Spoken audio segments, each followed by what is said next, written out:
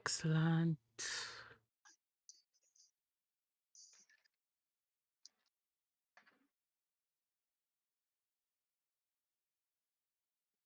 Even Genshin is a Chinese game, right? What? Genshin में Chinese ही है ना? Hmm. Yes, yes, yes.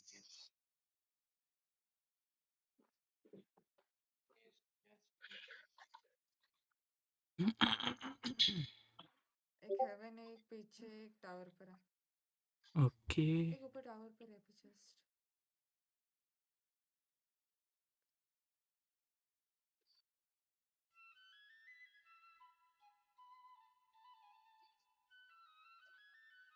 Okay. I'm live now.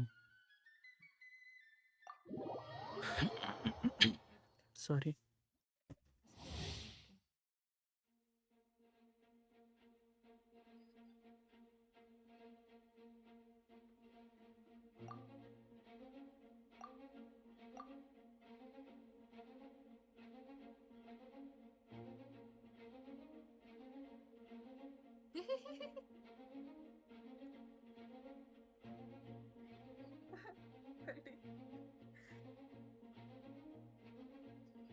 This gamer.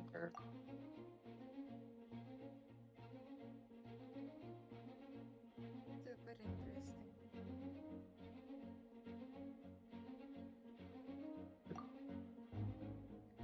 मैं तो यही है।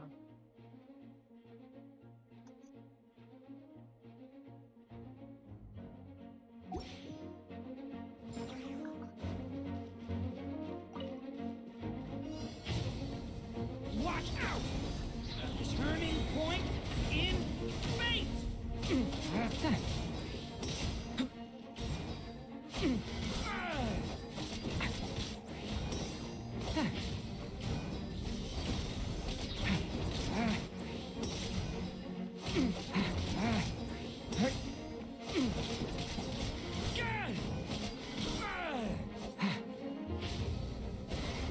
The abyss is burning shadow!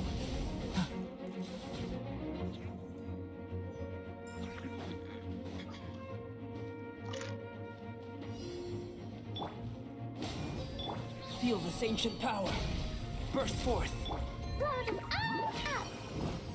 Jumpy, jumpy, go! Boing, boing, boom! Teamwork is dreamwork! Get back! A lament for the end!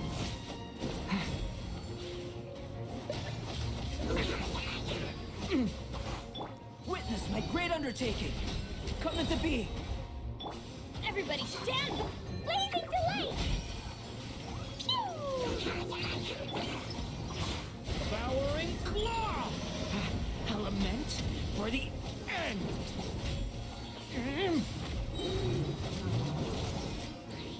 Moments of birth! I'm going in! Brought 'em all up! Boing, boing, boom! Boom! Yeah! Stay away from me! Get back!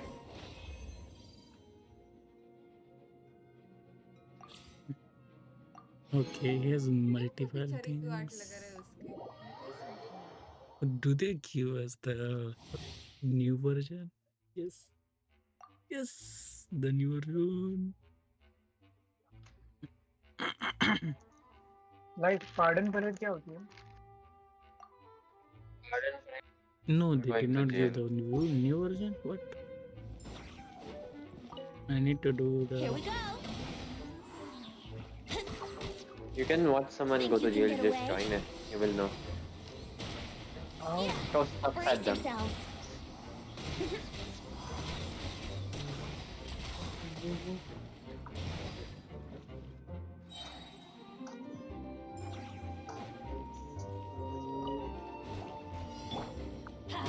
Everybody stand back! Truth repeats its course. Dare to mess. The story has only just begun! Time for takeoff. Let's play! Yeah! Venti. Lucas, where are you from? Shit, Like which state? bro. Punjab. Lucas, I'm streaming. You're a Okay, Punjabi, streaming yeah? as in streaming on okay. YT. YouTube. YouTube. Oh, I didn't know. I said Yeah, you did it before say you that. said your thing. That's why. Yeah, and um, how do you play this goddamn chess, bro? This game, bro. I don't wanna learn this shit. Chewy on wondering this is. Jenner. Okay, checkmate. He can take. Okay, check. Oh, he can only move.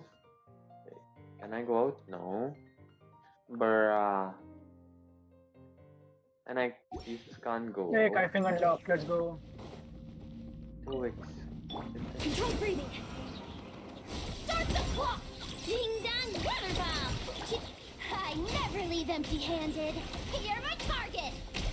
This game, I bro. love how all the comments are like muscular blade and oh my can't see. Did he get it? Beware the creatures of the night.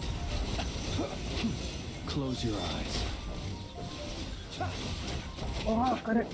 Like, how do you think about it? Let's move. Look, a rainbow. Finders keeper. Observe.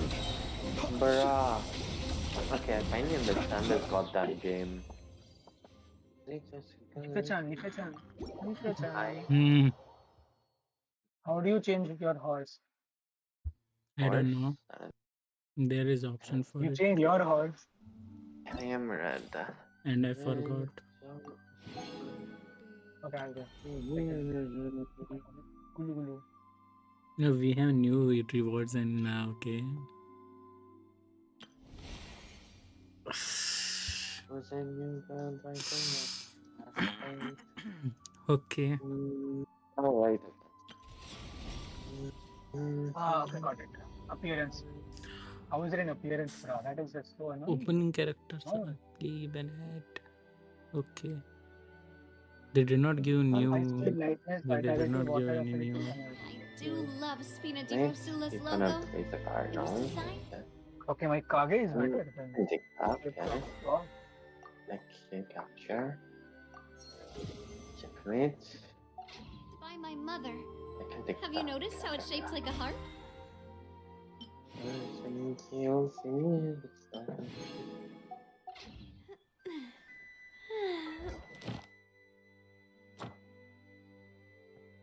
Yo, Snow it looks like We have he played a billion lot. albedo. How much is a dollar? I might Billion take this. albedo. Oh, How the hell is this game, bro? Don't say you feel like I was right. You got what I'm saying. Okay.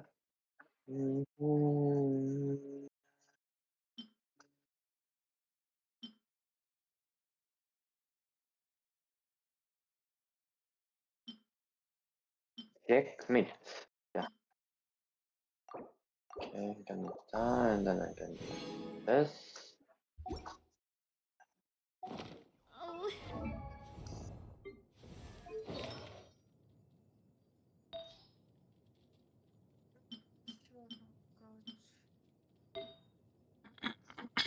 Snows look I'm clean. taking not नहीं कर सकते that place. You can solo solo to it.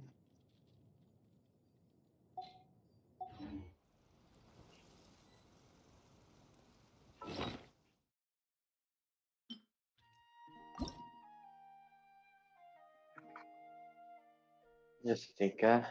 Yep. Bruh.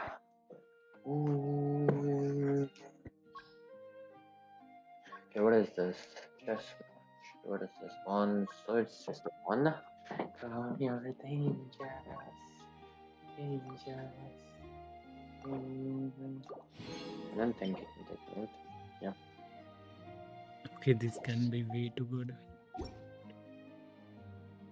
You can take that. Okay. No. Or this can be No. bad.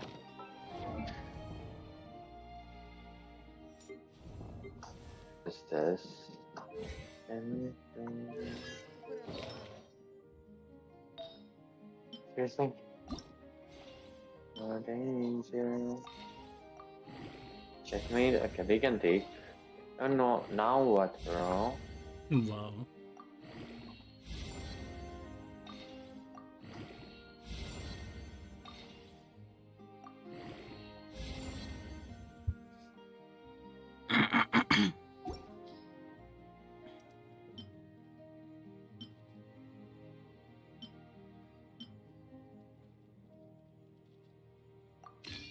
Okay, cancel out. Okay. Like कितना वो करके खोलना चाहिए? My time with the golden Spina taught वाला? me that carrying an Hmm. unreliable weapon. वो golden वाला कितना करके खोलना चाहिए? क्या कितना करके खोलना चाहिए? Golden Like something. the golden draw. Bro. Yeah, just pull them one by one. Not 10 I'm plus, a not 10 times at once. no. I'm a Genshin player, bro. Kevin. Oh, do I have Okay. this friend? Let's go. I'll do my story quest now. I need. Yeah, because I'm going in different VC. you're going to the friends AC. Okay, bye bye. Bye bye. Oh my god.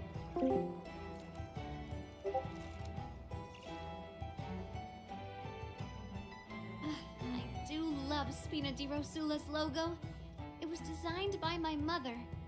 Have you noticed how it's shaped like a heart?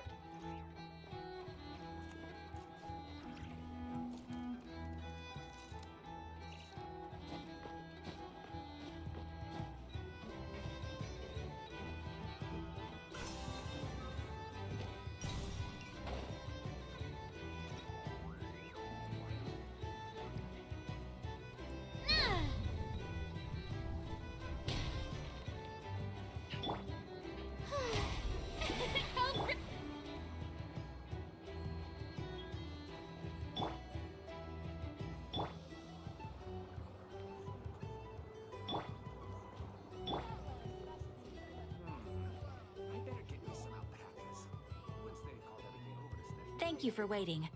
I finished checking your adventurer handbook. Here are your commission rewards. We have no other urgent commissions on the books at present. Thank you for all your hard work lately. Perhaps you two could consider taking a vacation. Amazing! Paimon never thought we'd end up having downtime in Nocry. Things were pretty hectic when we first got here. Everywhere you looked, it was either the Wild Hunt causing chaos or the Vatui stirring up trouble. It felt like this whole region was one giant slime in a barrel, ready to go boom at any moment. Sure have. Things were looking pretty dicey, but in the end, we managed to turn it around. Whoa! Paimon just got deja vu! Oh, that's right. It's because we've done this like a million times now. Ah, yes. Are you two aware that the Moon Prayer Night is soon to take place? Oh, yeah! Llama told us that was coming up soon.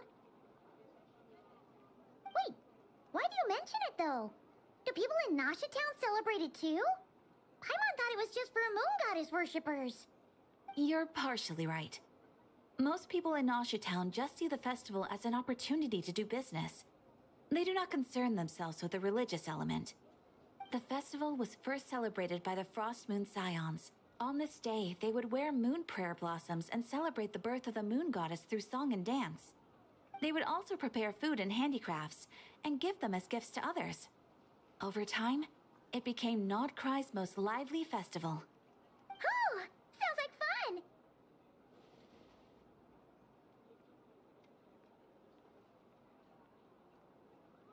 Great! Well, in the meantime, since Catherine doesn't have any commissions for us, let's focus on some personal business instead. When we first got here, you mentioned that this was where your spaceship landed? We didn't get to follow up on it at the time because we got wrapped up in that whole rare situation, but now we can finally start investigating it properly. Well, there's a saying Paimon's heard around these parts, which goes, if you lift up a rock, you'll find something you weren't looking for. By that logic, you'll never find what you're looking for while you're searching, but the moment you stop looking, it'll jump right out at you. Could be worth a try though, right? Anyway, Paimon suggests we focus on other stuff we want to do for now, and just keep an ear out for spaceship-related intel as we go.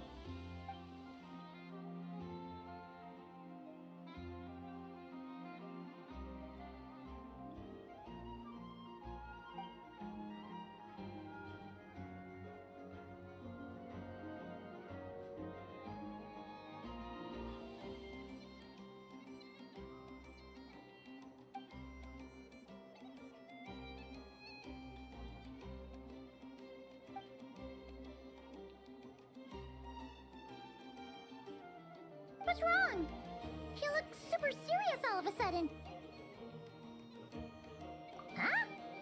Paimon gets why you'd be concerned about Columbina, but what does the doctor have to do with anything? Oh, that's true. And now that you mention it, we're definitely overdue for a showdown with the Fatui. It is weird that he hasn't shown himself this whole time. What could he be up to? True. Paimon would much rather deal with Marionette anyway. She says the meanest things, but when it comes down to it, she doesn't seem like a bad person. Maybe it's the pressure of being a Fatuse? Especially as a Harbinger. Does she feel like she's gotta act tough to keep up appearances or something? But then, every time we headed out with Rarier, she always wound up having to repair Polonia and her other robots. That's gotta sting. Losing face always hurts more for people who care a lot about their image. She's probably still furious about it. What? Relax! She's not even here! Huh? What's the matter? Oh, nothing. Sorry, we'll be on our way now. Where are we again? Oh yeah, Columbina? Right, yeah, let's go see Columbina.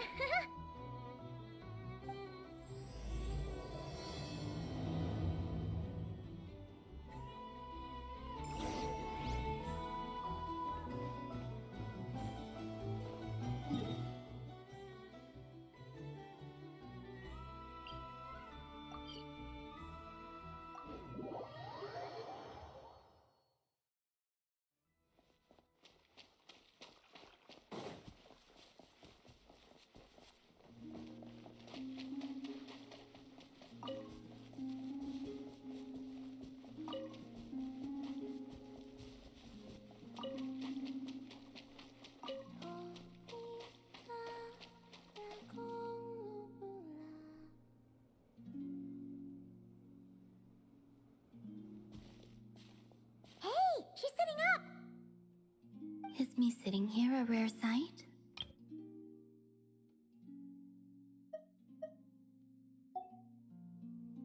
No, we just thought you'd be resting.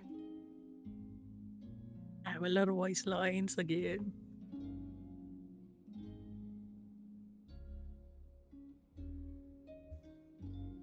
Perhaps I would have been, were it not for the sudden arrival of some unexpected guests. Not that I consider it a disturbance. After all, you are the only ones who are free to enter. Would it not be a little unfriendly of me to lie down while we speak? I didn't realize you put so much thought into little things like that.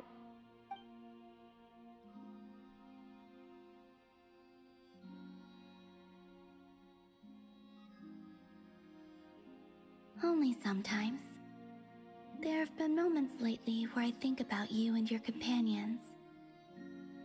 They are warm, mysterious, and cozy memories. Very few of my past memories are anything like that. They say that travelers return home bearing bags full of souvenirs. But my luggage was empty, and I believed it would stay that way. Return home? So, you're still planning on returning to the moon? Yes. This planet continues to reject me, reminding me that I do not belong here. If I remain into that, there will come a day that I disintegrate. And I don't mean reduced to dust, or turned into food for the flowers. I mean, I will cease to exist entirely. Alright then. Well, we're sure gonna miss you. But it sounds like we'll have to say goodbye. How do you intend to return? The Moon Prayer Night is soon to arrive. On that day, the moon will be closest to Devat. The Kuvaki in this land will reach its peak at that time. I merely need to grasp the tide, and with relatively little effort. Oh, Paimon gets it! It'll work like a slingshot! You make it sound like she's gonna get blasted up to the moon. If I did that, I suspect I would crash into the false sky. I will be using a much gentler approach. But I do like the analogy. It's fun. You see? She gets Paimon's sense of humor. In the blink of an eye, the time has come to part ways. It does feel that way, doesn't it? Time seems to fly fastest when you are enjoying it. I have always thought of myself as a wanderer on this earth, and it has never expressed any desire to keep me here. Yet, just as I plan to depart, it tugs at my arm. Is this a gesture of affection? Or is the world mocking me? Oh. Were you hoping I can answer that? Yes. You are a traveler, so you must have a lot of experience in this area. Then, what I would say is, enjoy the moment. That's right! Don't overthink it! Happiness is happiness and joy is joy! The point is to enjoy it, not analyze it! I see. Then what I would say is, even though I am very tired right now, I am still happy. I can't tell from the tone of your voice. Oh, really? You don't think I sound happy? I'm just kidding. I could tell you were in a good mood today from the moment we saw you. Ah, a joke. Albeit not a funny one. Anyway, I assume you're here about you-know-what. Give me your hand. Actually, it's not that. There's something else we wanted to discuss with you. Oh, then do you still want to give me your hand? Or not? Sure.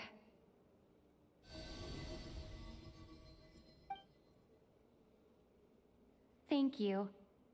So, I've heard that in the Moon Prayer Nights of the past, people here would hold celebrations in the Moon Goddess's honor.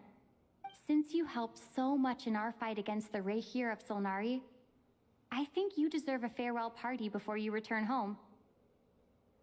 I haven't asked everyone else for their opinions on this yet, but I'd like to invite you to join the upcoming Moon Prayer Night. I've never joined a Moon Prayer Night before. I'm not sure what I would even do. Oh, don't worry about that! We take care of everything! All you need to do is show up. Of course, there's no need to force it if you're not feeling strong enough. It's just, this kind of felt like a golden opportunity. But they call me Kutar, and the Fatui have an arrest warrant out for me. I shouldn't appear in public right now.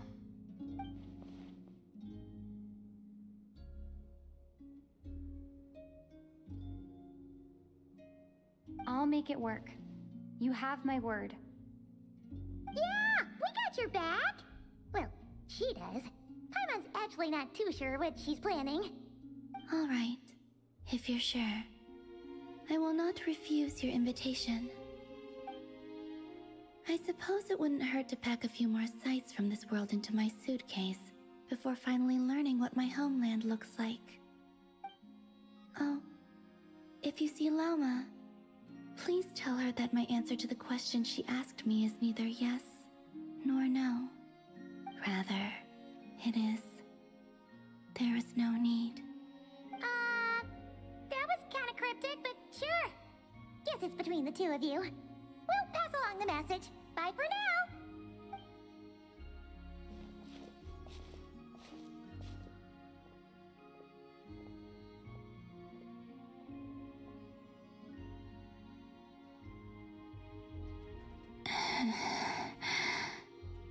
And also, I do not know.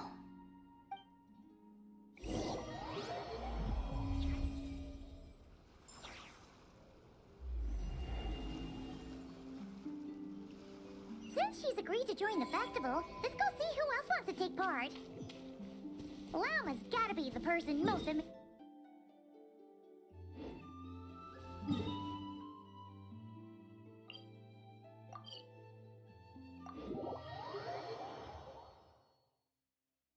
Also, what exactly is your plan to keep her safe? Not sure yet. I'll figure something out. What? Are you serious? And Paimon even gave you her vote of confidence back there. When did you become so sneaky?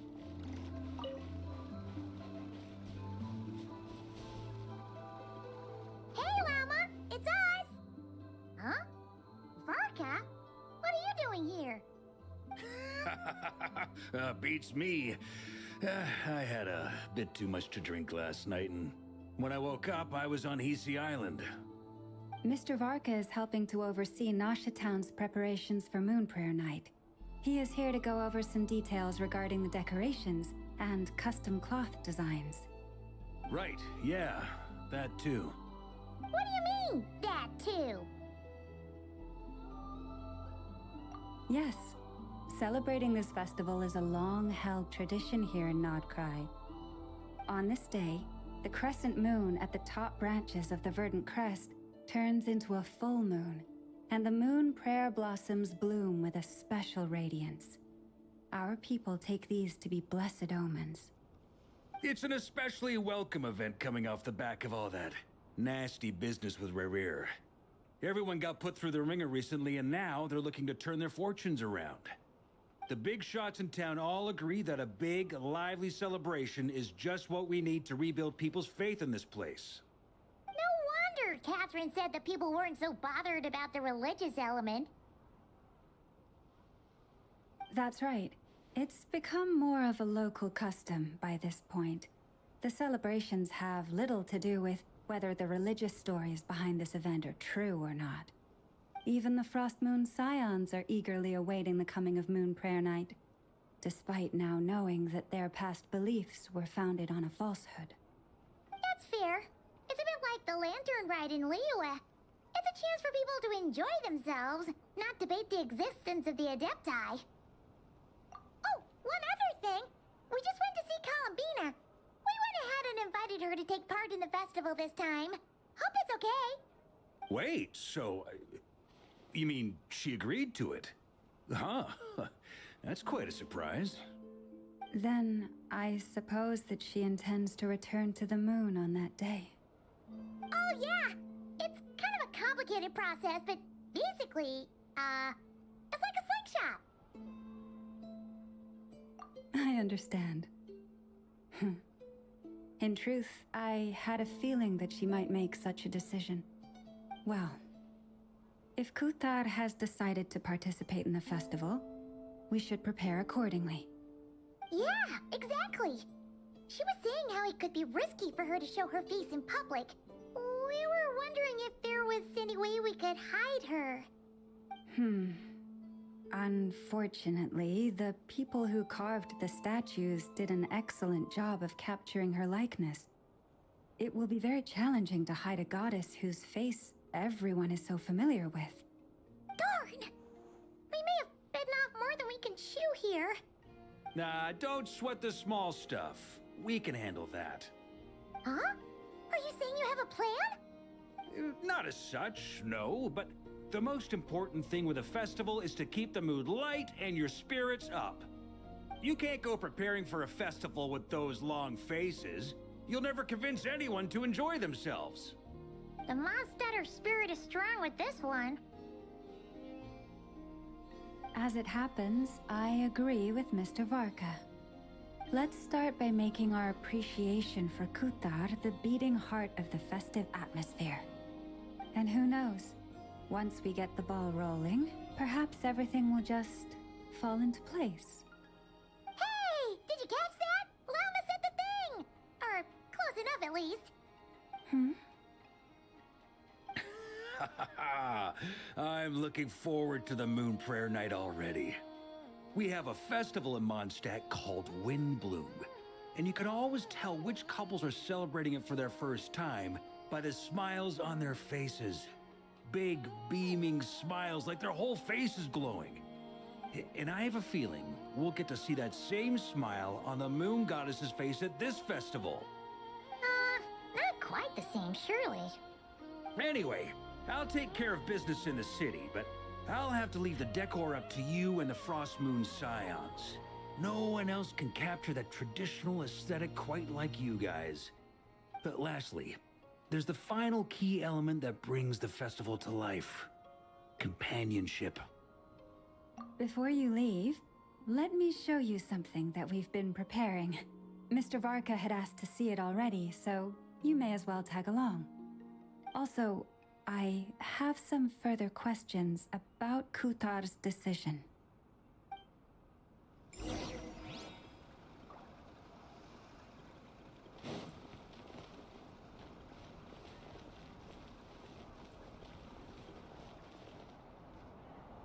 Huh!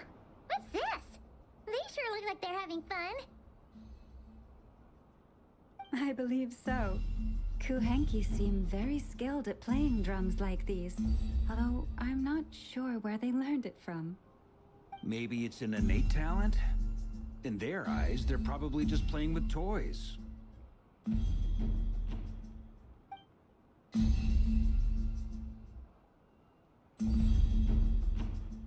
Wanatar! You wanna play too?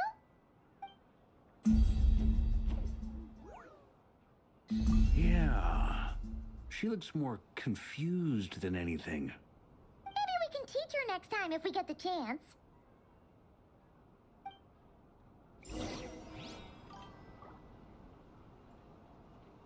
I know, Nico, I know. I'm doing story so I won't be speaking that much. Okay, I will be speaking after story though, but it will take a lot of time, so yeah.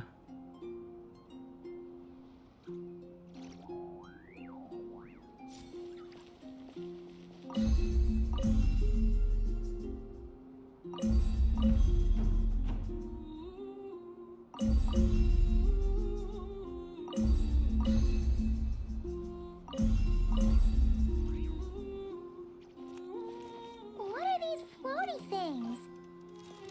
Moon veils. We hang them from buildings Who's in the life city OG during the Senpai? festival. And that's when you me look at the too. sky through them, it That's creates my a other lovely account. misty effect.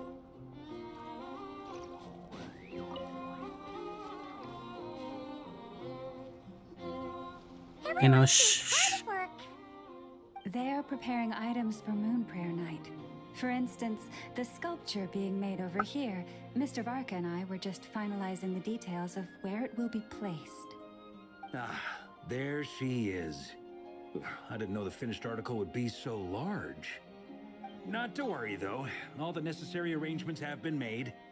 Just let me know once it's ready, and I'll get some people to ship it over. You have my thanks. And over here, we are preparing a very traditional confection. Oh, look at all these colors! It looks great!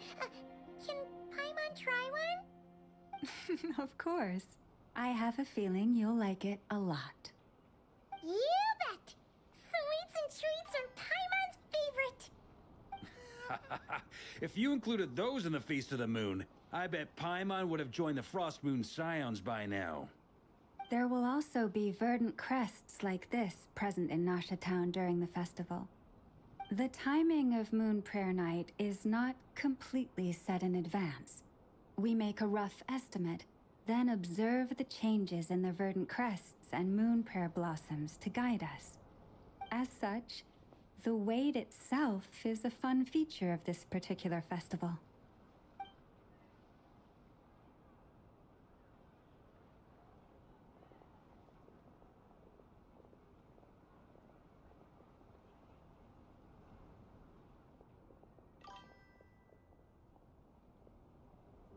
Let's talk here. To tell the truth, I am very surprised to hear that Kutar is willing to participate in the festival. I once asked her if she'd be willing to stay with the Frost Moon Scions. I could introduce her to everyone, and we could be a family to one another. She did not answer, but she has not appeared here since. I took this to mean her answer was no, but if that were the case, she would not have accepted this invitation.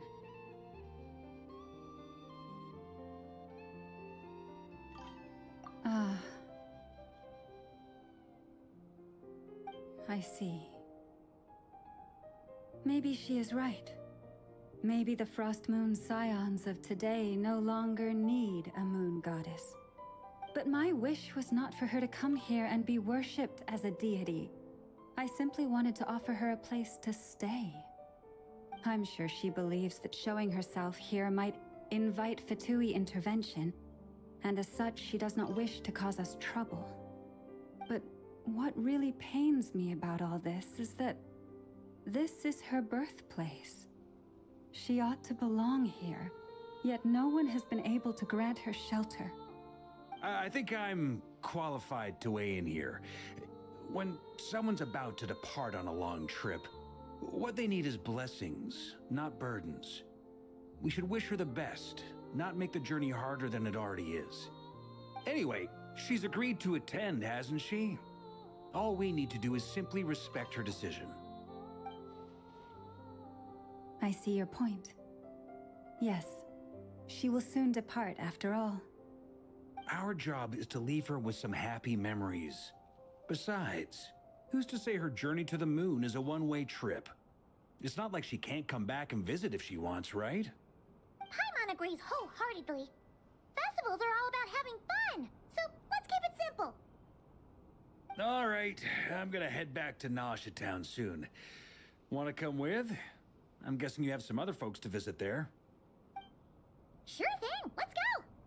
Bye for now, Wilma! Thank you all. Goodbye.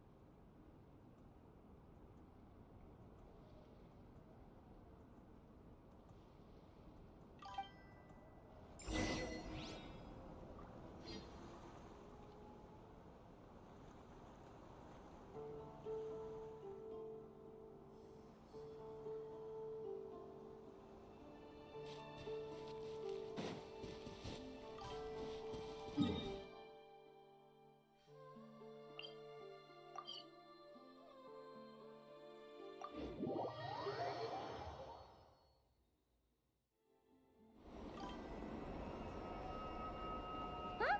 Hey, over there! It's Duran and Albedo with Flints! What could they be chatting about?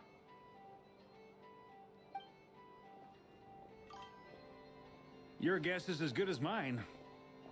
Ah, Grandmaster, and the Traveler and Paimon. Hello there. It's been a while. Perfect. We have some new volunteers for our investigation. Wait, let me guess. The righteous Lightkeepers are finally ready to hunt down the Abyssal Dragon? Yes, that too. Yeah, right! Oh, wait! Why does everyone keep saying that too? Well, to be precise, the facts match, but not the causality. Wait, so I guessed right? Half right. Don't act so impressed with yourself. Maybe I can explain. We ran into Mr. Flint's north of Nausea Town. At that time, we just noticed a few abyssal creatures out in the wild, but the strange thing was, I didn't detect any traces of abyssal energy on them at all. On closer inspection, we realized that they were not real monsters, but something akin to reflections in the water, Or perhaps a mirage. Huh? What do you mean? Like, you could see them but not touch them? Exactly. It was very peculiar. They roared and tried to attack us, but we could not make any physical contact with them. I think I've heard of things like that happening in Not Cry before, but I don't know much about it. Yes, it's a known phenomenon. Mirage-like illusions tend to appear in Nodcry in the run-up to Moonprayer Night. From a distance, they appear quite real. I myself thought that Misters Durin and Albedo were locked in battle with abyssal monsters when I first arrived. But after sharing intel and investigating a little further, we can confirm that these illusions are harmless. There is no great cause for concern.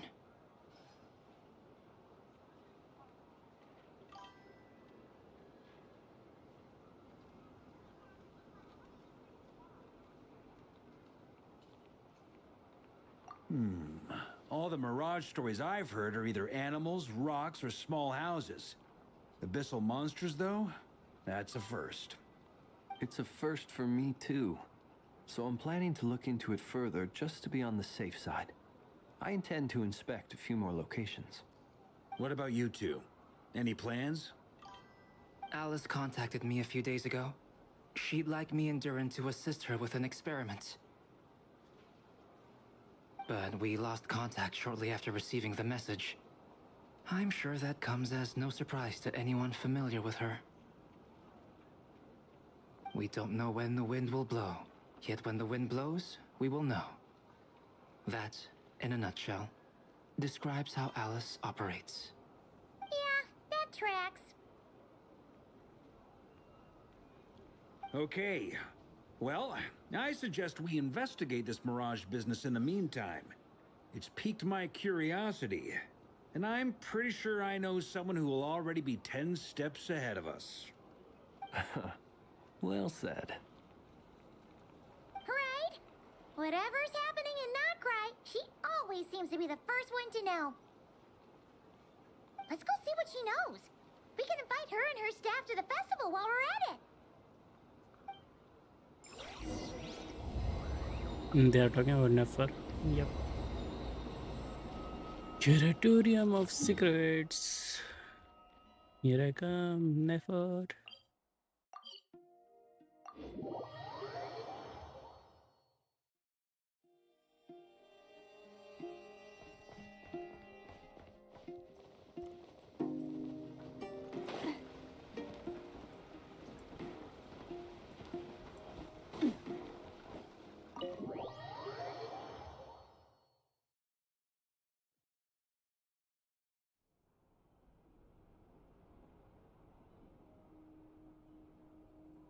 You're right, I have noticed.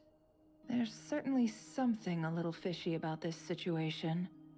Only a little, though. Records indicate that this phenomenon can occur in the days before and following Moonprayer Night.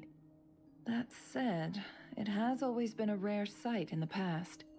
The odds of encountering these phantoms are similar to looking up in the night sky, happening to see a shooting star, and managing to make a wish before it disappears.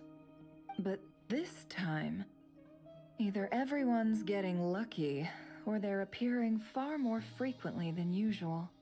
Yehoda's out gathering intel as we speak. In the meantime, let me check off some points of interest. First, the Abyss. The ones we saw seem to be abyssal monsters. Indeed. But we have identified one location where many more of them have made an appearance. And not just monsters, but human phantoms too. Given the scale and nature of the phantoms, it's almost as if someone's last memories are coming to life. Or perhaps the memories of multiple people. Oh. So you mean the phantom monsters are hunting down the phantom humans? Exactly. The phantoms can interact with each other, but we have no means of intervening. In addition, some of the human phantoms would seem to be from the very distant past. This is clear both from the clothing they wear and the stories they tell. They claim to be from Hyperborea, a name which I've heard from Lauma before. If this is true, it means they must be from 6,000 years ago. Did Paimon hear that right? 6,000 years? It That's sounds like lot this of merits further years. exploration. That'd be a big help. I'll leave it with you, Albedo. My knowledge of ancient history is non-existent. I used to doze off every time the pre-Knights Favonius era came up in class. Look at her holding up her It's fingers. quite a miracle that you were able to understand these phantoms' speech, given how long ago they lived. I suppose you're right. But I'll leave the archaeologists to ruminate over that conundrum. As an intelligence broker, my sole interest is in the value of the information I gather. Which, in this case, hopefully means earning myself some good favor with our dear Lady Moonchanter. So calculating. Whew, this intel broker logic always catches Paimon by surprise. Sounds to me like we could split the work up. I think the abyssal phenomenon is best left to Albedo, Flints, and me. Agreed. It coincides with my duty as a lightkeeper. For my part, I'd like to understand the abyss better. Even a little knowledge would go a long way. This is certainly a rare opportunity to study the abyss. But even rarer, perhaps, is the chance to make contact with the ancients. The Curatorium will take the lead on investigating the Hyperboreans. We put in the work to learn what we know so far. It seems only fair that we get some quantity of exclusive intel. That just leaves our trusty team of 2 unassigned.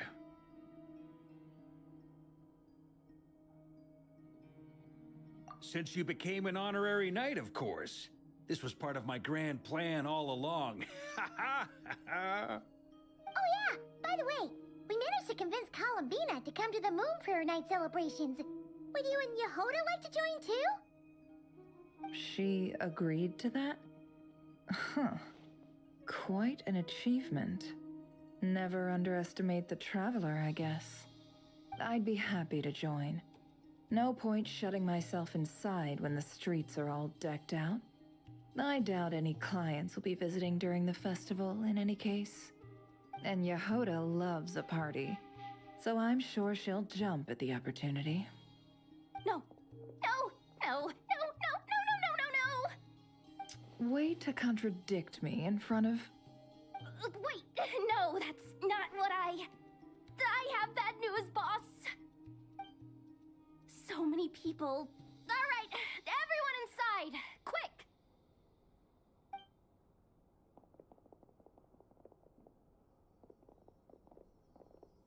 This is gonna sound crazy, but hear me out.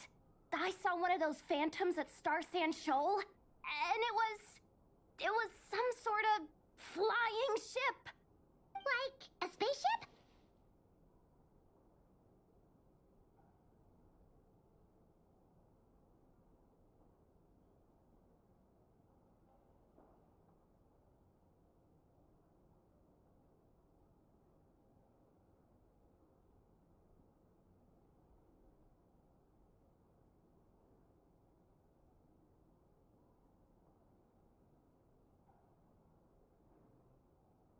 I was actually trying to calculate everything in my head. She saw a spaceship.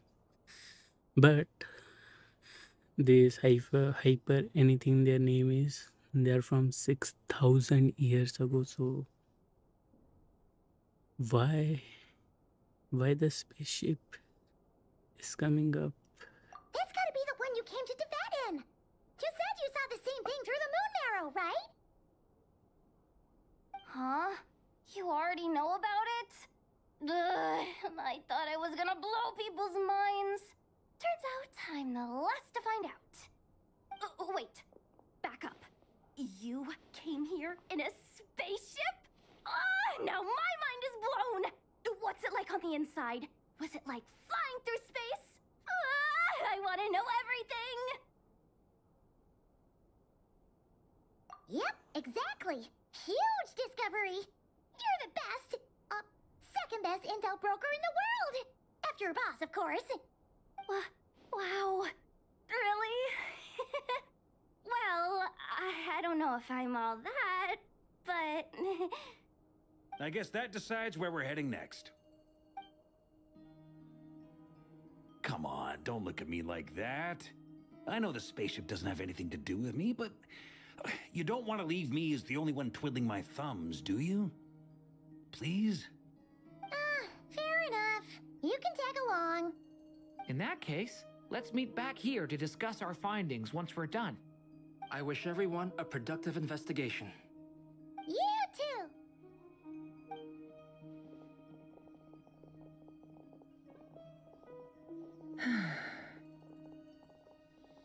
What's up, boss? Aren't we gonna head out?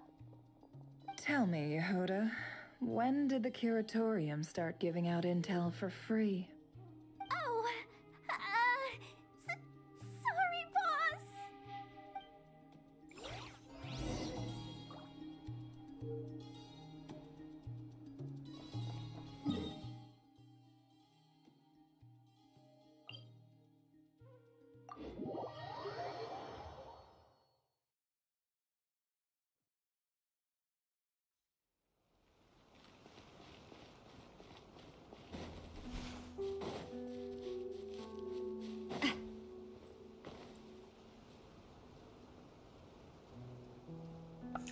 That is our ship.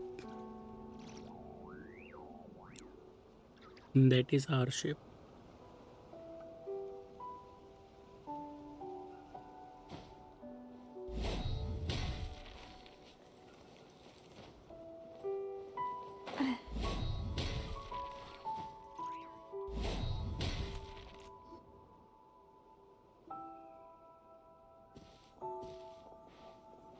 Wow, what do you know? Yehuda was right on the money.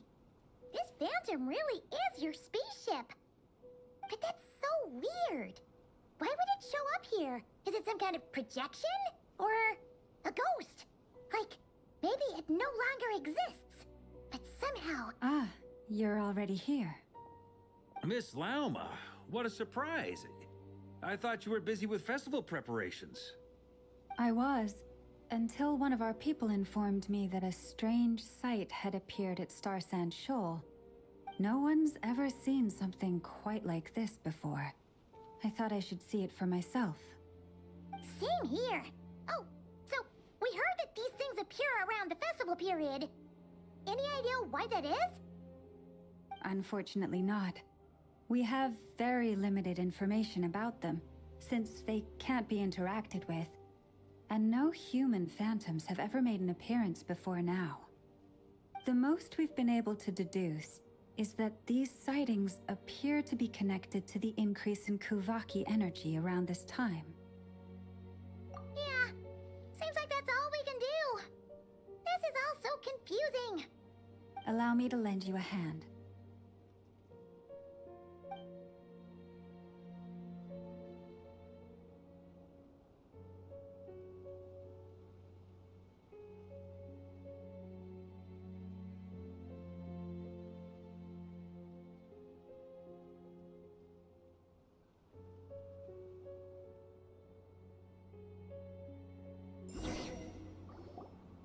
Everyone, our friend here should be able to provide us with some information.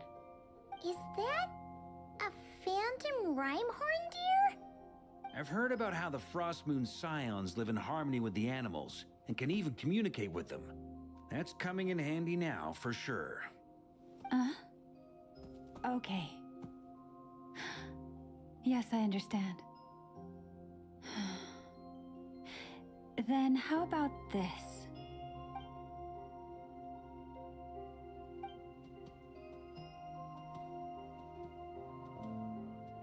Oh, it's leaving.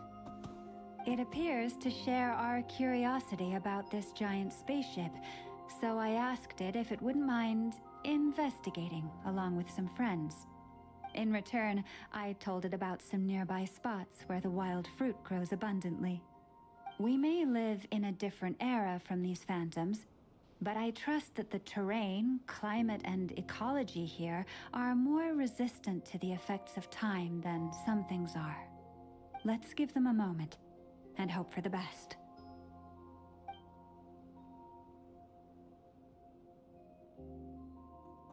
back together. Must have been a lot of fruit. Indeed. Now let me ask them some questions.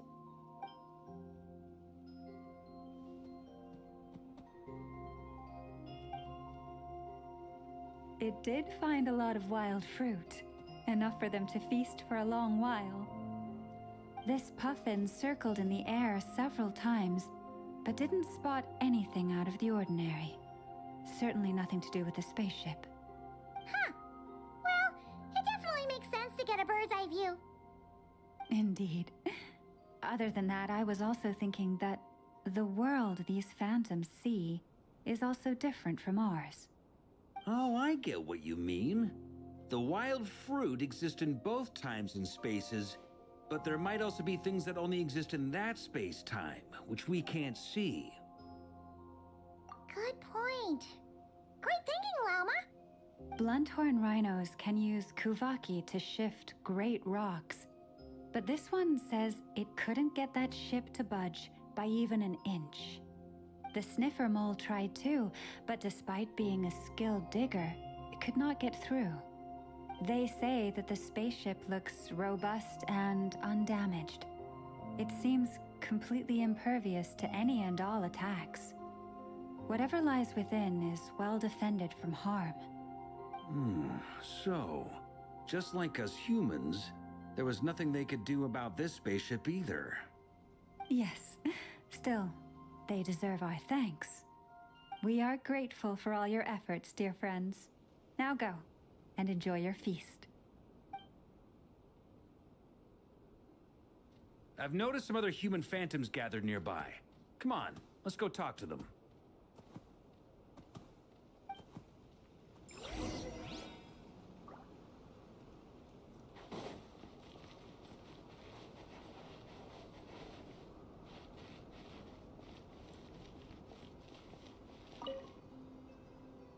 What is this thing? I've never seen it move, and there's no way to get inside. Goodness knows. My grandpa says it's been sitting here at least since his grandpa was still alive. What about his grandpa? Did he say anything to your grandpa's grandpa about it? Huh? I don't know. In all likelihood, it was here back then too. Hard to imagine something this huge could move. Guess that means that as far as they're concerned, this ship's been around a long time.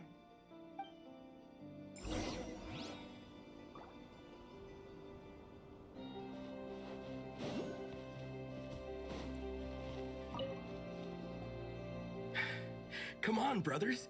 If we can get even a small chunk off of this thing, it's gotta be worth a fortune. Today is the day we strike it rich. Huh? You mean Paimon? Yes, brother, I shall join you. Let's make our fortune. We should go with them. Look at Varka. This thing is crazy tough. I can't even scratch it. What's it made of? Varka. Let's go, brother. Oh, that was so good. There's a man. Meow. Meow. Okay. I'm not doing it again, and I'm playing Genshin story right now. I'll focus on story.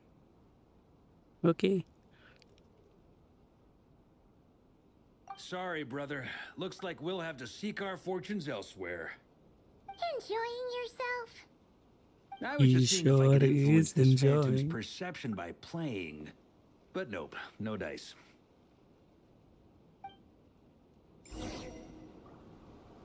I'm sure we're all starting to build up an idea of what's going on here now that we've spoken to some of the people. These phantoms are reenacting real historical events in Nodcry. It's almost like we're in some kind of interactive stage play. We can talk to the actors, but the plot is fixed, and we can't influence it. It makes sense. History is set in stone. The objective facts of the past cannot be changed.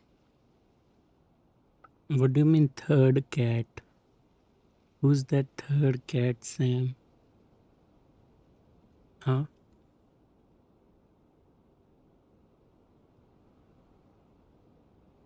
What do you mean?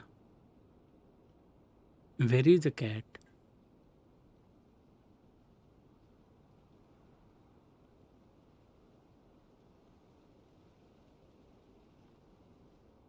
Cat?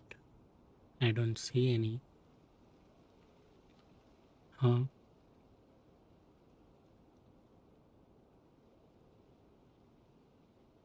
Someone? I heard another meow. No, no, that was me too. I did the both. I did both of them. I did them both of them. It was me only.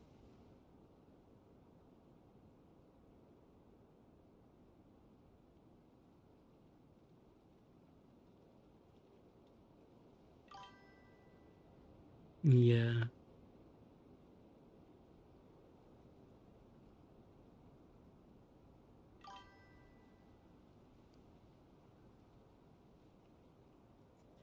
Man, we finally see the spaceship, but the spaceship is a phantom. And we see people around it. But the spaceship has been there for so many years that... Wait, if spaceship was over here for so much time, who moved it? Okay, we might get to know that. It could be daughter. It could be daughter. Yeah, it could be the doctor. It could be the doctor. Paimon totally thought you were just goofing around earlier. But actually, you were doing some serious investigating. Of course I was. Anyway, at this Wait, point, it cannot I be think the we're doctor. forced to conclude that although the Phantom spaceship is right there in front of us, we aren't going to learn much about it from these people. It could be someone before the doctor.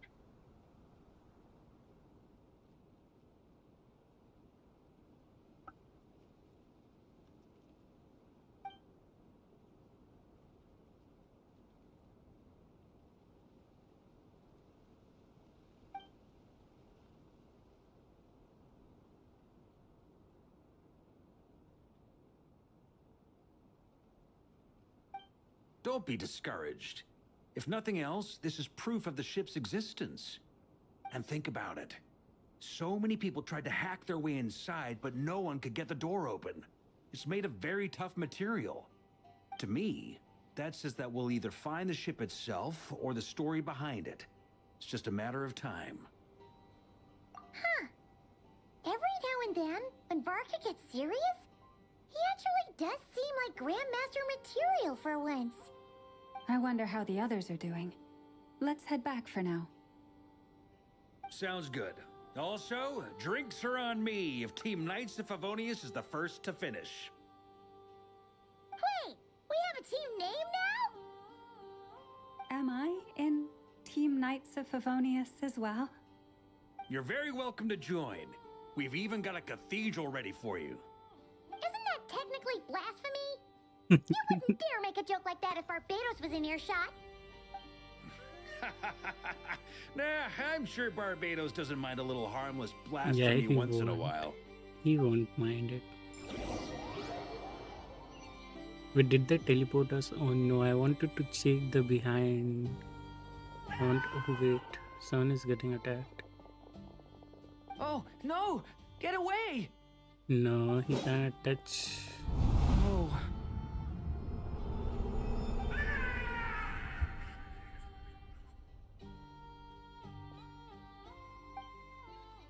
That weapon, I like it though. I know it's hard to stomach, Mr. Duran. But as I'm sure you've noticed, there is nothing we can do to intervene in that which unfolds before us. But we have to at least try. And try you have. But are you aware of how many unsuccessful attempts you've made now? I wasn't keeping count. I'm afraid this is the 39th failure so far. Or the 5th if we're only counting this particular victim. There are no indications that these phantoms may be altered in any way. You seem to have calmed down a little. I'll make us a fire. You should rest and have some water. Feeling any better now, Mr. Duran? May I ask a few questions? Be my guest. What exactly are we witnessing here? What happened to those people? My guess would be that we are seeing Nodcry during the Conrian Cataclysm. Would that be accurate? Conria. That is correct. As you know, once the Abyss senses even the tiniest crack, it floods in and spreads like wildfire. There was a time in the distant past when it permeated all of Nodcry, causing immeasurable harm. The people paid a terrible price to heal this land. Then 500 years ago, the whole of Teyvat suffered an abyssal disaster. Once more, Nodcry was dealt a devastating blow. I see. Where do you wanna go, Zaman? Let's go. In the face of the abyssal onslaught, all were like grains of sand tossed around by a tidal wave. Wait, Be Lucas they is here? human, fae, or god. The moment you witnessed is I don't know. one drop in a whole ocean of catastrophe. All right. I guess that answers my second question, too. I wanted to know why there's nothing I could do to help them, and that's because what we are seeing is history. I think That would be Lucas is my playing guess as Wuthering well. Waves. Not As I Wuthering Waves, understand sorry. it, history and Waves fate Meet. are not all that dissimilar. The latter may be unseen to us, but both are immutable. Yes. Fate was determined long, long ago. I still have a couple of other questions for you, Mr. Flint's. You mentioned more than one abyssal disaster that has struck this land in the past. How can you be sure that what we're seeing is from the Conrian incident? Wait, And also, what you are how over are you here? I able to thought you stay were so playing Where calm when Winds you're Meet. talking about these events? From everything I know about you, you're not cold or ruthless, and you're not indifferent to the suffering of others. Alas, I am forced How did to you show know my I age. joined stream? Yeah, bro. How? I must be Le 600 lo or Saman. 700 years old by human measure. What do you Wait, have future sight so now? you... One is not easily moved I'm by playing. history I when one came to has like the witnessed stream. the Oh, truth okay, firsthand. okay. I'm sorry. You can see how. You needn't apologize. Your passion is a good thing to have. Treasure it. I'm on Discord too. Because someday you may You're find on it in Discord. terribly short Okay. supply. Now, at the risk of offending you, I have a question in return. Your curiosity toward the Abyss, is it born from hatred or because you sense its call? I only ask because I kept a fragment of Rerear's body in my lantern for a short time. Specifically, his heart. So I know what a burden it can be to carry the Abyss with you. And I hear its power growling from I'm on somewhere VC within on you. DC for hours though. In my eyes, your mere Yeah, you're existence in is a for like miracle. more than My honest 7 answer hours now, I is... think so. I don't know. I don't think I have the confidence to say for certain. What I will say is the Abyss is not the only issue that haunts me. Even before I became who I am today, the question dogged me constantly. Should I even exist at all? My doubts remain unresolved. Yeah, but he is in But different VC than me when we though. fought Rerear, I'm not in the something same became a VC. little clearer to me. Sometimes it is the darkness within us that allows us to achieve the impossible. I certainly got the sense from your 39 attempts that you were trying to achieve the impossible. It sounds like you've resolved to see the truth for yourself. Absolutely. In that sense, he and I are quite similar. Then I wish you every success. I look forward to the day of your transcension. Well, if everyone's caught their breath, I suppose we should head back. Oh, and one last thing. I'd appreciate if you kept our discussion about history a secret.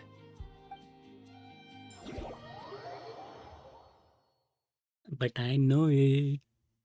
I think the travel Incredibly, does our not. So separate investigations led us don't all know to the it. same conclusion. Hooray for consensus! Yeah, but we barely learned anything though. I totally thought this would be the motherlode? Talking with the ancients? I mean, come on! But nope. All we got was useless snippets of conversation. And all this stuff about moons and hyperopia. What a load of baloney. Seems like people back then had a few screws loose. I understand your Hacker? frustration. What do you mean hacker? We found the same issue. Each phantom only showed a very brief moment in time. There isn't much value to be found in these miscellaneous fragments of a civilization's history, no matter how glorious it may have been. If there's a silver lining, it's that these phantoms are harmless to the present reality. They shouldn't get in the way of the festivities. Paimon agrees. And not just because it's the first thing she understood in this whole conversation. You look disappointed, Nefer. Is something the matter? What do you think? We all worked our tails off, but the only one to gain anything from it was you, Lady Moonjanter. Well, please do share the Hyperborean records with me. I will gladly inscribe them in our people's documents. Oh, duh! Yeah! That was it! Hyperborea! Hyperborea. I'm serious. Only an expert in the Frostmoon Scions and their history can turn these records into valuable research material. The alternative is to let them gather dust on the Curatorium's storage shelves until the pages turn yellow. Nefer, you're wise enough to know that cooperating and sharing the profits is the best course of action here. Well, that goes without saying. Sure, let's do that. Huh? But didn't you say we aren't supposed to give out intel for free? Sorry. Shutting up. Now is not a good time to push Nefer's buttons.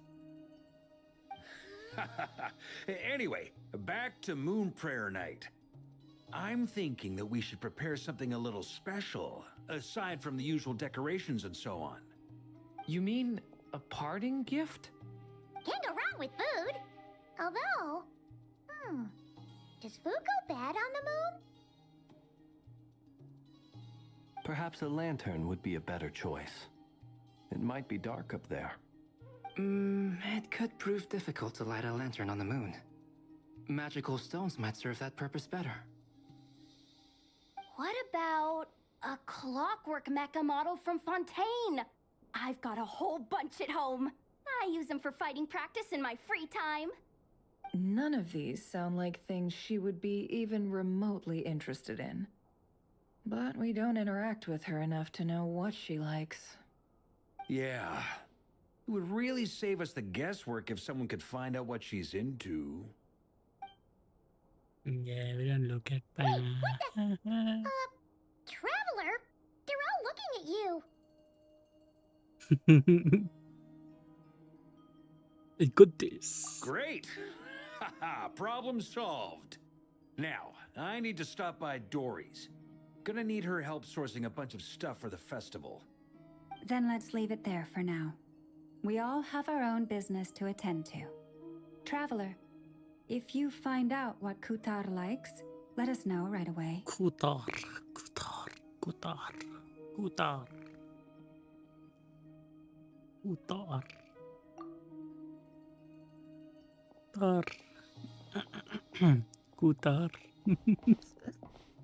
Now, Colombina. Is something the matter? That's my line, Durin. You seem a little down. I'm fine. It's just... I'm still feeling a little rattled after witnessing the horrors of the Abyss. But it's okay.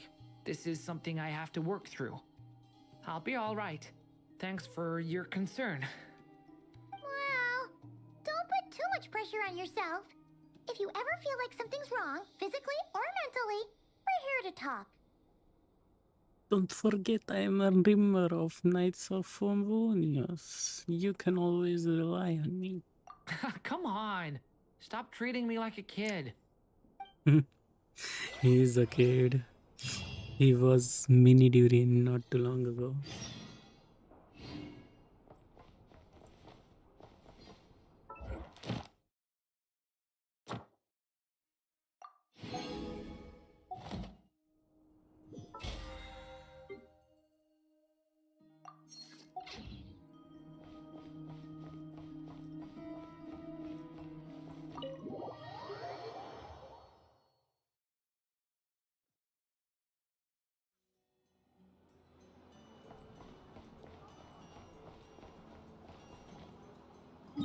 Let's go talk to our Columbina.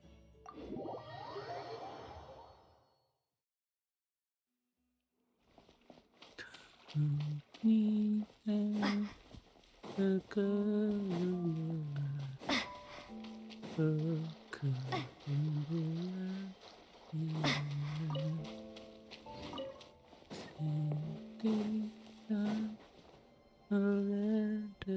Columbina, we're back!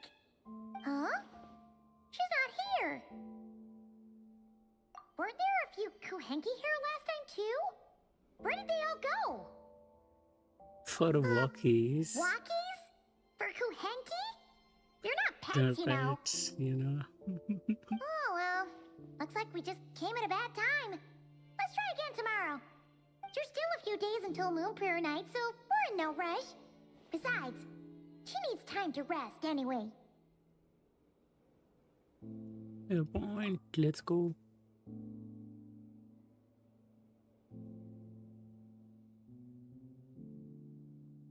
Columbina, are you back Wait, yet? the color. Oh, how strange. The Looks like color. she still isn't here. This is a bit odd. Right? It's not like her to spend so much time outside, especially since she's worried about attracting unwanted attention. What about Luonatar? Luonatar, you there? Okay, Luonatar is here. Do you know where Columbina went? Sorry, didn't understand. But if you know where she is, could you take us to her? Yeah. Sounds like I don't know even either to me. stranger. What about him? Oh, that's not good news. They change color when Columbina gets weaker, right? And they look super pale right now. Good idea. She might know what's happening. What happened to her? Ah, it's you. How is Kutar? Is she okay? No, she hasn't. I came here to check on her after I noticed the flowers had changed color. Based on past precedent, she must be very weak right now. Even getting up to walk would be a struggle. It seems unlikely that she wandered off outside. Not to mention that she doesn't do that at the best of times either. So yeah, this is super weird. No. Very few people are in the know about Kutar's whereabouts. And if anyone suspicious had visited, they'd have left some sort of evidence. Come on, let's go to Nasha Town. If anyone has seen her, someone there will know about it. It's not Cry's information hub after all. Makes sense. Let's go!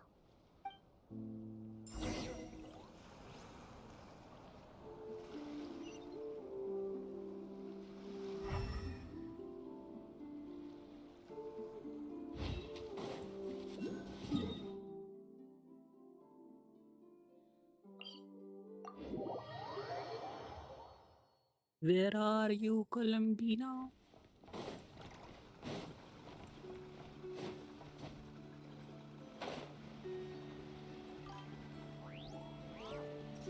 Magic is real. And where is Columbina? Wait a moment. Where did she Is it disappear? just Paimon, or is this stall kind of suspicious? It's never been here before, right? No, I don't recognize it. Alas, your free and easy adventure time is over. Now, prepare to face the final boss of Nod Cry. Whoa! Where'd that voice come from? Not sure. But I it's might definitely know. hostile. I might know. No, no, no, not that way. The No. final boss is right here. The sniffer mole? That's the final boss? Surely not. That voice is a little familiar. Okay, Yes. the jig is up. I'll Yes, stop yes, teasing I you. knew. Turn around. I'm right behind you. It Elise. seems I've managed to leave Elise. quite an indelible impression even though you've Alice. never seen my face. Oh, nothing could make a great mage more pleased with herself. Oh, she's playing with the fourth wall. Yeah, she's playing with the fourth wall. That's Alice. What is going on? I've heard that all the big shots in Teyvat have long, wordy titles that stun people speechless when they make their entrance. Unfortunately, none of them are affiliated with the Hexen Circle, and we ourselves keep a very low Hexen profile. Circle. The notorious name-dropping She's doesn't going quite to be work for one too. us. She's going to be overpowered as hell. I, for one, think I'm really quite amazing. So that didn't stop me from coming up with a title anyway. Alice! It's really you this time? Not a lantern or a dodo but Alice in the flesh? Oh, that's right. So, what do you think? How does it feel to finally meet me? You look like... Yeah, she looks like it. That's the first thing you thought. A little surprising, but that actually makes me very happy. Because that means that when Klee grows up, she'll be just as stunningly beautiful as her mother. Yeah, she will be So she's a friend of yours? a very good friend. Kind of. Huh? Actually, the first time That's we've seen her kind in of rude, person. Paimon. I see. She's a Madam very Mage, big help. That was, quite a powerful entrance. Entrance. I certainly won't be forgetting it anytime soon. It's okay, Lalma, don't force it. Paimon will do the honors. This is Alice from the Hexen Circle. She's a friend of ours. And of Arcus, too. That's right. She's a good person. Just kinda... Unpredictable. Yeah, accept. Well, what is the human heart if not unpredictable? Hmm?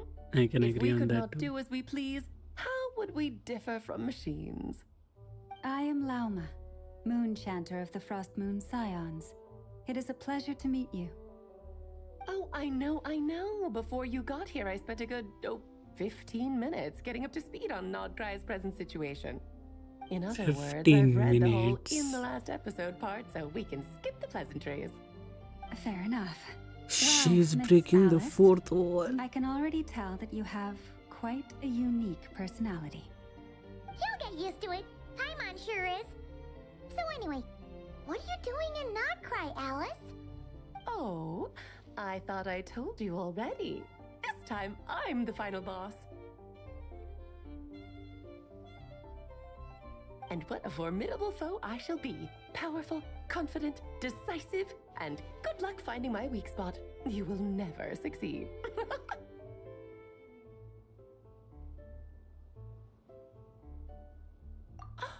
Oh, drat! My My one one weakness, and you weakness. found it in an instant. Fate has been dealt a devastating blow. Thus falls the great Dodo King. Why are you playing along with this nonsense? Because I like it. Funsies, of course. What's wrong, Paimon? Yes. Are you What? disappointed Who in are me? you, Paimon? Am I a Shoot. gigantic letdown? No, it's just that you seem like a busy lady. And this is the one time you've shown up in person. Paimon figured it would be for something more high stakes than just goofing around. You're quite right. I'm here in Nodcry because something big happened. Something big enough it caught the attention of the Hexen Circle. Okay. It concerns the three moons, Teyvat's borders, and of course, the moon goddess you are currently searching for. Wait, she knows where Columbine is? Kind of. Why don't we discuss this over a pot of tea? Okay. My main reason for coming on this trip to Teyvat was, of course, to have some fun. But I do technically have a job to do as well. Namely, maintaining the stability of Teyvat's borders. I'll skip over the complicated parts, but to sum it up, abyssal energies are all that lie beyond Teyvat's border. We'd find ourselves in a real pickle if they ever made it through. And the phantoms you've been seeing are a sign that the border has been disturbed. No wonder they tend to show up around Moon Prayer Night. Is it because the real moon is now so close to us that its power can cross the border? In part, but only a negligible amount passes through. Just enough to influence the verdant crests and so on. And as you've noticed, there has been an unprecedented number of phantoms appearing this year. The influence of the moon beyond the border cannot explain this. No, there is another far greater factor at play. The trilunar syzygy. A trilunar syzygy? Eons ago, before the heavenly principles came to Devat, it was the then 3 moon goddesses who controlled the laws of this world. Left and such. Oh, that's exactly it. The 3 goddesses split these powers amongst themselves, promising never to consolidate them into one singular body. This was meant to keep the world stable. But, fast forwarding to the present, the eternal moon's marrow is with you, while the iridescent moon's marrow, which should never have appeared in this world, has been retrieved. Add that to the presence of a moon goddess in the flesh and... the power of all 3 moons is gathered here in Notcry. There hasn't been an event like this since the War of Funerary Flame. Ooh. And it's having a noticeable effect on Tevat's borders. So one moon is me, one moon is Harlequino, one moon is Columbina. Because We are I the wish to 3 give my moon darling sister. daughter a peaceful, sunny environment to grow up in. Is that a good enough reason? Kinda sounds like you're dodging the question, but it does make sense. Well, that's one reason anyway, and the most important one. The others are a little complicated to explain. For instance, cleaning up after dearest Miss R. Albedo could tell you more about that if you're curious, but right now, I have a more important question to ask you. Why are you collecting the moon marrows? I see. Nicole told me about that legend once. Nicole? You mean the marriage and... Oh, so you remember. Ah, yes, of course. That was a story about fate, her Her area, area of of expertise. expertise. But back to the Yes. story of our dear moon goddess. I'm afraid her intended method of returning to the moon is I unlikely wanted to to work know anymore. about Nicole more. What does that mean? She may be missing, but she hasn't gone anywhere. She has disappeared. Oh, that week she became that weak. She disappeared.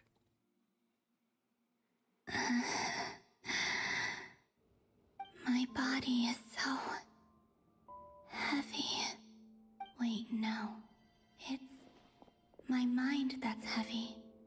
My arms and legs are as light as a feather. What's happening to me?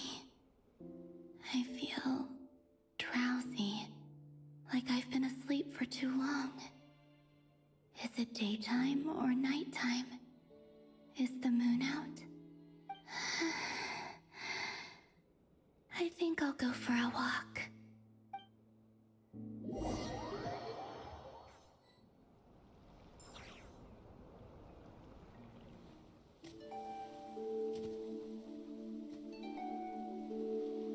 Are you out for a walk too? Huh? She became a phantom.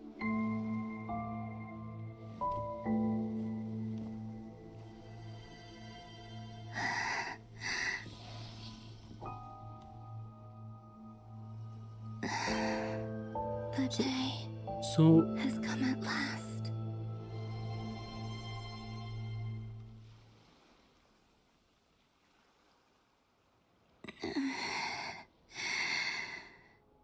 Have I grown so weak that I can't even sustain my physical form? But Moon Prayer Night is nearly here. I was so close to returning home. Death is near. Is this how it ends for me? Will I return to the moon after I disappear? Or... I don't want want it to end like this. So far, at least, I still exist. Even if not physically, I can still feel. But as my power wanes, I'm sure that too will fade. I suppose I might take one final look at this world. The world where I was born.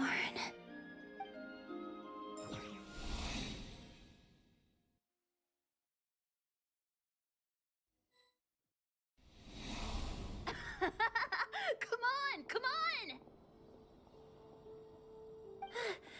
Wait for me! The Frost Moon Enclave. How much it has changed since I was born. These decorations, they're so heavy. It's times like this when you kind of wish men could be priestesses and acolytes. How fascinating. I've never had the chance to be privy to people's private lives in this way. In the past, people would get so solemn and serious the moment I showed my face. Like they were frozen stiff. Karina, Lametti, it's time to eat. Coming! I want to watch them a little longer. You can. Is this? Oh my god! Is this how she? Is this how she walks in game? Is this how she's going to be walking in game? She's flying. She's not walking. No, she's flying. That's not walking. She's flying. So just fill these balloons with air, right? Yep. Try a couple now to test Oh things my out. god. The rest can wait till Moon Prayer Night. Think fast. She's disappearing though. Rada! Teasing an acolyte of the Frost Moon Scions?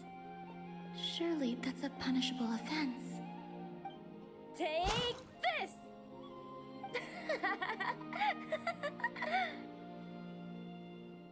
Huh?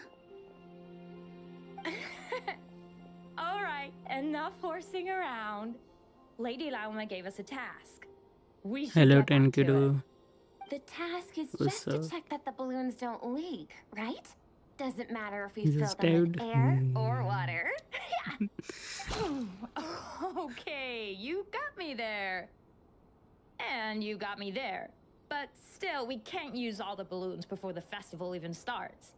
We won't use all of them. And as long as Lady Lauma's trusted acolyte doesn't snitch, this can stay as a little secret between friends. A couple more can't do any harm, right? Oh, you menace. Then, think fast. Is pumping a balloon full of water really so much fun?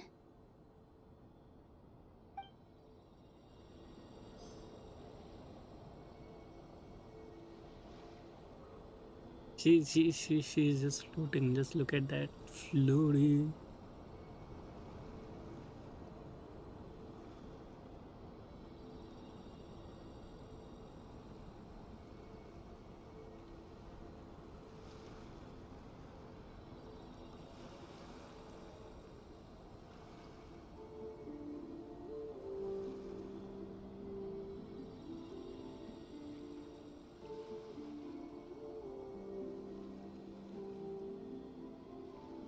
Zero gravity.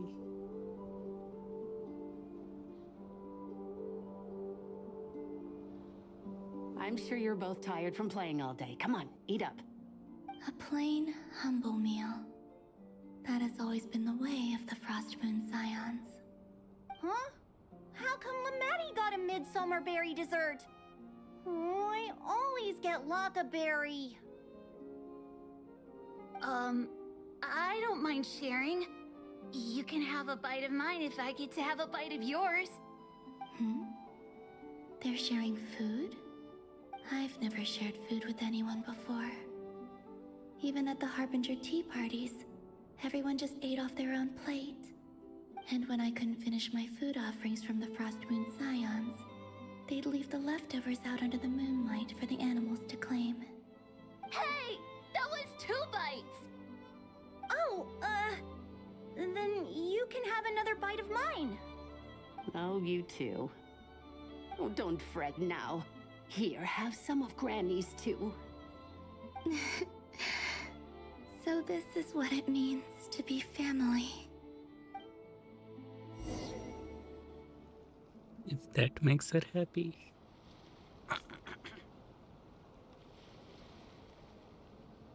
I'm seeing so much that I'd never usually get to see. They'd never act like this when I was around. It's nice, being able to just watch people in peace in these final moments. What a rare opportunity. I think I'll go take a look around Nasha Town, too. Maybe the Traveler will be there.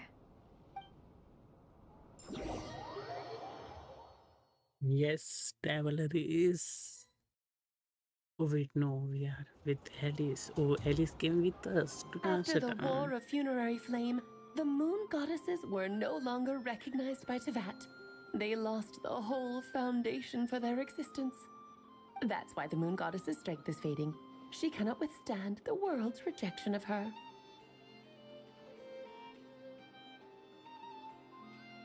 To be more pedantic about it, the moon goddesses did something to offend the heavenly principles, and that's why they were ousted.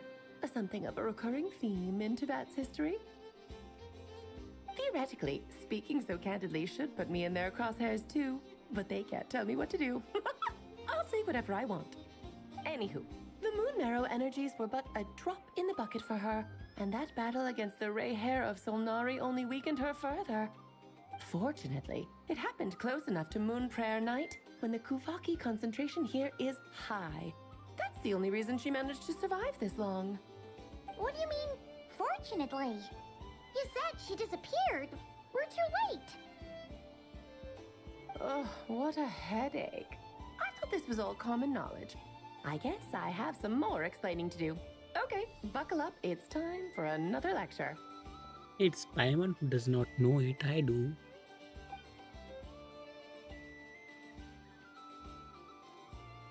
Now, I said earlier that the moon goddesses lost the foundation for their existence. The reason for that has to do with the natural order. Basically, the rationale for their existence in Tevat was lost. The same logic applies to the present moon goddess too. Consider her existence so far. Her comrades in the Fatui called her Damselette. बोल क्या हुआ बोलना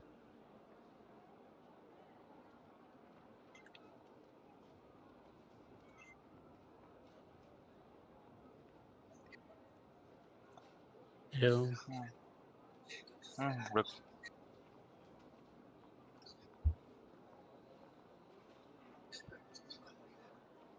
भाई मैं तो बोलता हूँ वापस आओ यार। हाँ 117 रश तू है क्या यप क्या हुआ बोल कुछ नहीं ऐसे यार ओ मैं मैं आ जाओ क्या मैं गेंशिन लाइव स्ट्रीम कर रहा था ब्रो स्टोरी क्वेस्ट कर ले मैं थोड़ा सा डेफन पे रहूँगा ठीक है नहीं मैं लीव करता हूँ ठीक है कुछ काम रहा तो बोल यहीं पे हूँ मैं ओके आ जाऊंगा इसलिए मैं बोल रहा हूँ डेफन मत कर काम रहेगा तो आ जाऊंगा ठीक है And she was worshipped as Kutar by the Frostmoon Scions. But these connections have now been severed, whether by her hand or yours. So, the rationale that once sustained her existence is now gone. Wait, we did that to her?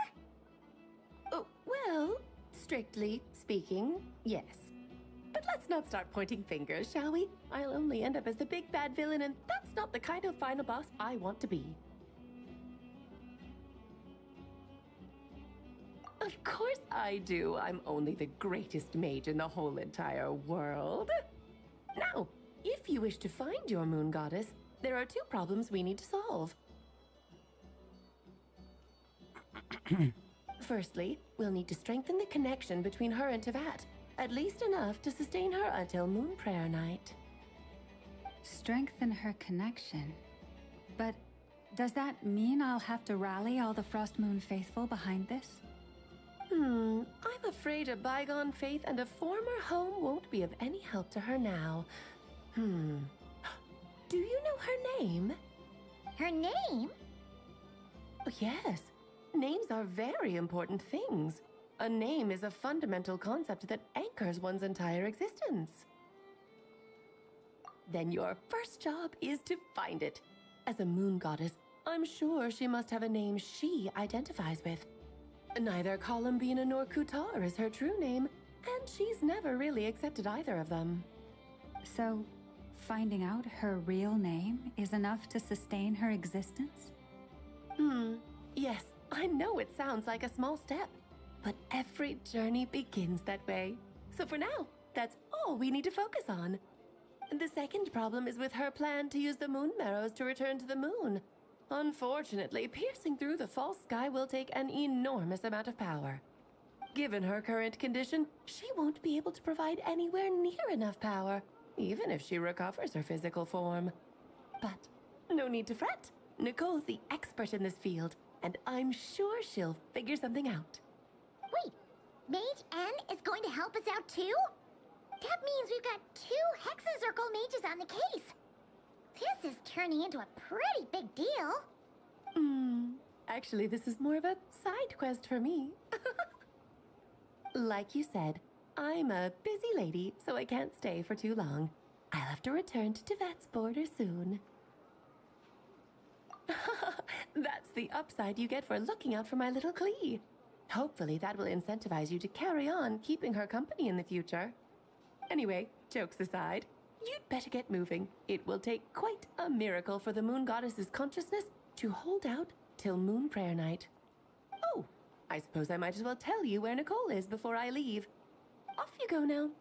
Time to meet your new friend. Oh, yes, and a little suggestion. Don't forget to mind your heads.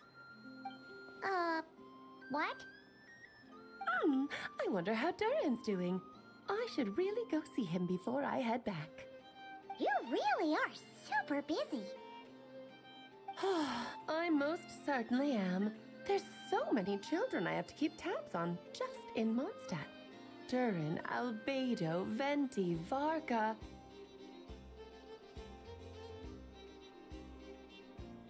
Klee didn't make the list, huh? Of course not. Klee is my pride and joy. I have no qualms about her, because she's the best child in the whole wide world. Yep. Klee's a little angel. Glad you agree. Well, all the best. See you when I see The you. terrorist is Angel. There she left goes. in a hurry. Yeah, she didn't pack up her stall. Should we handle it for her? I doubt that's necessary. Yeah, I think so too. I must say, I'm now very curious about her daughter. Klee, wasn't it? What's You she should like? not be. You That's should not be. a long story. Come on, we'll fill you in as we go. Oh, they are telling her. What will they say? That she blew up a whole freaking mountain. Cliff, sorry.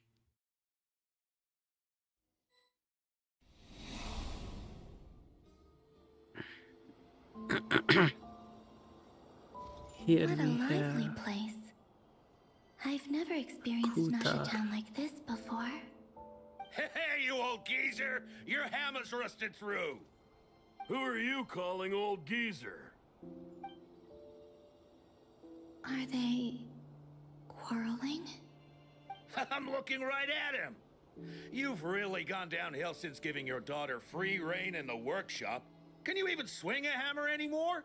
It shouldn't take you days just to fix a single chair! You might as well use that hammer to massage my back for all the good it's doing. Don't run your mouth, or you'll get a back massage that'll put you in bed for the rest of your life. Look, the materials haven't arrived yet, all right? You know how busy it gets in the days before Moon Prayer Night. I'll bet you send all the materials to your little princess. Blood's always thicker than water, huh? All right, you've made your point, Uncle Koski. As soon as the materials arrive, fixing your chair will be the #1 priority. And Dad, if you've got time to chat, why don't you lend me a hand, See? Lolka knows what the score is. I guess they're friends. But the way they spoke to each other was so ugly. Then again, it wouldn't be the first time I've seen something like this. Columbina! Sing outside my door in the middle of the night one more time, and I'll unscrew your vocal cords. You hear me? Oh, Sandrone. So Yeah, that was bruh. her way of trying to be friends with me. What a pity. I won't get the chance to say any ugly things in reply. Oh, you should not do that.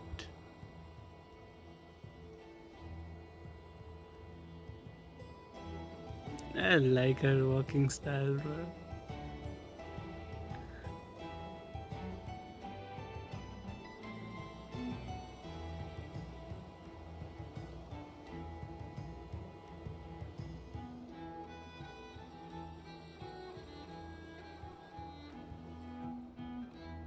Hey, have you decided what to give her for Moon Prayer Night? I sure have. She's gonna get the surprise of her life when she's least expecting it. Then I'll whip out the ring and pop the question. The surprise of her life. What a fun turn of phrase. Cool, I get the picture. You can spare me the gushy details. Ooh, looks like we have a customer. Hello there, ma'am. Would you like some Moon Prayer Night candy? Huh? Is he talking to me? Can he see me? Here you go.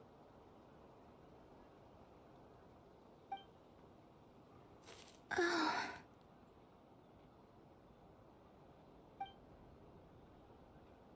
Come back anytime. Right. Now, where were we? Wow. Genshin, I don't know why, but I have an urge to beat someone now. The most important thing right now is to find that mage.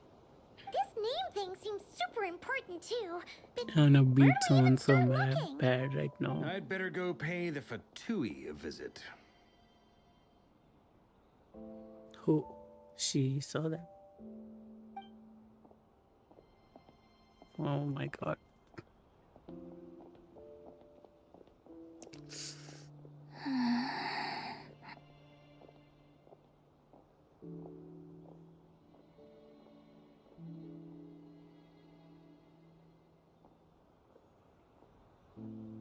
Columbina? Ooh. Okay.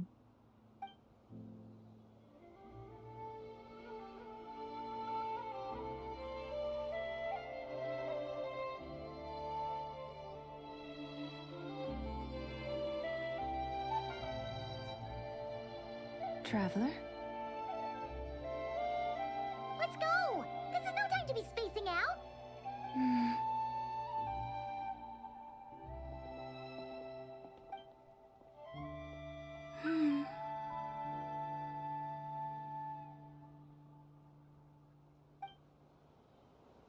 Yay, she's following the traveler.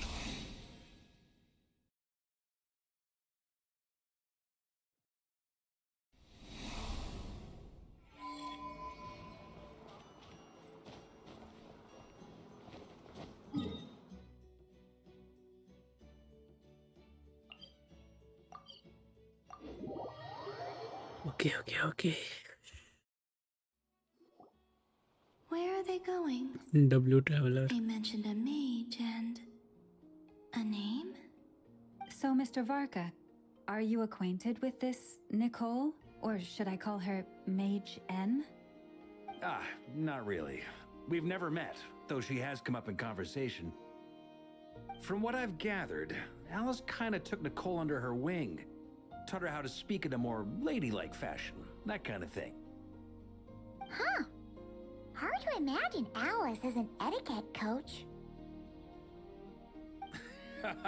Yeah, Alice is a larger-than-life personality, I'll give you that. But then again, that's why she's able to draw such an eclectic mix of people into her inner circle. If I remember correctly, being an interesting person is actually one of her main entry requirements. So, if you ever wanted to join the Hexen Circle, I'm sure you'd both be eligible to apply. Hey! Don't go around making promises on Alice's behalf. I wouldn't dare. I'm just trying to paint a picture of the Hexen Circle for you. Okay, sure. Anyway, since none of us have ever met Nicole, how are we supposed to find her? We can't just go up to every woman in sight and ask, "Hey, are you Nicole?" Maybe something she's wearing will give it away? Like, a wind bloom pinned to her chest or something. Wait a minute.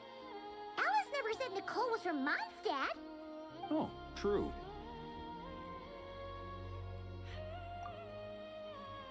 That would be this young lady, then? My God.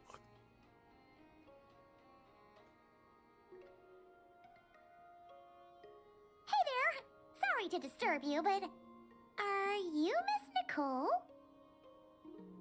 Varka, Knight of Boreas of the Knights of Favonius. Alice might have mentioned me before. Yeah, Varga. No. Have we got the wrong person? Sorry. Well, this is awkward. When I shook my head, I meant, no, Alice hasn't mentioned you before. Okay. Huh? Where is this voice coming from?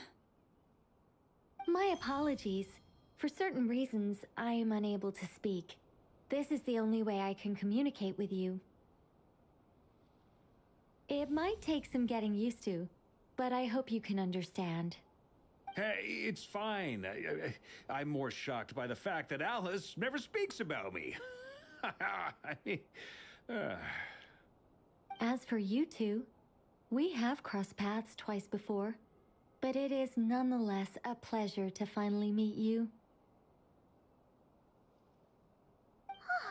It's really you! Thanks for all your guidance in the past! You're quite welcome. This time, things are different. We have reached the unwritten pages of the story. You might say that we stand at the crossroads of fate.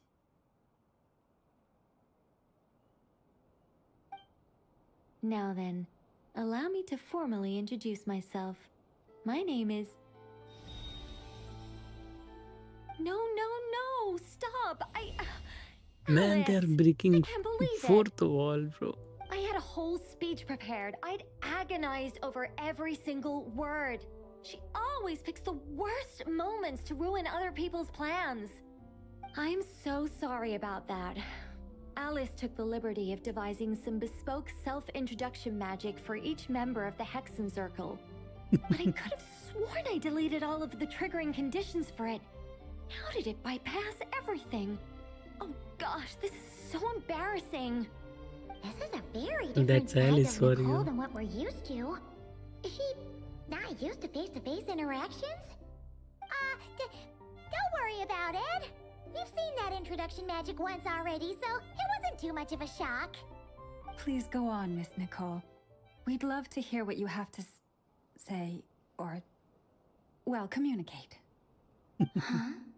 Are they talking to this lady? But... Will you all promise to forget that horrendously embarrassing introduction? Sorry? Embarrassing? When?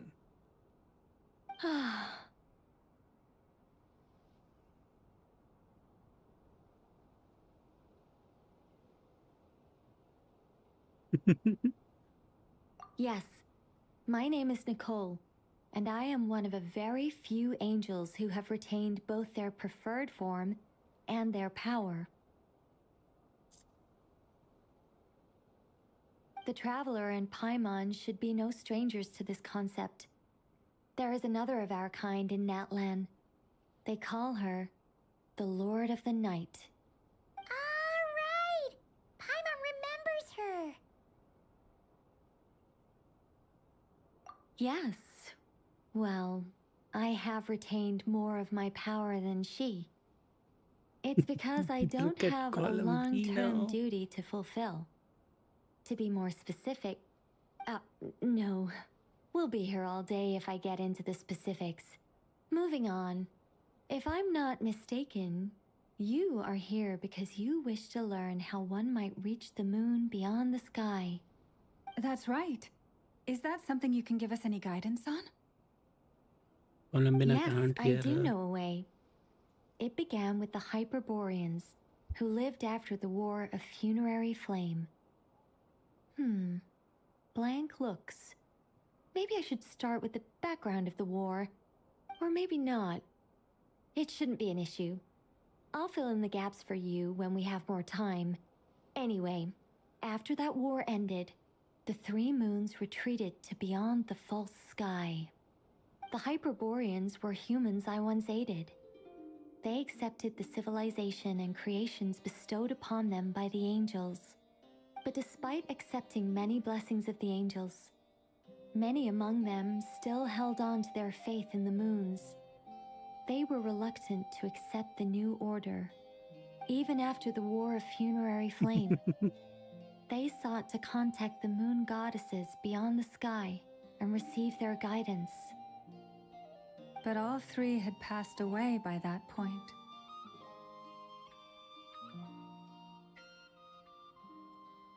This mage has a unique method of communicating. Is she talking about the moons? Yes, but they did not know. And so, still they prayed for the moon goddess's mercy. After building titanic structures that consumed vast amounts of Kuvaki, at last they glimpsed the moons and heard their voices. But of course, they were gravely disappointed. For it was then that they realized the three moon goddesses were dead.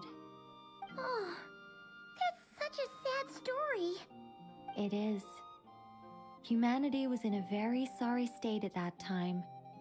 The angels who had once aided them were gone, and the War of Funerary Flames had left them homeless and destitute. Just a second, I gotta ask. How relevant is all this history to the task at hand? Well, I mean, it's... Okay, it seems we've drifted into irrelevant narrative waters. It's been a while since I've had the chance to speak inside someone's head. As soon as I got started, I lost control and the words just flowed out like a waterfall. What I'm trying to say is... Right, yes, that's it. The relevant part is the ritual created by the Hyperboreans. The fact that they bypassed the false sky and saw the true moons implies that they successfully built a connection between Tevat and the outside world. Which means, with enough Kuvaki and a sufficiently stable connection, it should be feasible to send one person over the border. Okay, so they built some kind of portal? Oh, yes. A portal. Yes. Is something wrong? You sound disappointed. I just didn't expect you to summarize it so well. It turns out I could have said all that in one word, if only I'd managed to think of it. No, please, it's fine. This is invaluable knowledge. I'll be sure to record and preserve everything in writing. Oh, really? Well, in that case, I suppose I could backtrack and add some more detail. I did gloss over a few things so far. Whoa, whoa, whoa, time out. Let's summarize what we've got first. The Hyperboreans were the last ones to use this method, right? So we somehow need to find whatever structure they built and make sure there's enough Kuvaki to power it up. Luckily, we have the moon marrow of both the eternal and iridescent moons, so we're all good for Kuvaki. Which means the key issue we need to focus on is finding the place. Am I right so far? Yes. Although I expect the structure is long gone by now. That said, what if we could take advantage of the phantoms to travel back to a time when it still existed? Well, travel back isn't quite accurate. It's more like we'd be creating a handshake between 2 points in space-time. We wouldn't even have to pick a time when it still existed. It could just be a time when it still appeared in phantom form via projection, or we could project our own phantoms, fold them together at... You look lost. Was that too hard to follow? Yeah, things got I a get little, it though. technical there. Paimon's brain is reaching capacity. All right. Let me think about how to put this more simply. Okay, got it. Over the next few days, I'll search for phantoms that we can use. Once I find one that meets the criteria, I'll let you know and we'll regroup. By completing certain rituals, specific individuals will be able to enter the phantom and make it to the Hyperborean structure. If everything checks out and it looks feasible, we'll just need to wait for Moon Prayer Night, and we can send the Moon Goddess back home. I'm really skimping on the detail here. Is this making any sense at all? I think so. For now, we'll just wait to hear from you. Yes. Basically, yes. Great. Counting on you. In the meantime, we'll focus on finding the Moon Goddess's name. My name? Are they looking for a way to stop me from disappearing? Excuse me, Miss... Go on, Miss Nicole. This conversation was a little all over the place. I didn't catch your name.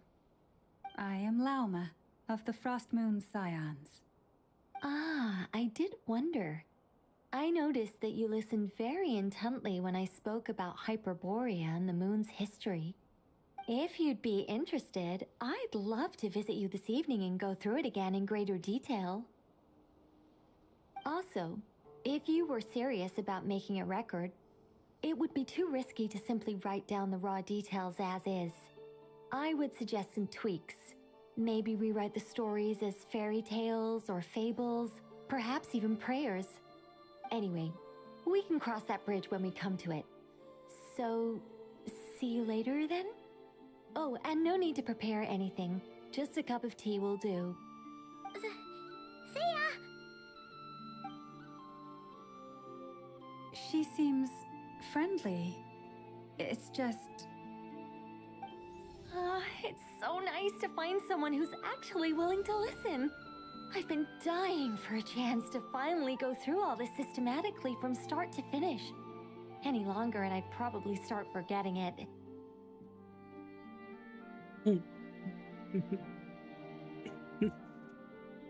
Now Paimon gets why Alice told us to mind our heads. What did I tell you? A lot of quirky people in Alice's orbit. Now then, the next order of business is, where do we start looking for the Moon Goddess's name? Maybe the rest of what Nicole has to say might give us some clues. Once I've heard her out, I'll summarize the salient points and ship. I'm also inclined to review our other documents. Yes, our faith was first established by our Hyperborean ancestors, but many of the more factually accurate records are from after Kuthar's birth. Sounds like we're gonna follow Columbina's journey through Devat, huh? In that case, we'll start by heading to the Frost Moon Enclave. Sounds like a plan. Take this with you. I'll see about getting in touch with the Fatui. It'll probably just be Arlecchino and Sandroni again. They're the only ones who would want to help. Thank you, Mr. Varka. Don't mention it. Honestly, I'm more comfortable dealing with the Fatui than prying into the details of a young lady's childhood. Catch you later. I should follow them. just in case there's some way that I can help.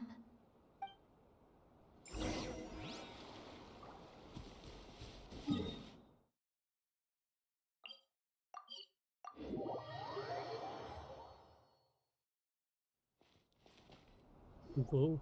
I do A not while even get to ago, move I much. took the time to organize all documents in our possession that pertain to Kutar. What you see here is the material I consider reliable. Hmm? You're saying there's unreliable material too? Yes. Most of the information we have was transmitted through an oral tradition. Inevitably, some of her stories were mythologized and deified over the years through countless retellings. That's why I organized them into reliable and unreliable. There's no sense seeking answers in history unless we can ensure the veracity of the historical record. Makes sense. All right, let's take a look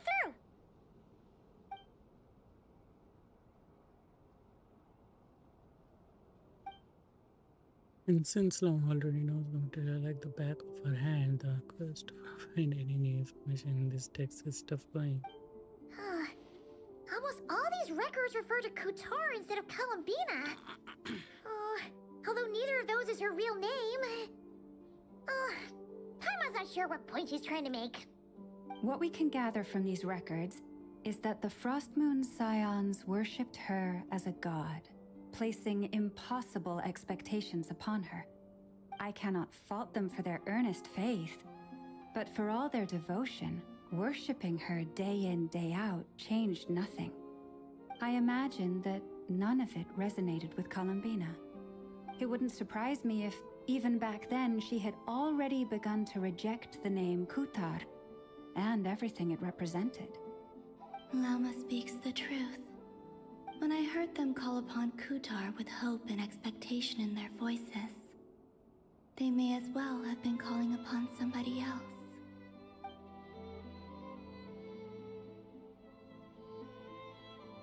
Well, that's a bit complicated. I looked at the level of detail, perceived authenticity, prose style, and how realistic their portrayal of Kutar seemed to be. Amongst the Frostmoon Scions of today, only I know of her existence, and I alone have spoken to her face to face. As such, I know that there are certain things she simply would never do. That being said, I have sensed some changes in her lately. Changes? Me? Seems like this is getting us nowhere. For what it's worth, why don't we check the unreliable sources too? Sure. Give me a moment.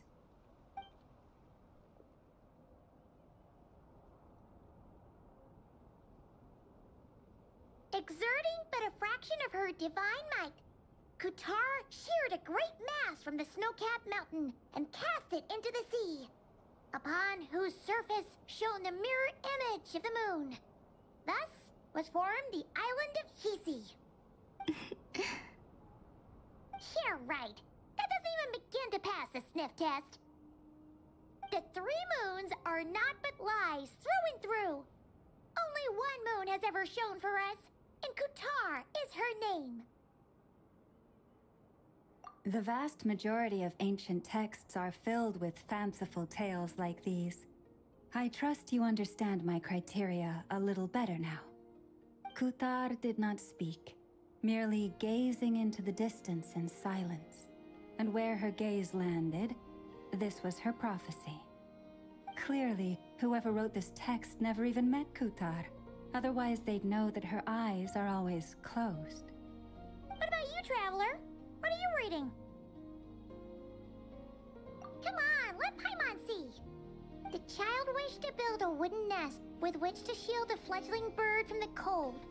But being so young and lacking in strength, the child could not snap the branches from the trees. Kutar was passing by. Upon seeing the child, she summoned forward the Kuhenki, who built a beautiful nest for the child. I remember that.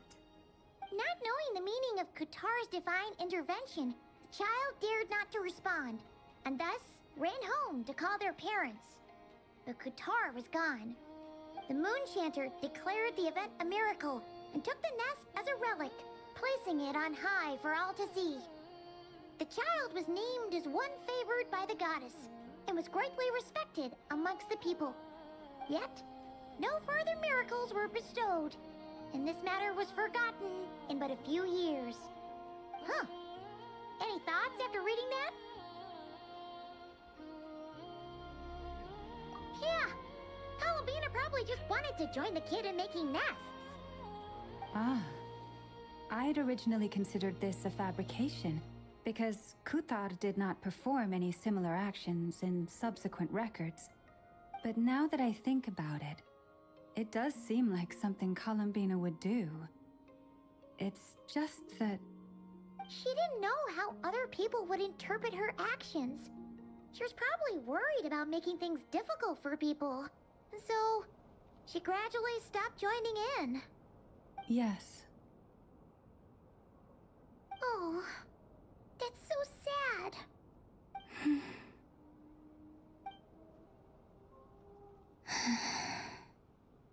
And now, I can make no such gestures of warmth, even if I want to.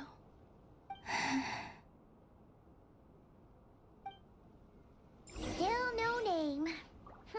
That's a bit of a shame. But...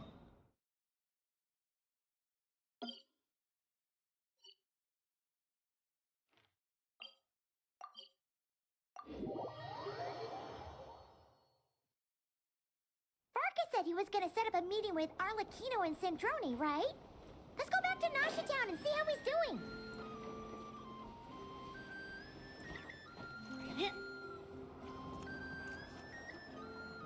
Let's see. There's Varka. Oh, and it's Durin and Albedo too. Yeah, this is pretty much the same place we bumped into each other last time. I convinced them to stick around a little longer. We were all waiting on people, so I figured having a little company would help pass the time. Ah, so you've been waiting for us? Does this mean that you've already arranged things with the Fatui? Sure does.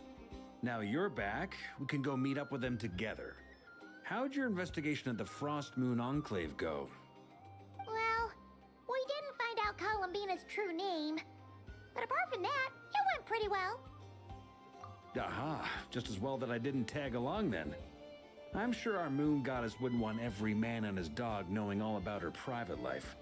Still, desperate times, desperate measures, I guess. Someone had to do it. So, Varka was waiting on us, but what about you two? Are you waiting for Alice? Oh, no. We already met with her. We discussed that experiment I mentioned to you last time. Oh, and she also handed me this communication device.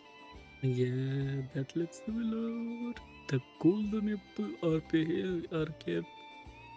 Okay, bro. That's right. I understand she informed you about the relationship between the Phantom phenomena and Tevat's borders, yes? She wants me to help her with some more experiments on that front.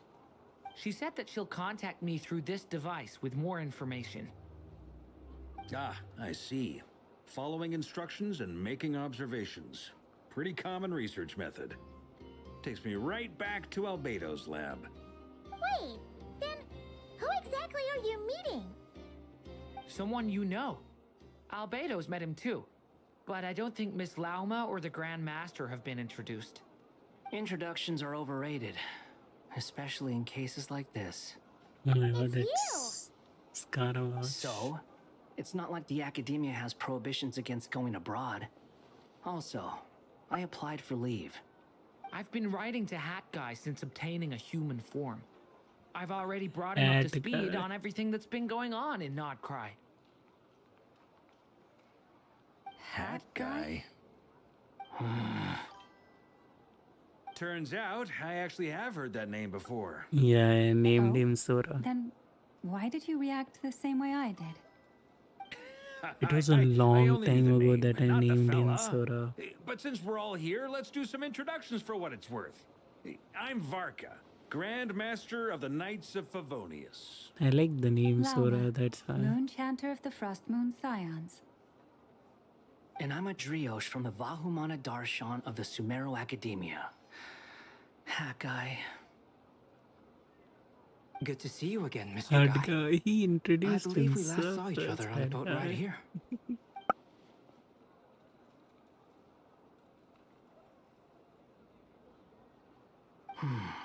Mind you, the only reason I came here is because there's someone I want to look into.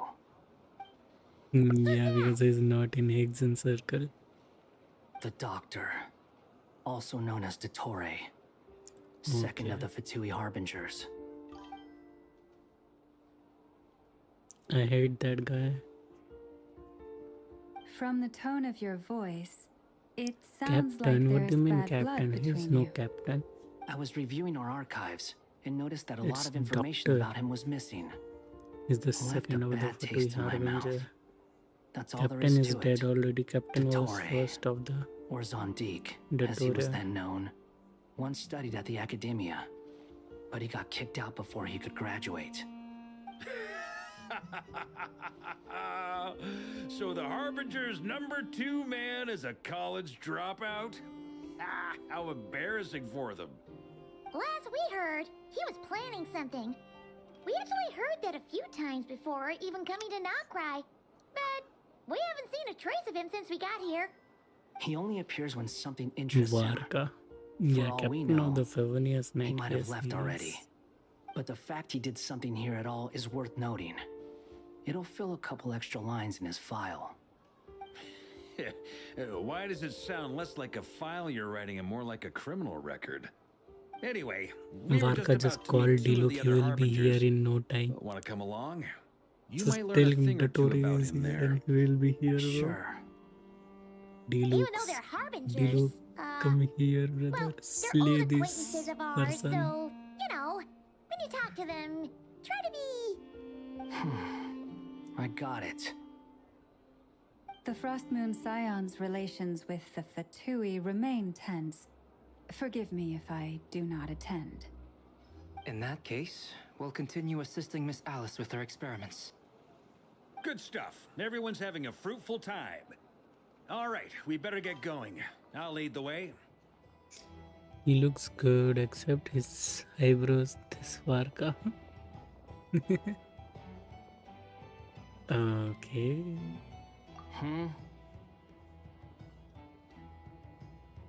Well, yeah, that's obviously part of it. But I'm not the only one who has a score to settle with him. Neither you, nor Lesser Lord Kusanali, nor I want to see him meddling with things again. What's the hurry? Don't worry. Pigeons always know which way home is. Yes, she's dead. Poor Navia. Oh, there we have Sandron and You made it. Who is this? Arlecchino. A scholar from Sumeru. They call him Hat Guy. Head guy. He's an old He's friend an of the old- Travelers. Head guy. Wait, Alright. this is the Academia representative you wrote about? He doesn't exactly look the part. I believe this will prove my identity. You'll notice it bears the seal of the Sanctuary of Surasthana. Well, what do you know? So it does. All right then. My mistake. It's fine. I expected as much. What? So as I mentioned in my letter, the Academia's got its eyes on Dottore. But this matter remains top secret. Apart from those assisting in the investigation, the fewer people who know, the better. If anyone asks, I'm here in Notcry to pursue my personal academic interests. Gotta say, Varka, you did pretty well to keep all this under wraps for so long. Sounds like you got in touch with the Academia about this way back. You flatter me.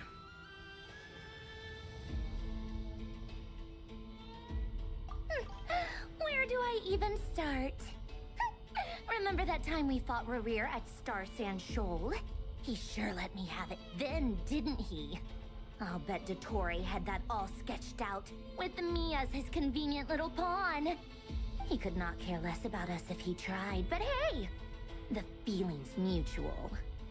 Does Dottore really strike you as the sort who values his relationships with his colleagues? Fair point. Definitely not. Which is why I always keep my guard up whenever he starts making suspicious moves. To that extent, our motivations align. On top of which, I consider you trustworthy people. Now, back on topic. In the wake of the Reikir of Solnari episode, Sandrone and I grew suspicious about Dottore's complete inaction during the entire affair. So we tried to find out what he'd been up to, but unfortunately to no avail. He never lets anyone in on his plans. The more he cares about something, the more secretive he gets. Indeed. Perhaps he believes that by keeping a low profile, he can avoid trouble. But that trick isn't going to work on his colleagues. Yeah, I mean, he's been researching the ancient moon's remnants. And he's been trying to get his paws on the moon marrows. Only an idiot would believe he doesn't have something more planned. With this in mind, I returned to Snezhnaya and relayed my thoughts to Her Majesty the Tsaritsa, entreating her to have him recalled. That's pretty direct. Did the Tsaritsa agree? Yes. I made it abundantly clear that the Fatui's business in Nodcry is almost concluded, and we do not need 3 harbingers in this territory. Her Majesty concurred. Accordingly, Dottore has returned at her orders. I imagine he is continuing with experiments, which no one besides he would ever have any interest in. Common sense might mean nothing to him, but he's not stupid. He knows that no good can come from opposing the Tsaritsa.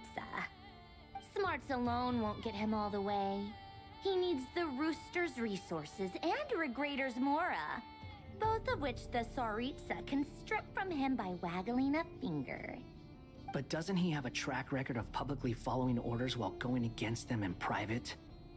He probably has it down to a fine art by now. Wouldn't put it past him.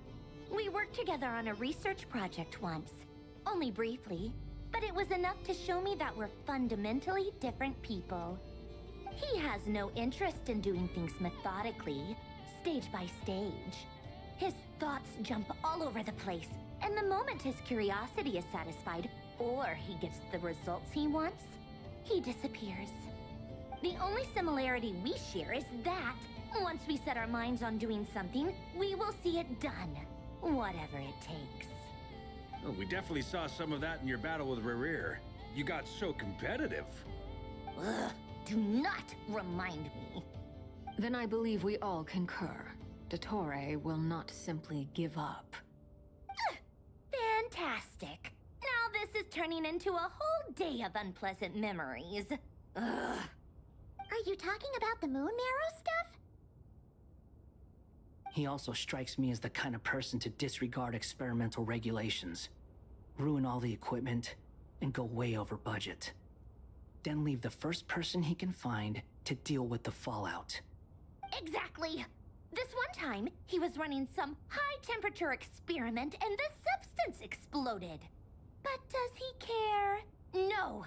He orders his subordinates to open the device so he can observe the results, which causes the gas inside to leak out. That gas was poisonous. If I hadn't been there, who knows how many people might have died. And after all that, he left, while I was still cleaning up after his mess. What a waste of time, he said. Waste of time?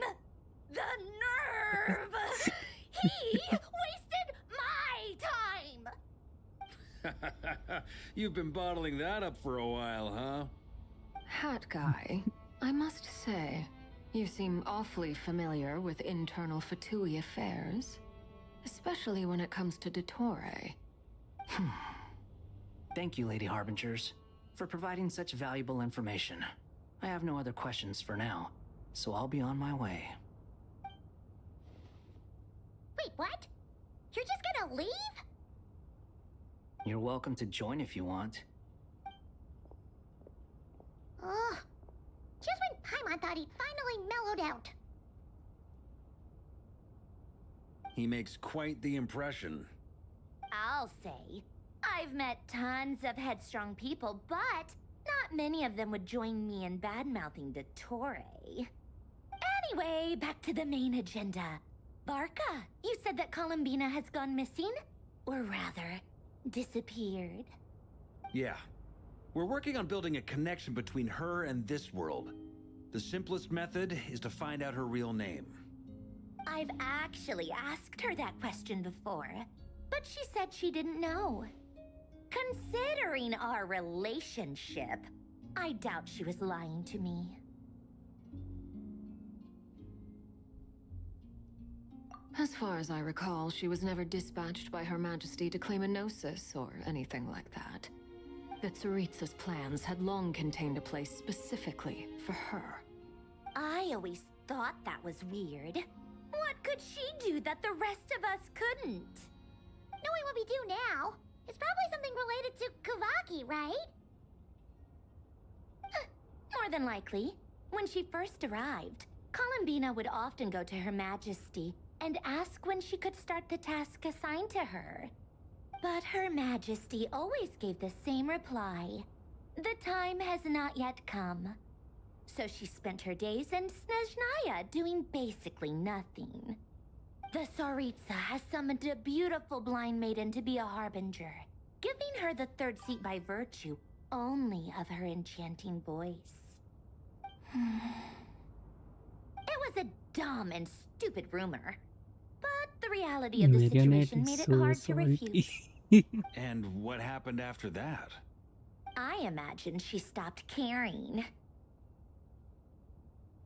She no longer seemed to care why she had been recruited, and Her Majesty never gave her any missions, so she just continued to sing in the flower garden. For my part, I was busy. So busy, in fact, that watching someone be that idol had me fuming. But still, I got the sense that she had long been used to a life of other people claiming she was needed when she wasn't. I just felt that having a place to stay would cost me something eventually. And so I waited quietly for the day that I would have to pay the price. And on the other end of that spectrum, you had me. Someone once told me that I had the lousiest work and the toughest luck. That's a good way of putting it. I forget who said it, but those words have always stuck with me.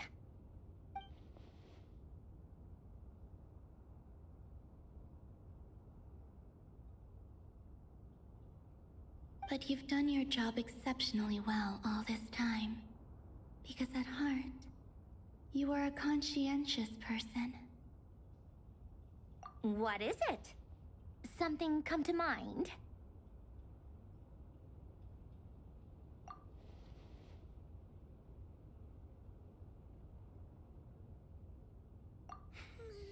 That makes sense. Nothing screams you are needed like your name shouted from across the town. Well, good luck with it. But if you ask me, Columbina is still the most shoutable name. I'm just so used to it now. After all the arguments we've had, I can't be bothered trying to remember another name for her. Nor I. Sandrone. Harlequino.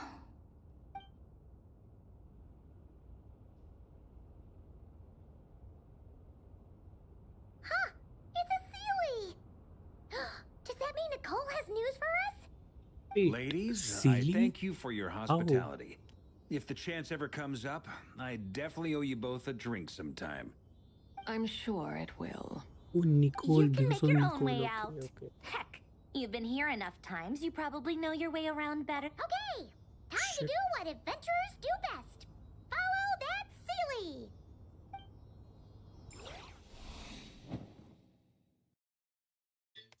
And there's a new loading thing here. I mean, the Durin is coming up on the loading.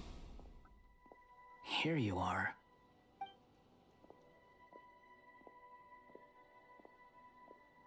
Oh, that guy. How come you're back so soon? Did things go all right with the Fatui? Fine. Totori's been summoned home by the Tsaritsa. Couldn't get much more than that. How about you? Any progress with the investigation? Unfortunately not. We've tried everything. Different phantoms, different locations, different points in history. But the results were the same each time. Abyssal monsters roaming the land. People crying out in despair, with no hope of being rescued. Every time I see it, I can't help but think, is this what it was like in Mondstadt when Dragonspine Durin attacked? And if I fail in the task I've been given, will I create yet another tragedy? That's just meaningless speculation. When we encountered similar phenomena previously, I Scaramouche tried knows to that interfere more with than those anyone illusions, else. using sounds and lights to guide them.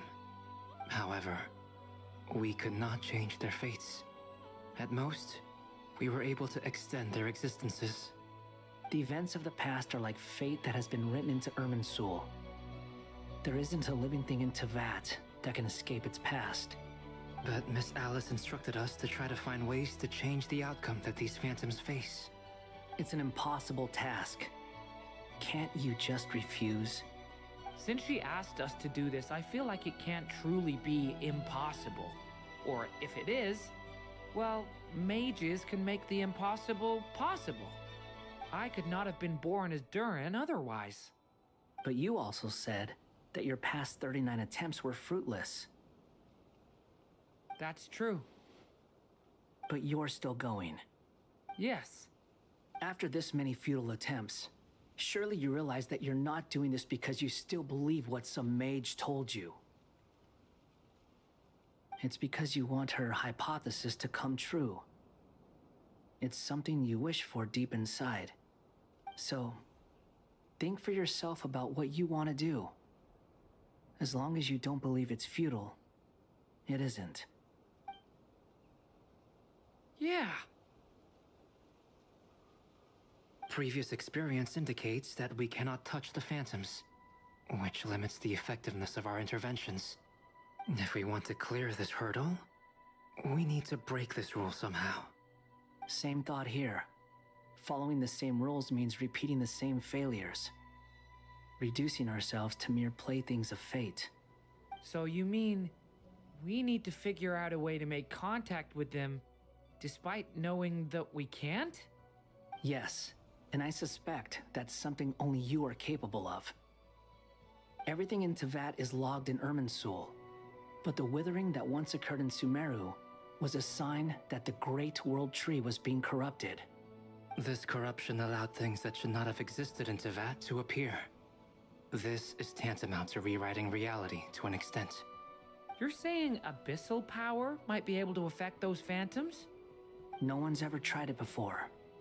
If you're gonna try it, it'll take courage.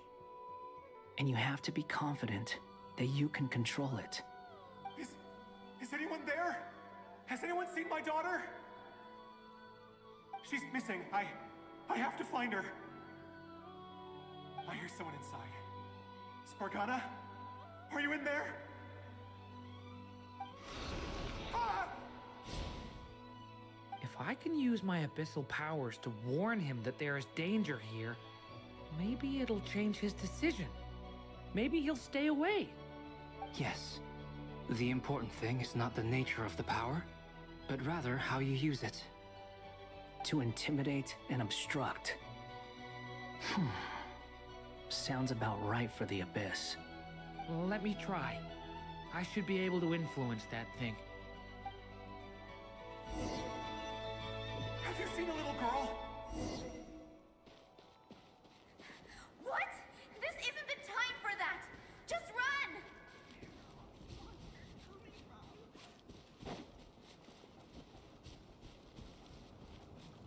I hear someone inside. Spargana? Are you in there?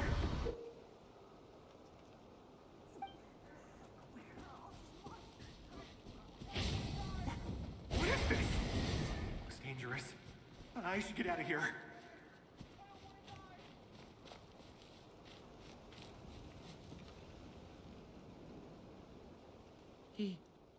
He really left. Huh, we did it! Don't celebrate too soon. Follow him. See what he does next.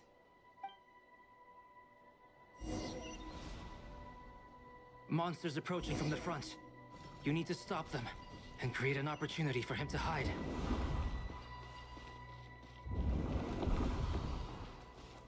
No! There's monsters ahead!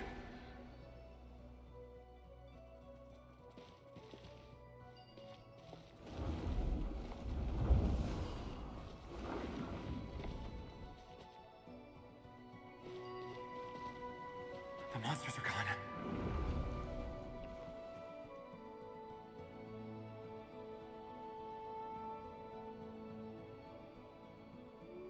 The barrier's gone too. How odd. Anyway, I guess I'll keep going. Quickly, let's keep up.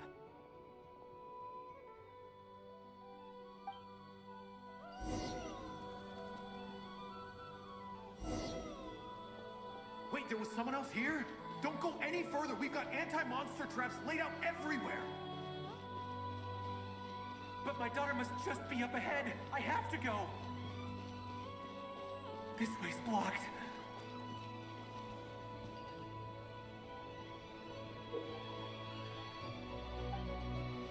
We might be... Ah!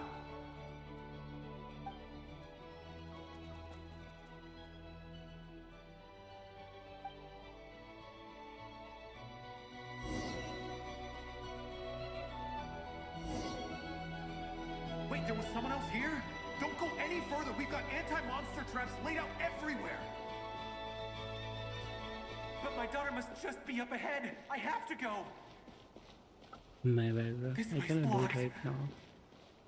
What do I do when he's not here? We might be able to use the explosives over there, but we need to take care not to hurt him. Okay. You could I'll have use the said that a barrier to keep little him at a earlier. safe distance. This barrier seems to be helping me somehow. Hey, hey, wake up! Oh, no good. Gotta keep moving ahead.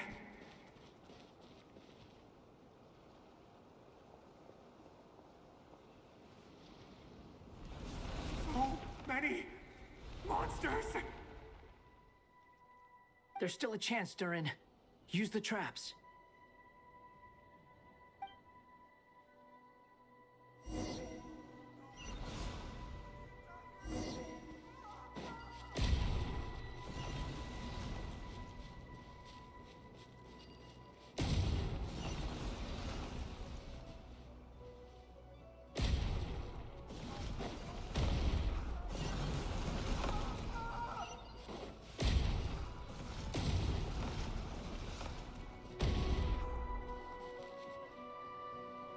This is a new development. I've never seen this happen before. We might just be able to save this person.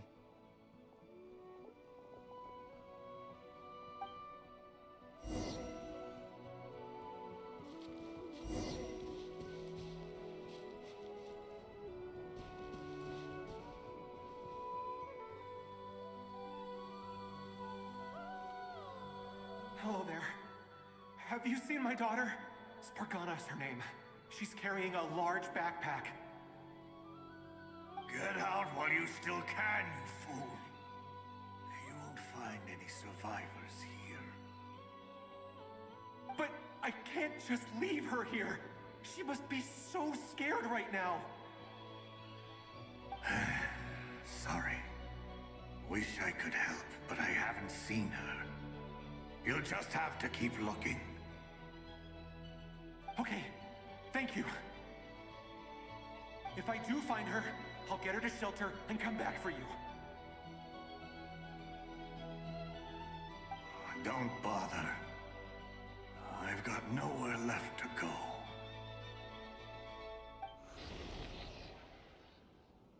What's that noise? Monster!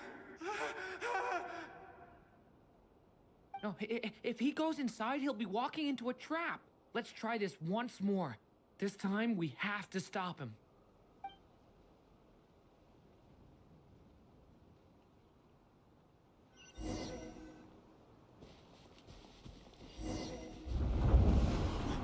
Why? How will I know where Spargana's gone like this? You know what? I'll trust this strange barrier. It's gotten me this far after all.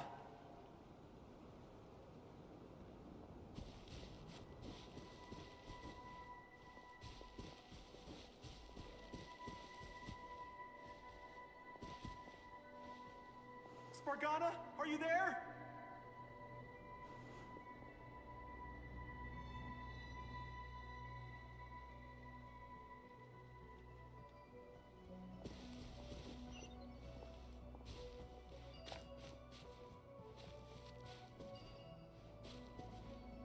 What? What's this? Hey! Let us out!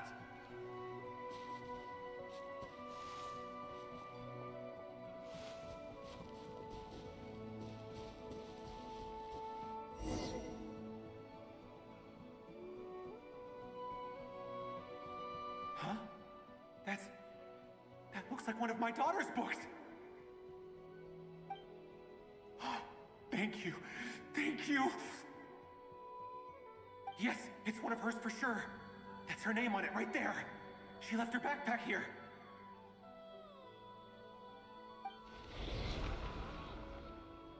Durin, just like last time. Use the explosives.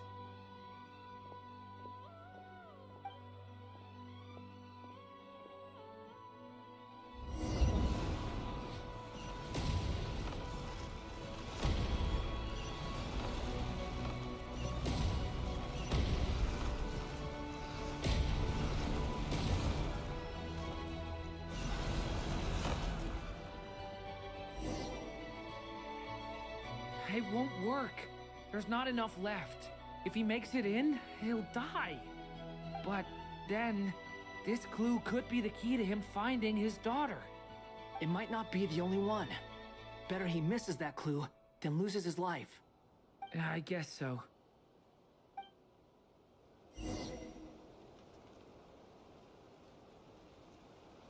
Stop him, Durin. We can't let him get any further in. That's my daughter's book! She's passed this way! Why? Why won't you let me go in? I've searched and searched and searched just for this! But how will I find her without any clues?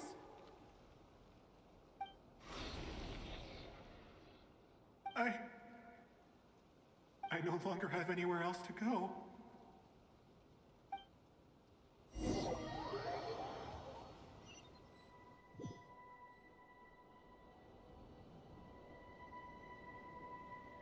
I'm sorry. I'm so sorry. He refuses to go anywhere else. Whether he opens this door or not, all that awaits him now is death. We couldn't change his fate. Albedo? Hat Guy? Let's try one more time. I don't know how we're gonna do this, but I don't want to give up either.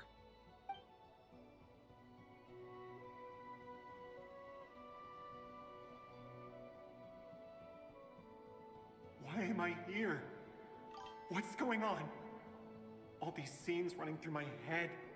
Where are they from? Huh? What's going on? His reactions have changed. How many times have I... What's happening to me? I...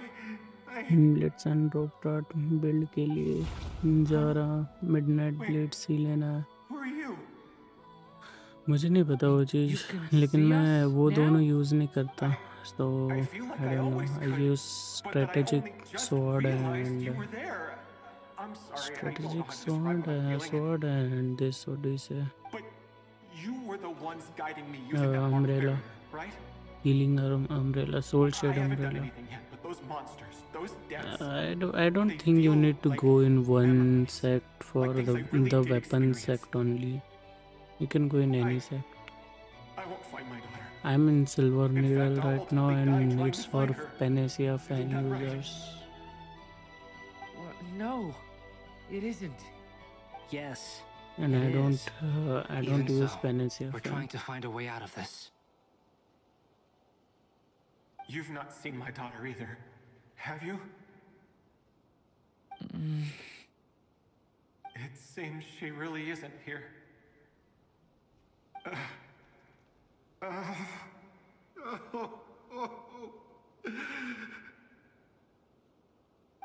I'm sorry we couldn't help you.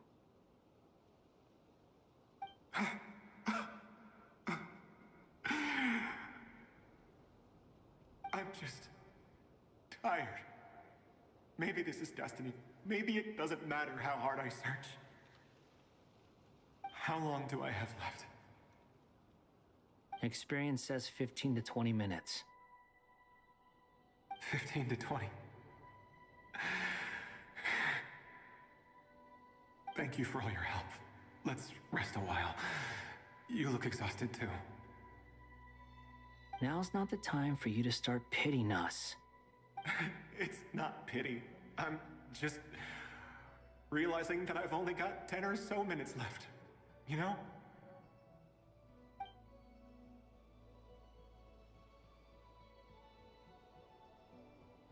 You say you're from Mondstadt, yes? A place with windmills, where people enjoy limitless freedom? And you're from Sumeru, where they've built an academy into a giant tree? Yes. It seems you've never heard of either place. Those names are unknown to me, I'm afraid, yes. Have you heard of Hyperborea? I have, but I heard that it was destroyed in the distant past. I see. That was where my ancestors once lived. What about Delphi Pytho? Was it later rebuilt? I've never heard that name. Then what about Salvindaknir?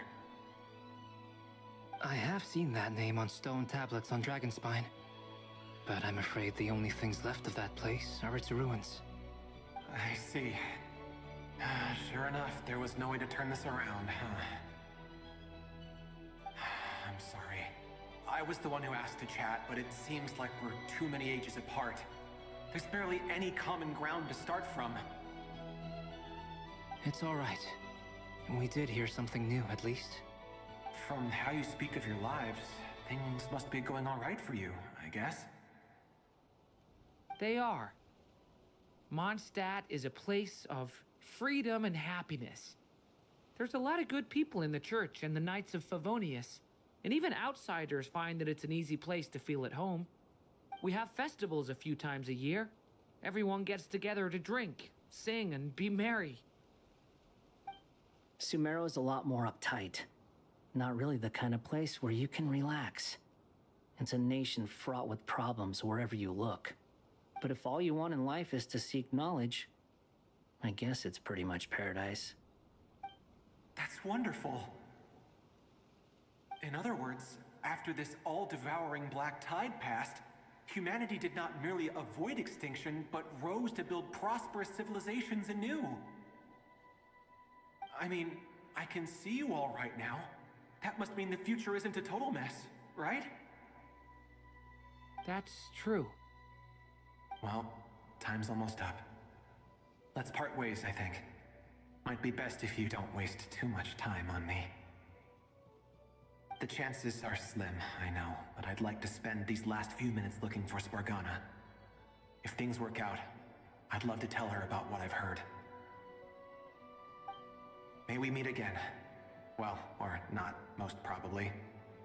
In that case, may your wishes come true.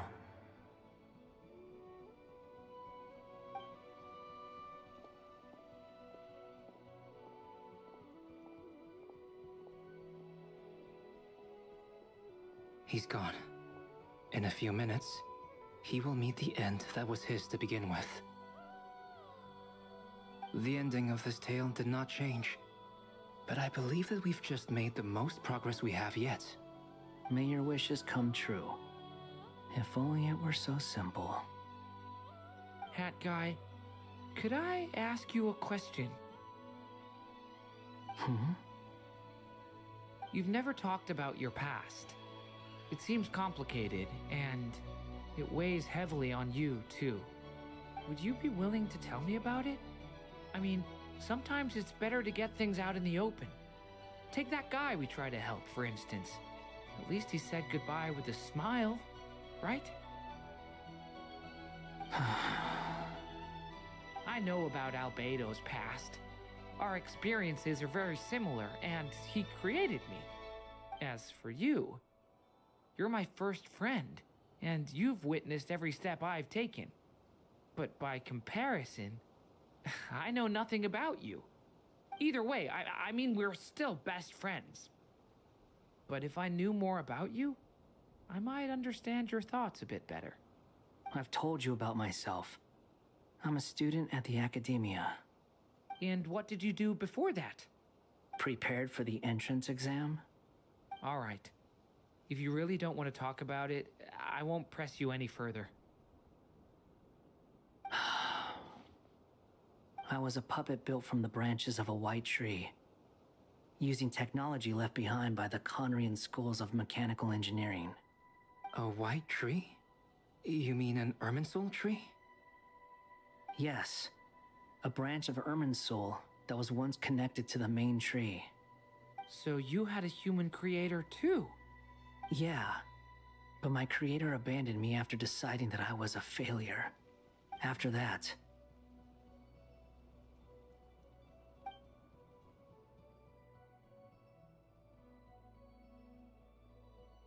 Durin.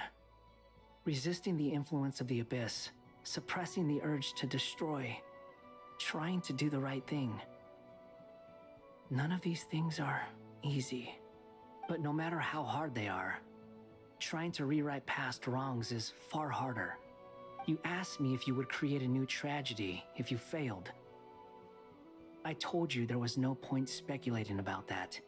But the real answer is, yes, you absolutely will. That guy. But at least you've got people here to help steer you away from the wrong path. So, just keep aiming towards the light. I will. I promise. All right, break time's over. Hello, Durin speaking.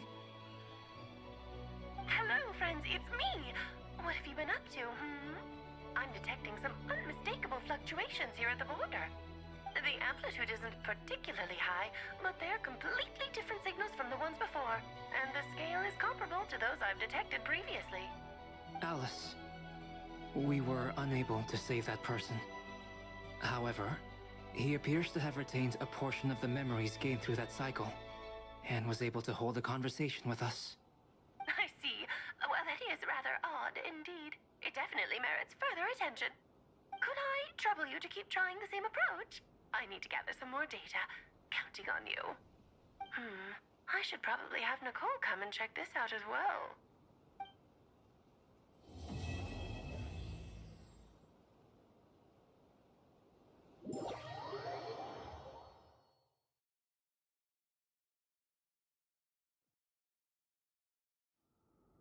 There you are.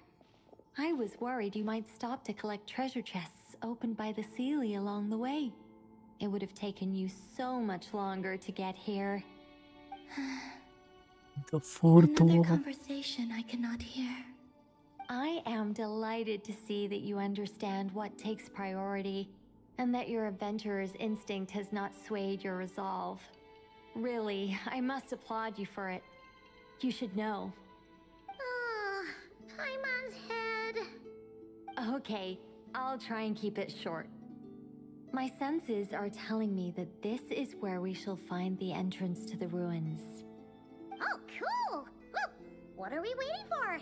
Let's open it up and see! Patience. This was a sanctuary of great importance to the Hyperboreans. A special process is required to open the gate. Oh! Like the place that housed the Eternal Moon's marrow? Okay, so what's the plan? Need us to do anything? And just the short version, if you can. Ah, all right then. I was planning to start with some background on the invention of these techniques. Are you sure you don't want to hear it? It's quite informative. Remember what you were saying about priorities? Fine. Simply put, we need 3 human representatives to successfully undergo a process of Kuvaki resonance. Think of it as a test from the 3 moon goddesses to see if the entrants are qualified, with the most recognizable qualification being Kuvaki. Pretty sure Lauma would ace that test. Oh, wait. But we need 3 people. I also have no doubt that the Moon Chanter would be qualified. But we would need 2 other people with the same constitution. Therefore, the most feasible method is not so much to follow the rules, but to figure out how the test functions and find a workaround. I've done some research, and it turns out the mechanism is rather crude. We'll simply need humans to stand before it who have sufficient Kuvaki energy within them.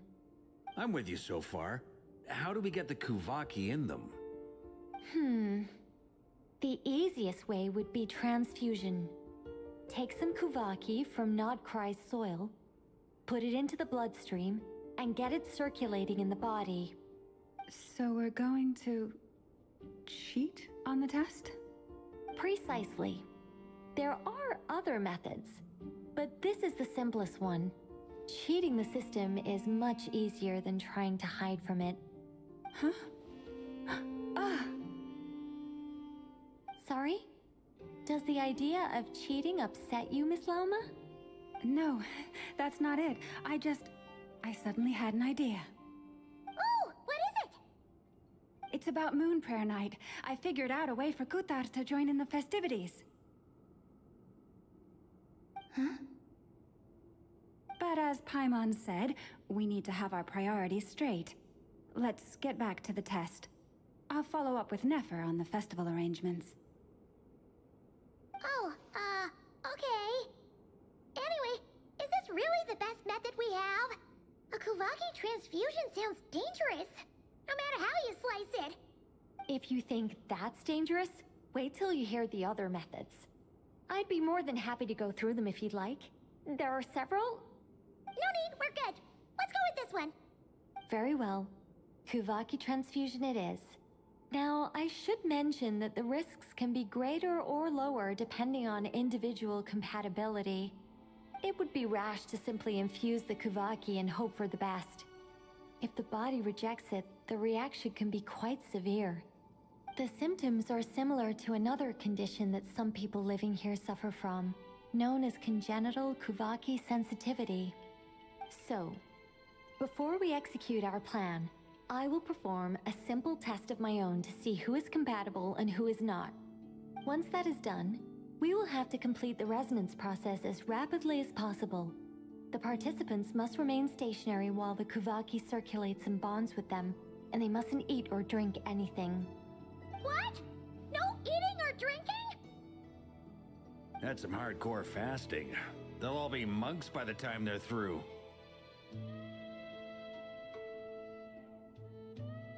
3 days. Oh, that's so long! And we still need to find 2 more people who are not just compatible, but also willing to volunteer. Fasting? What are they talking about?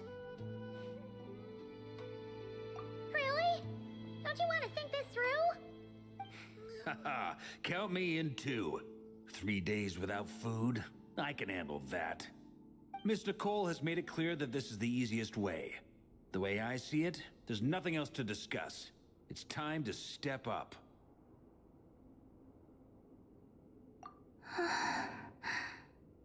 Yeah, you're right. In that case, Paimon volunteers to be captain of logistics. She'll keep the fires lit and grab some spare clothes to keep you comfortable. Then we'll start with you first, Traveler. Please step forward.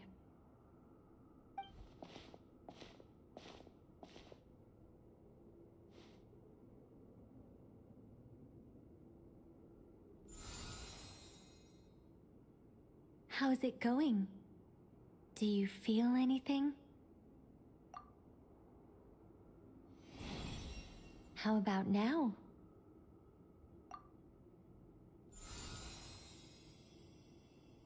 And now?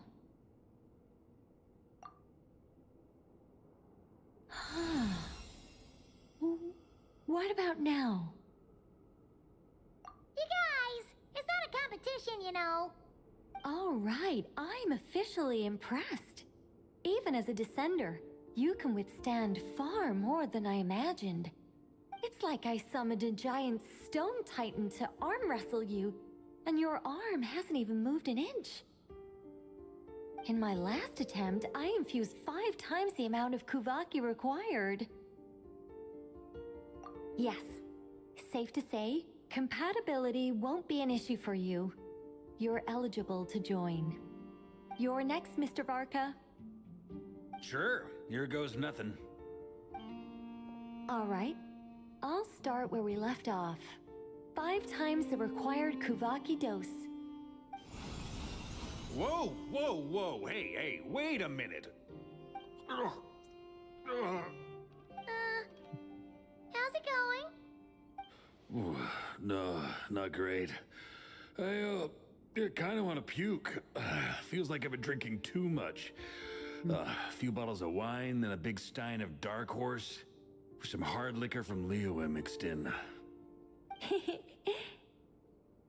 You think this is funny? I just lost to a young lady in an arm wrestling contest. I'm never gonna live that down. My apologies. I'll lower the concentration and try again. Oh. How's it going now? I'm not as dizzy as last time, but I can still feel it pulsing around. In that case, you wouldn't be an ideal choice, Mr. Varka. Let's try someone else. Okay, let's go ask some of our other friends then. I think Nefer would be good.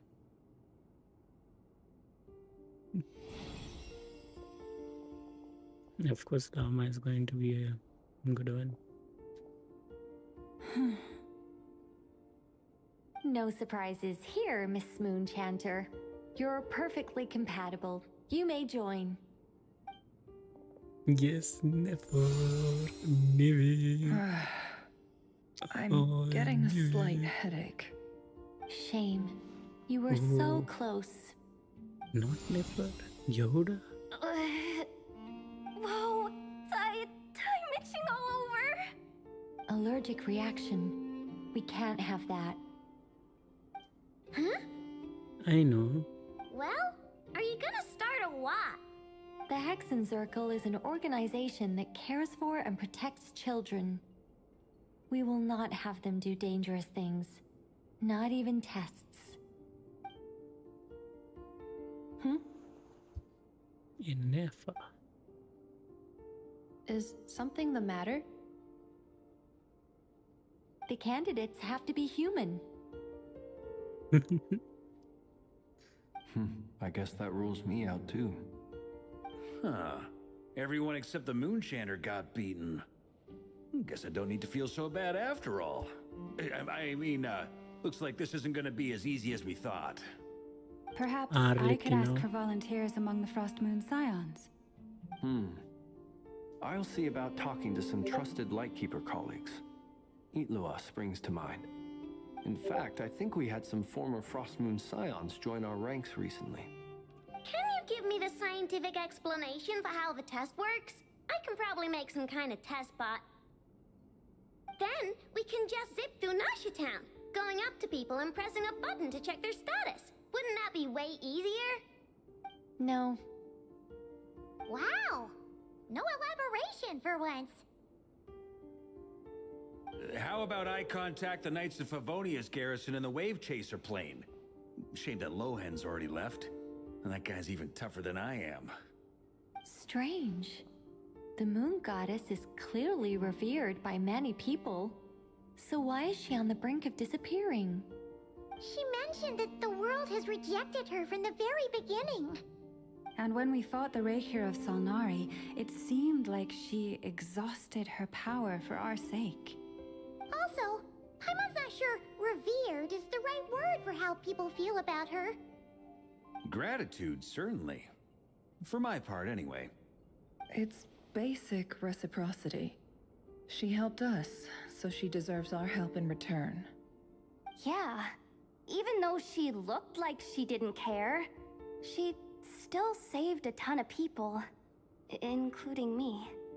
A review of the relevant data leads me to conclude that Miss Columbina is a good person. Yep, you bet! They really think so? I'm super surprised that Columbina isn't her actual name, though. I think it really suits her. It's light and graceful and... yeah, just a really pretty name. I know, right? Unfortunately, that's not our decision to make. Columbina. That was the code name the Fatui gave me. But it also came up in the song I heard when I was born. But... is that really all there is to it? What do I truly think of my own name? Is there anyone left who will still call me by that name?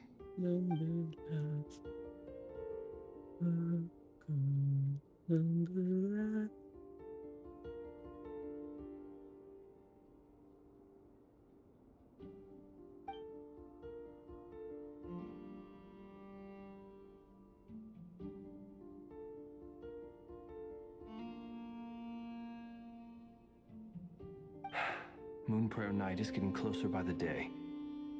We're running out of time. We need to look for other candidates. Yeah, I knew Then allow it me was to try. Arlecchino. Huh? What are you doing here? You contacted your friends via the Adventurers Guild. Sandrone has been keeping an eye out for something like that, so she informed me. Since Sandrone I have had the ability to accommodate a moon marrow, Sandrone I had should prove to everything be a on suitable that. candidate. Paimon, Arlecchino. I feel sad for When you, can we Paimon. begin? I see. We can begin right away.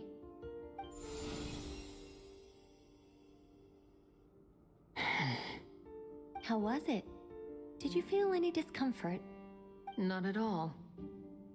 Then it seems we shan't need to look for additional candidates after all. Because now Cool. All right, like she Paimon said, has the rest the of us can moon take marrow. turns making sure the three of them stay warm Of course, and it comfy. was Arlecchino. Then my job is to take care of the caretakers. I will ensure everyone receives food and accommodation. I'm ready as well.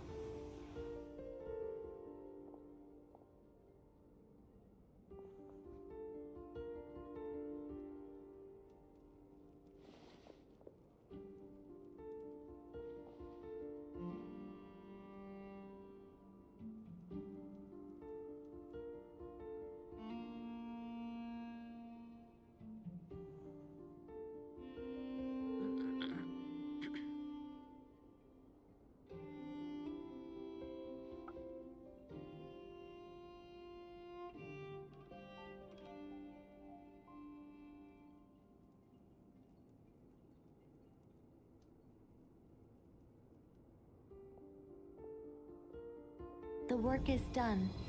The sacred scroll shut. The stars grow dim, the people silent. The white sun sets, the silver moon rises. O path to the temple, appear now before us.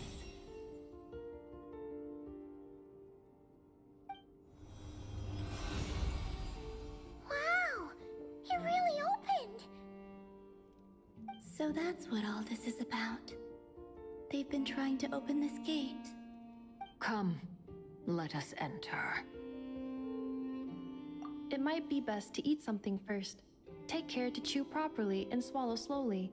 It will give your body time to readjust to the digestion process. They will head in soon. They will need to enter this gate.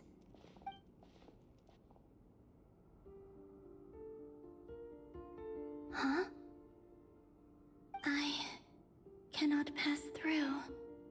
Is it because I have no physical body? It has been 3 days. My strength is all but completely faded. Can I really hold on until Moon Prayer Night?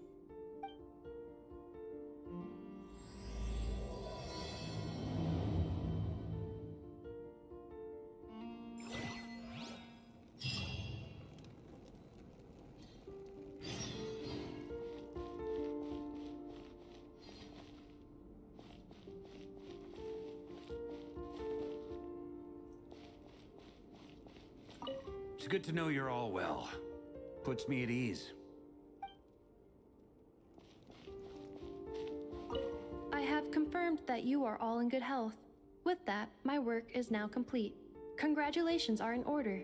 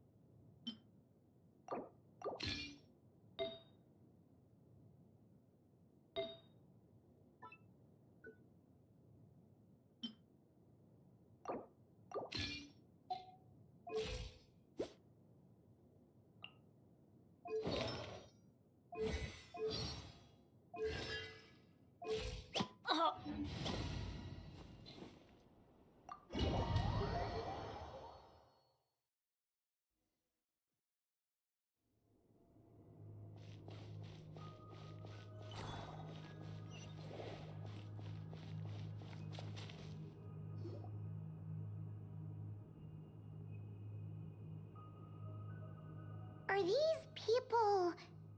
Judging by their clothes, they appear to be phantom Hyperboreans from the distant past. That could mean they have some clues about the moon goddess's name, right?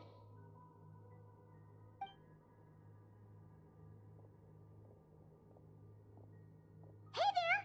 Could you tell us what the moon goddess's name is? Sorry. That's probably a weird question, huh?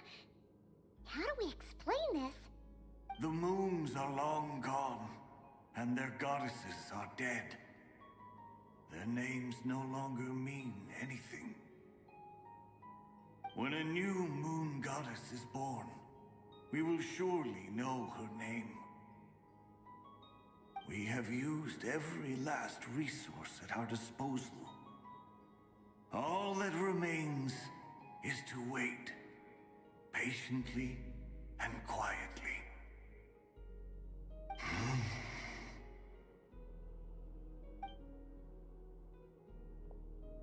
Were the people of the past all this devout? It looks like this phantom doesn't intend to converse with us any further. Surely the new moon goddess he speaks of must be Columbina. Alas, Kuthar's birth came long after the age in which he lived.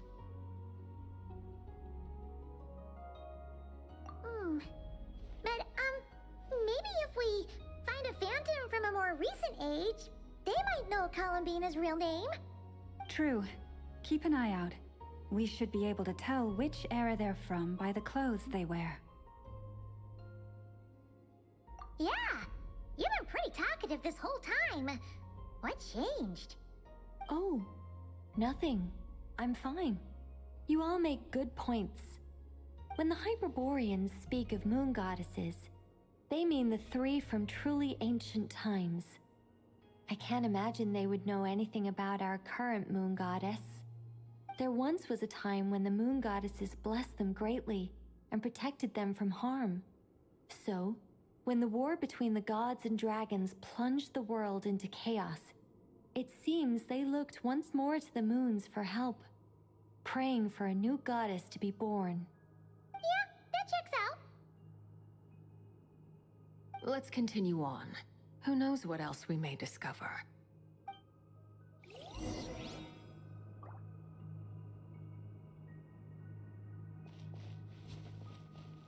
The moons have left for now, but they would not abandon us forever.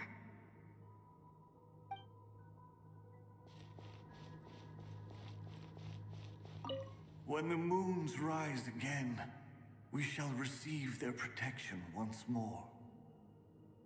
Even in the darkest hour, there is always a way out.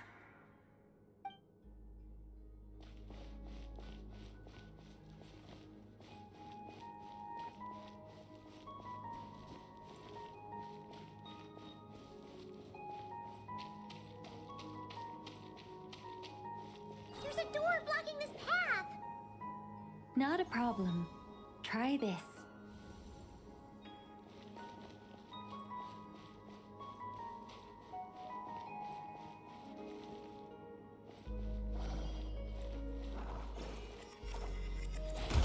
Whoa! How did that door suddenly collapse? This device was maintaining the door's integrity. Is this our destination? Impressive.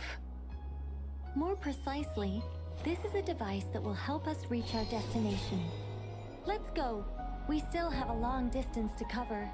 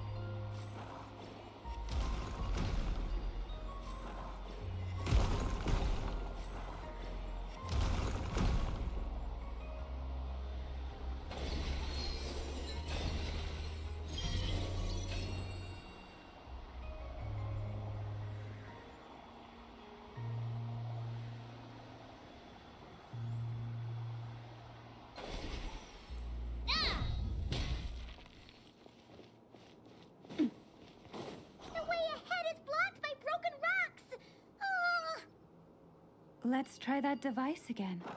Remember the door from earlier? Ha! So it works in reverse, too!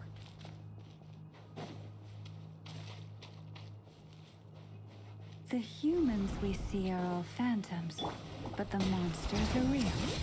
What a fascinating place. There'll be plenty of time to admire it later.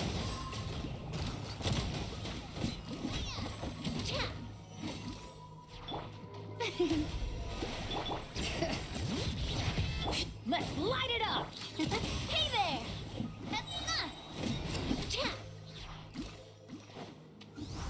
Feeling lucky?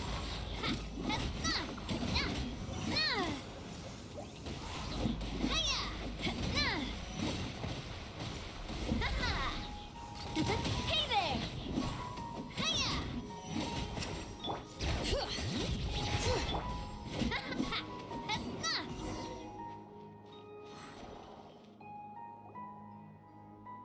Ooh, there's a whole bunch of artwork in here. Seems pretty old. Nicole, this is probably your area of expertise. What do all these paintings mean? Let me see. To understand these murals requires some knowledge of the history surrounding the War of Funerary Flame.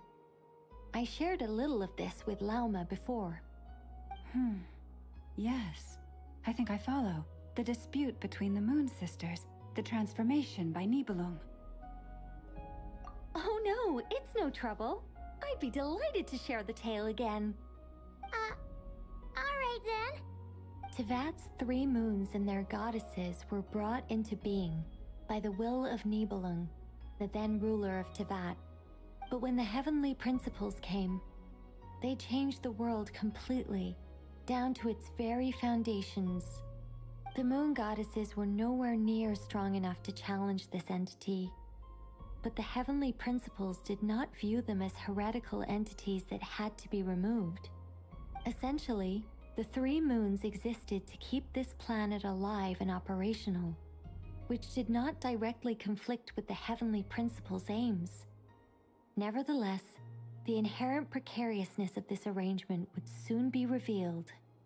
Nibelung returned, yes. He did, and thus began the War of Funerary Flame, a battle for dominance between Nibelung and the heavenly principles. Discord would soon emerge between the three Moon Sisters. One would voice the opinion that they should follow Nibelung, for it was he who first hung the moons in the sky. Another would argue that taking sides in the conflict would only bring the world closer to ruin.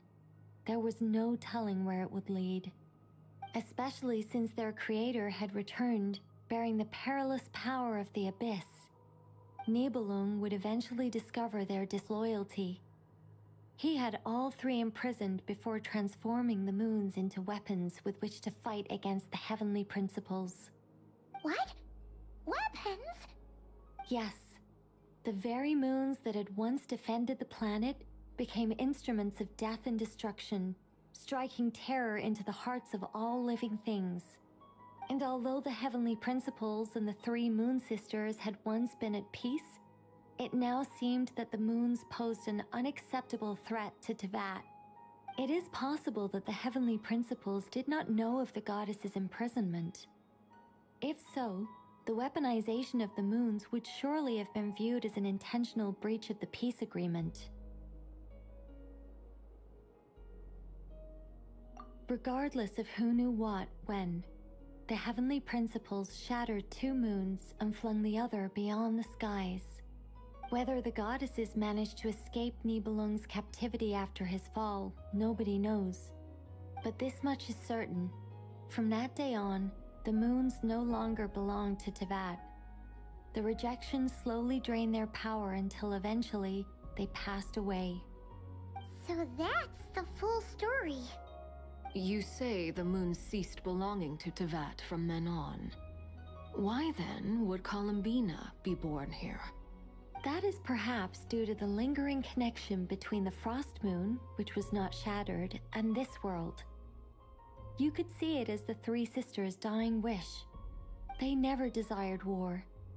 All they ever wished for was to protect this land. I see. If the final fate of the three goddesses is as you say, then Columbina faces the same grave danger. Our investigation has yet to bear fruit. We must hurry.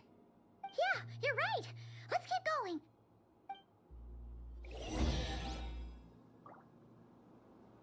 Fire! Well, with rocks.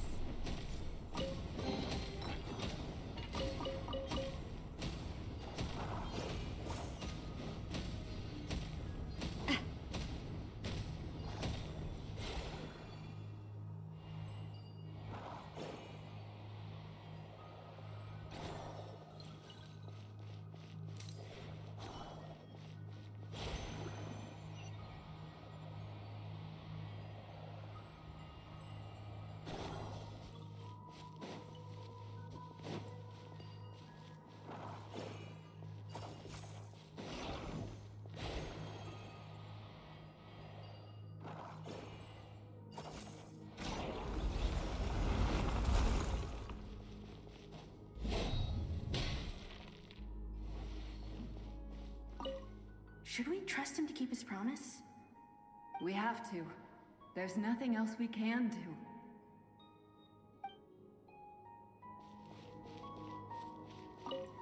Why? Why do the creators of this world no longer show mercy upon their people? Remember his words. We must change our fate with our own hands. Wait, that's odd. Who is he? Is something wrong? No, not really. It's just that over 30 possibilities emerged in my head, so I can't be sure who he is. It's been too long. My memory isn't as sharp as it once was.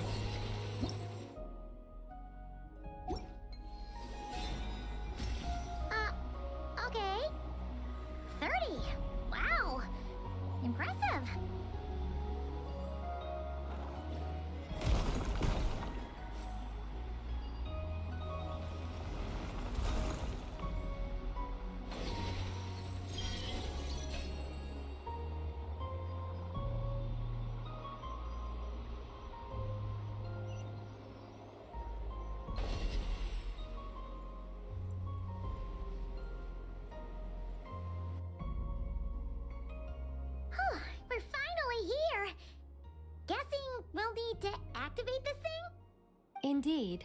I was a little worried about that at first, but as we got closer, I sensed that the Kuvaki within it flows unimpeded. It should be functioning normally. The only issue is how to activate it. It's looking a little worse for wear. What about the cores from some of the other devices we've seen? Can we repair it using those? In all likelihood, yes. I imagine that would have been the Hyperborean's backup plan. Let's look for some cores.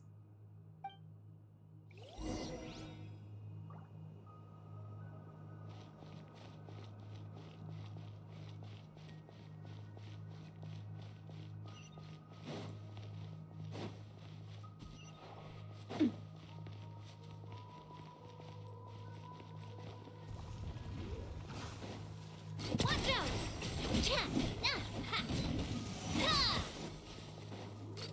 Hey there!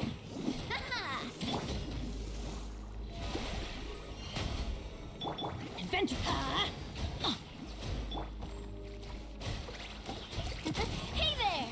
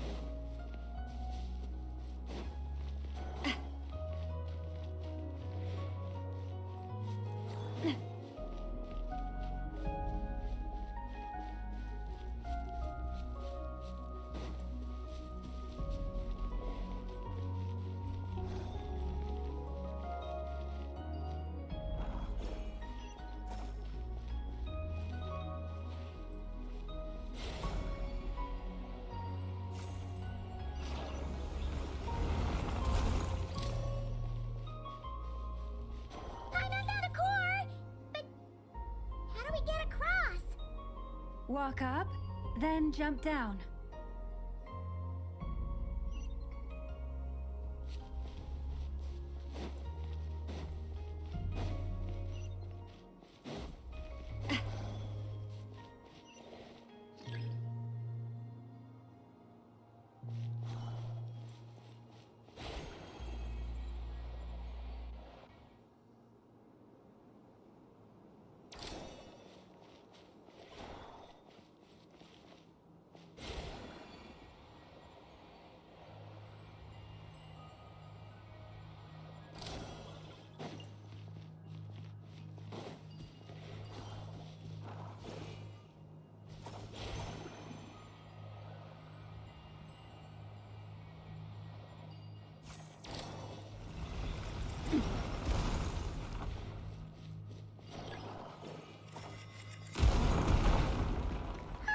That should be enough cores.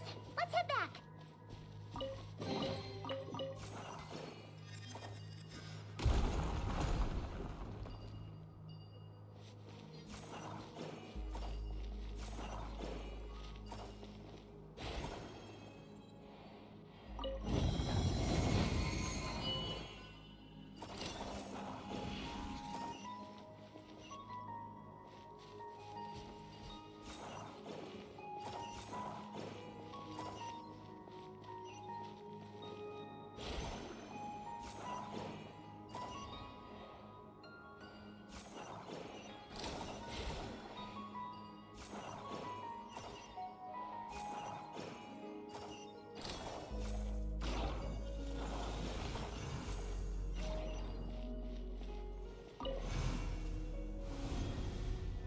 The device is up and running.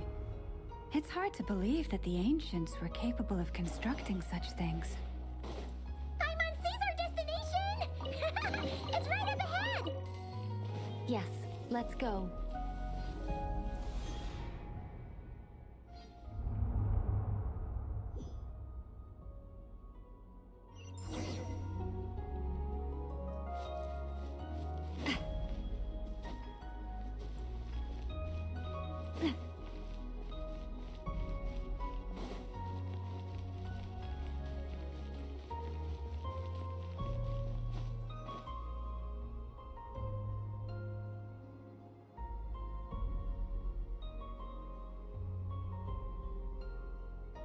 This is where the people of Hyperborea communicated with the moons. We need only place the moon marrow upon this platform on Moon Prayer Night, and we shall be able to open a portal to the moon and send our moon goddess back home. The assumption being, of course, that we can find her first. That's right. You want to know if it's safe there, don't you? And yet, she has no choice but to return. You know this. Oh, that's not the only issue here. This is the end of the line, right? We've explored everything we can. And despite looking at historical artwork and talking to people from Hyperborean times, we're still no closer to learning Columbina's name. If it's not too much trouble, could you tell me exactly what Alice said to you about finding her name? Oh, sure. What she said was... Then your first job is to find it. As a moon goddess, I'm sure she must have a name she identifies with. Neither Columbina nor Kutar is her true name, and she's never really accepted either of them. Is it not also possible that she has never had a true name? Not at any point in history? That would be a hard pill to swallow. But at this point, we may have to accept that that is the truth. No one knows how she came into being, and she certainly doesn't have parents in any sense that we're aware of. Perhaps she was never granted a name at all. But does that mean there's no way to get Columbina back? She's just gonna disappear and there's nothing we can do about it? Huh? Wait, why all this pessimism? Was it the way I phrased this question? You all seem to be taking this in completely the wrong way.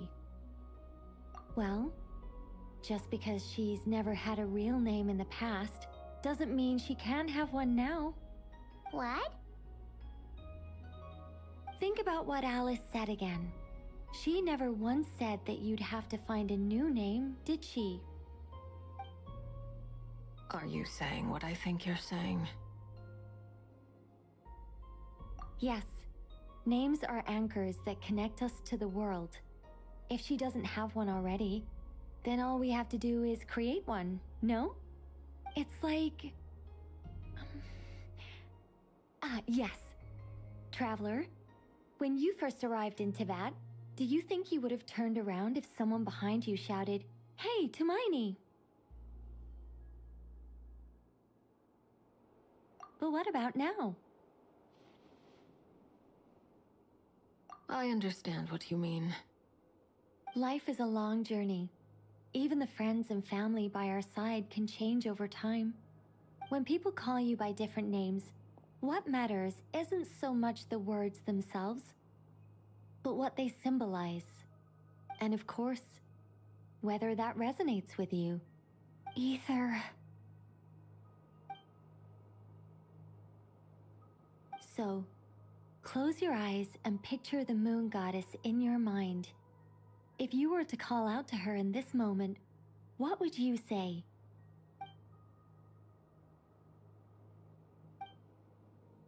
Columbina. Columbina. Hi, Mom will call her Columbina too. She has long forsaken everything that Kutar represents. I think from now on I should call her Columbina too. Well, it sounds to me like you found your answer. Are you sure? Is it really that simple? We haven't found her this whole time, and not for lack of trying. For a journey like this, the process is every bit as important as the outcome. Had you not searched far and wide, rejecting every other answer you were offered? How could you have come to an answer you felt was finally correct? Oh, it all makes sense now. This has Alice's fingerprints all over it. Are you suggesting that Mage knew from the start that Columbina never had a real name to begin with? I can't say for sure. But I can definitely imagine her chuckling in satisfaction somewhere right now, saying, "Ah, what fun." Llama, your antlers! You should hurry. The festive moon has begun to rise. Do not worry, for when you called the name Columbina just now, I could sense that the power within was enough to summon back the moon goddess. The power within what? The name? Yes. So, the thing is...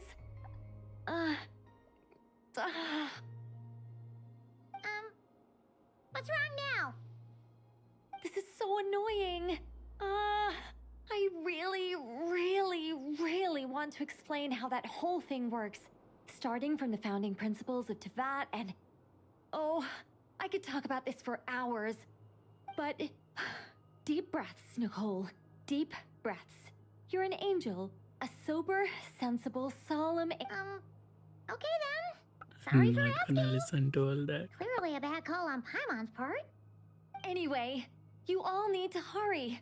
Last thing, remember how it felt when you called out that name. Then it is agreed. By the name Columbina, we shall find her. Then we'll throw her the best Moon Prayer Night party ever!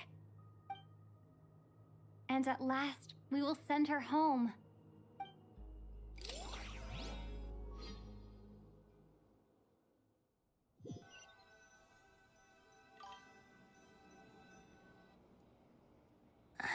Welcome back, someone. Can barely move anymore. Welcome back. My consciousness is fading away. Have they come back out? I'd love to see them one more time.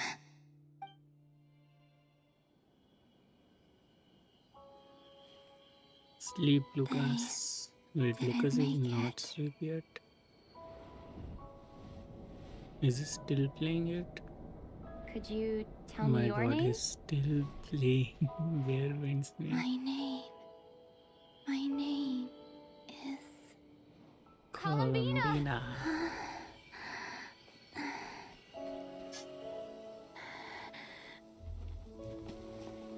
Columbina! Are you here? Columbina! That's the name you gave when we first met. And it's what I've called you ever since. Columbina. It's a fine name.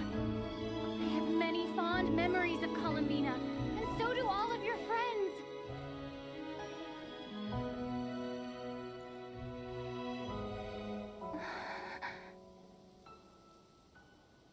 If you like this name,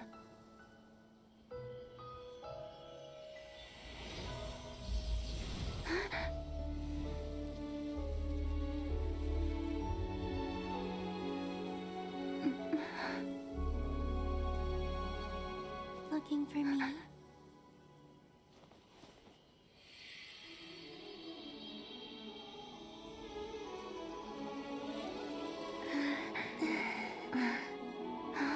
I like it.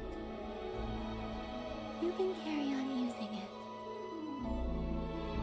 My name is Columbina Hyposelenia.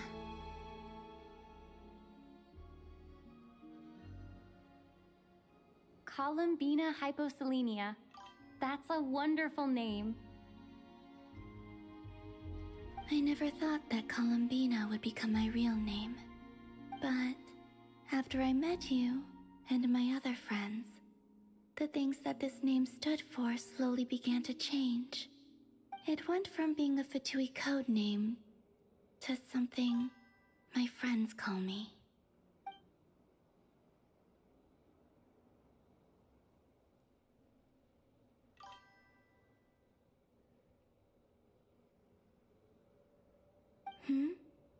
What is it? Why aren't you saying anything? I'm just so happy for you. Thank you. So, where's everyone else? We can go and meet them very soon. Everyone went to different places to try calling your name. Great. I'd like to thank them as well. Everyone's done so much for me. Searching for my name, entering those ancient ruins. Huh? Wait, so you were... Yes, I was there. Not physically, but my consciousness was still holding on. I followed you the whole way. Starting from when? You turned around and called out my name while you were in Nasha Town. Do you remember?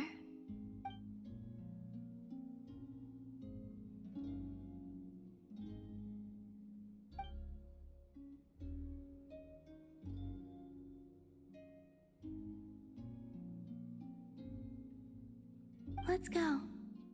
We don't want to keep them waiting. Sure. In that case, come with me. But... Hmm? Before that, could you call my name one more time? Sure. Come with me, Columbina Hyposelenia.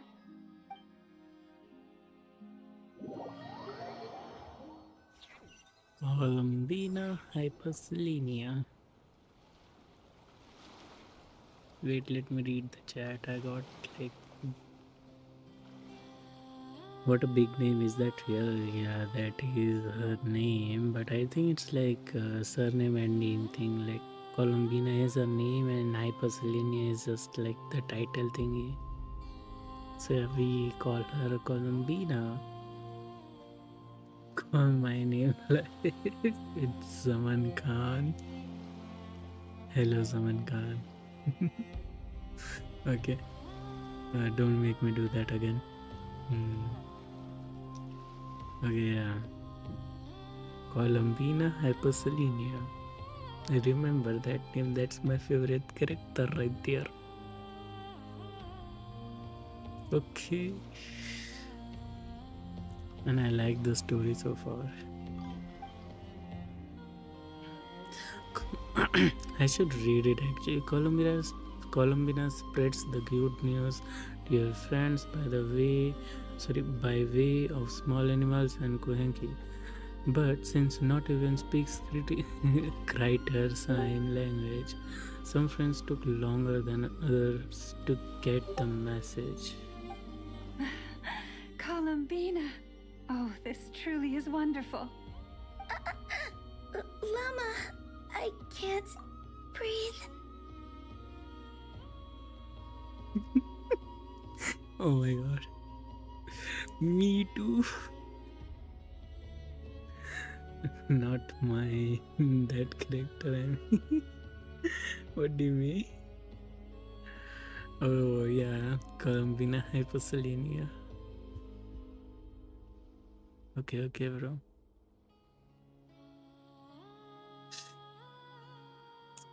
Yeah, I want this zone. I want this.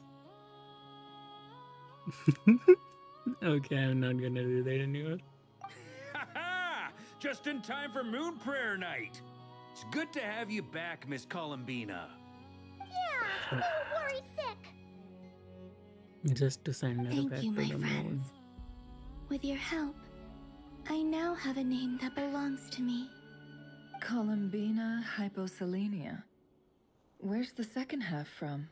You added it yourself? That's right. It means... Born beneath the moon. Yes. And by extension, it can also mean born beneath this world. A fine name. Now, as much as it pains me to interrupt this beautiful reunion, I feel obliged to remind you that the Moon Prayer Night celebrations in Nasha Town have already begun. Don't you want to enjoy the festivities? There's so much to see and do. And some of the ambient lighting and entertainments were sponsored by the kind souls in the Hexen Circle. Nicole? Why have you turned into Dodoko? So you're Miss Nicole. Thank you for helping us. And for helping me find my name. It's nice to finally hear your voice. You're quite welcome. Guiding lost people to hidden treasure is what we Seelie do. And if you ask me, spiritual treasures are far more precious than material ones. Chests are all well and good, but this was what it's all about. Ah, so satisfying. Anyway, I had to go help Alice. It seems like she ran into some trouble. That's why I couldn't be here in person. But don't worry, we're with you in spirit. We'll be celebrating right along with you. Keep an eye out for the Hexen Circle's festive stalls in Nasha Town. I think you'll like what we came up with. Alice said she even managed to rope B in this time. Man, I think Hexen Circles are all like developers of Genshin Impact. I mean, she's the CD creator. Alice is like fourth wall breaker again. She's the one who created the titles. Oh my god, that's good. And this is removing. Nicole said like removing all the the. I forgot what should I call it. I will not say it right now. But yeah, they are like Hexen Circles. You should not take any kind of fight with them. I mean, she does not even fear the heavenly principles. The Frost Moon Scions have also prepared various attractions. I believe Aino, Nefer, and their crew are setting things up as we speak. On that note, Nefer, about that request I made. It's all in hand. Yehoda is on site to ensure that everything goes off without a hitch. Wonderful. In that case, Traveler? Huh? Come on, Columbina. It's time to celebrate the best Moon Prayer night ever.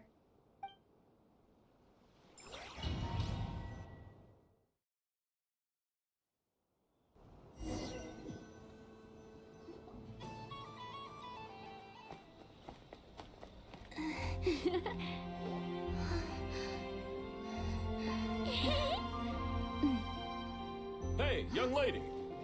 Would you like some Moon Prayer Night candy? Happy Moon Prayer Night. Oh, yeah. I almost forgot to say. Welcome home, Moon Goddess.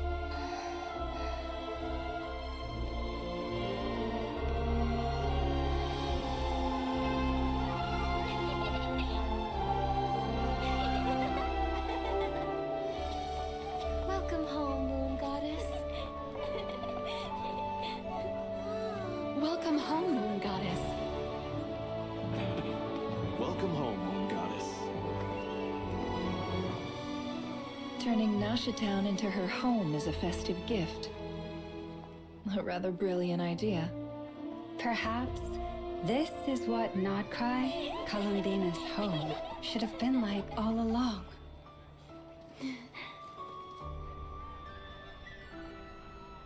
Thank you for the gift. I like it a lot.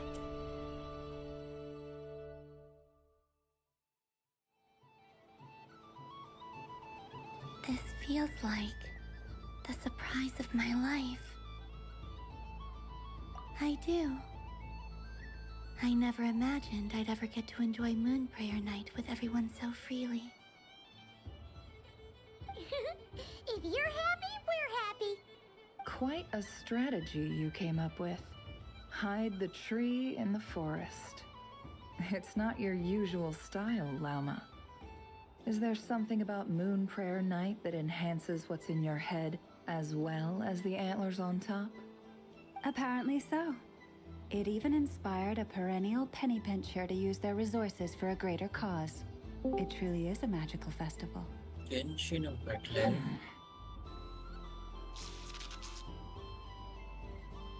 I see it now. This bickering is actually a sign of a strong relationship. Huh? What's everyone doing here? Oh, Miss Columbina, you're back. Yes, I'm fine now. Thanks for your concern. How's your progress with Alice's assignment? Very well indeed. I've never heard her sound so excited. Not like this. This time her excitement seems more serious. Seems like she's had a major breakthrough. She said she'll contact us once she knows more. In the meantime, we're free to relax and have some fun. Enjoy the time off while it lasts. I have a feeling that our next task won't be so simple.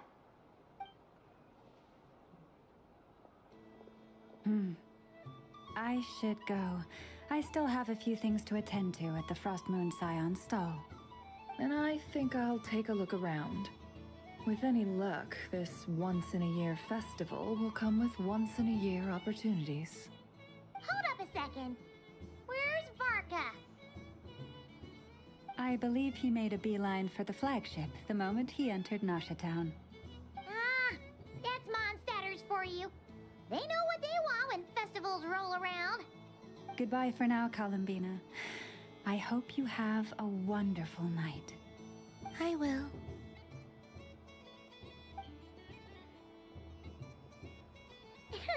Well, in that case, don't just stand there. Get out there and have some fun. You'll definitely get a warm welcome at every stall. Oh, also, take this map with you. It's a guide to the festival. Hello.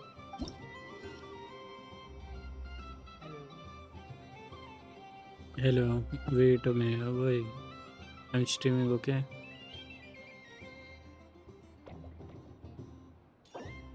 I will get Amazon for every single thing.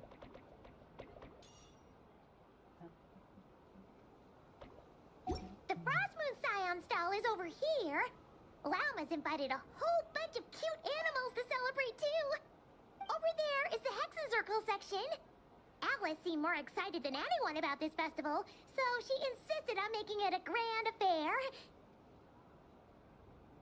Me hungry now. Good morning, by the way. Good morning, Zaman.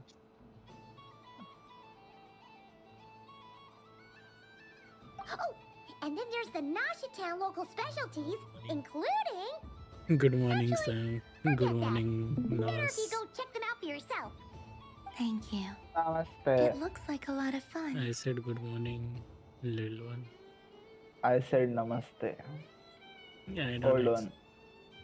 You're I not don't coming accept with that. me? I said wanna come. We'll be around. Wanna come Don't you where? want to browse by yourself for a bit first? Wanna come where? Eh? Huh? Come, bro.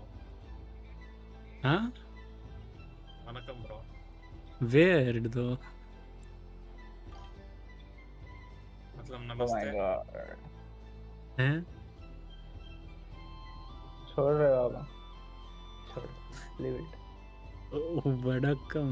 Oh, what does that mean? Oh, is it Tamil or Arey something? bro, it is not Vadakkam.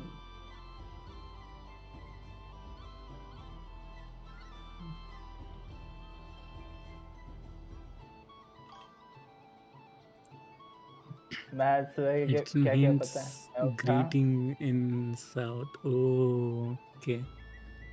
मैं सुबह उठा आज Okay. BGMI download किया, देखा I'm कि hearing like wanna come, bro.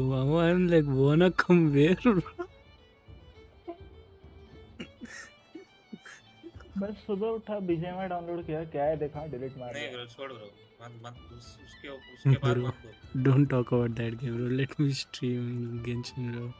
Let me complete the story. 4 घंटे से story कर रहा हूँ, वही हुई नहीं अब तक. Okay, I'm continuing now.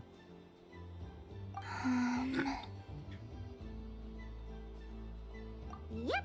If you find something you like and want to try it out together, just give us a shout. We'll be right with you. Otherwise, just relax and enjoy yourself. There's so much on offer, so try to experience as much as you can. And don't forget to stuff yourself with all the delicious festival food.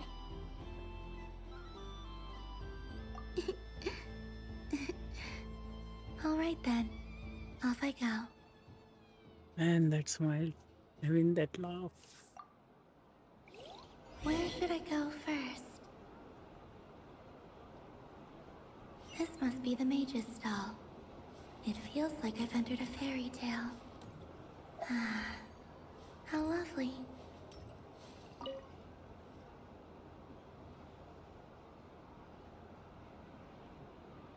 I wouldn't say it's unfair exactly. I mean, your voice goes right into people's heads. How would you explain that to the kids? You can't just explain it away as magic. Is something the matter? Ah, Miss Columbina! No, nothing you need to worry yourself about. Ah, impeccable timing. Stick around for a second, Miss Columbina.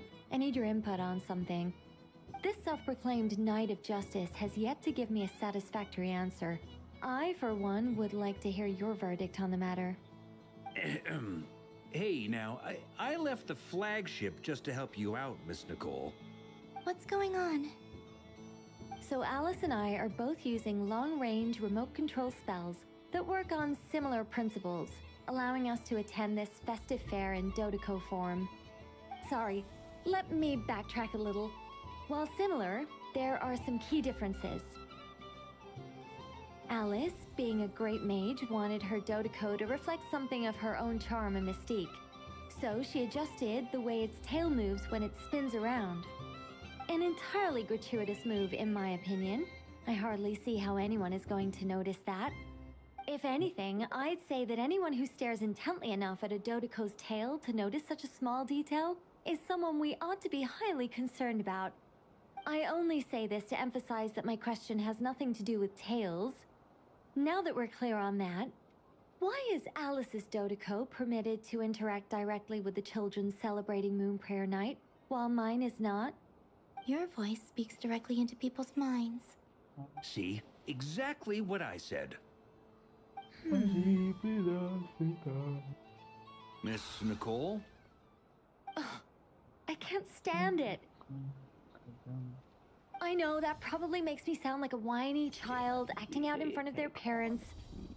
And it's a little embarrassing now that I think about it.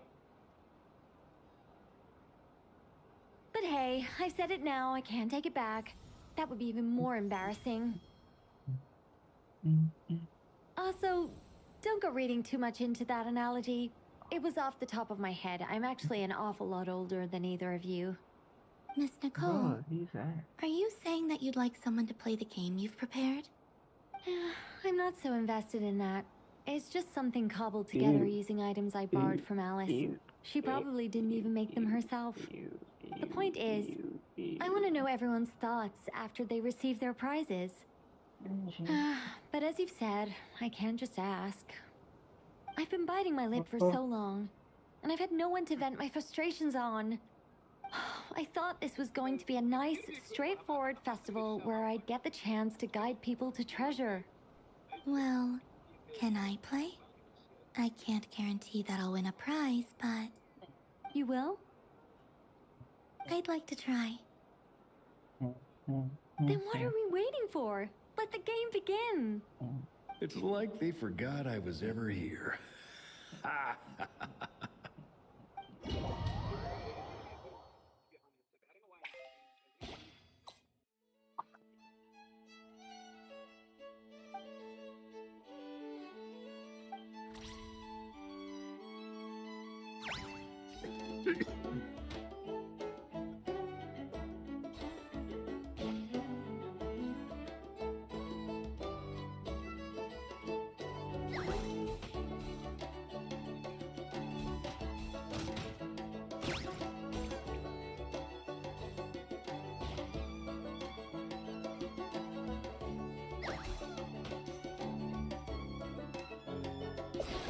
अरे किसको मार रहा है गोली? देख के तो मार। कुएं में गोली चला रहा है भाई।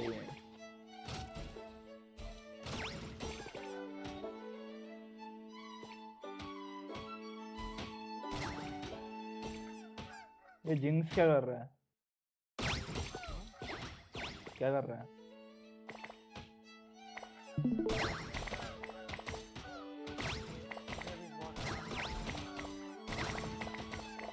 कर तो दिखा दिखा कौन सा बात?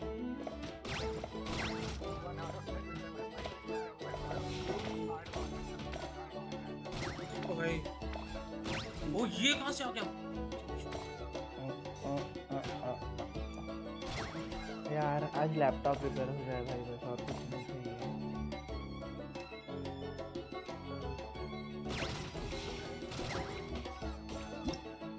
अच्छा, जो लेके जाना था वो फोड़ दिया क्या मैं?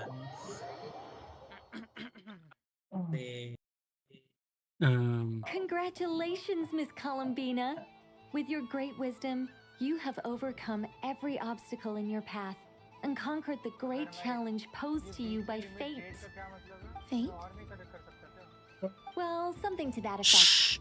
If you'd prefer something more poetic, it could be the icy winds or the dawn. Anything you like, really. You could even go with the challenge posed to you by Dodeko, if that's what you're into. Anyway, you can take or leave my suggestions. Moving on. All my hopes are now resting on this. Can I open it now? Stop teasing me. Please, I'm begging you. No more talk. Just open it. Wow. What a lovely sculpture. Classic and cute at the same time. Thank you, Miss Nicole. I'll always treasure it.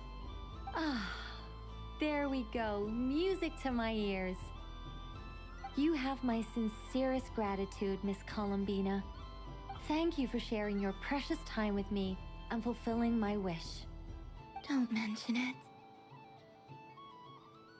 You've all done much to help me.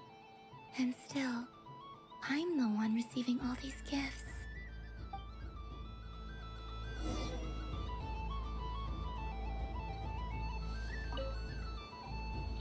A soft and furry creature that bounces and jumps. Welcome home, Moon Goddess. This one talks too. Allow me to introduce myself. I am a Dodeko from a distant archipelago, the most mischievous of all my Dodo brothers and Dodo sisters. When the going got tough, I powered through, and when I met obstacles, I boomed them away. That sounds like a lot of fun. Doesn't it just? Oh, but then the trouble started. Recently, I found a lovely beach, the same beautiful jelly color as my hometown, and so I dove in to have a look. Only to find it overgrown with seagrass and nasty little spiky fish everywhere, looking to turn me into a Dodeko kebab. I made it back to shore by the skin of my teeth, but my tail was sorely hurt. Couldn't you just boom them away? Oh, I wanted to, believe me.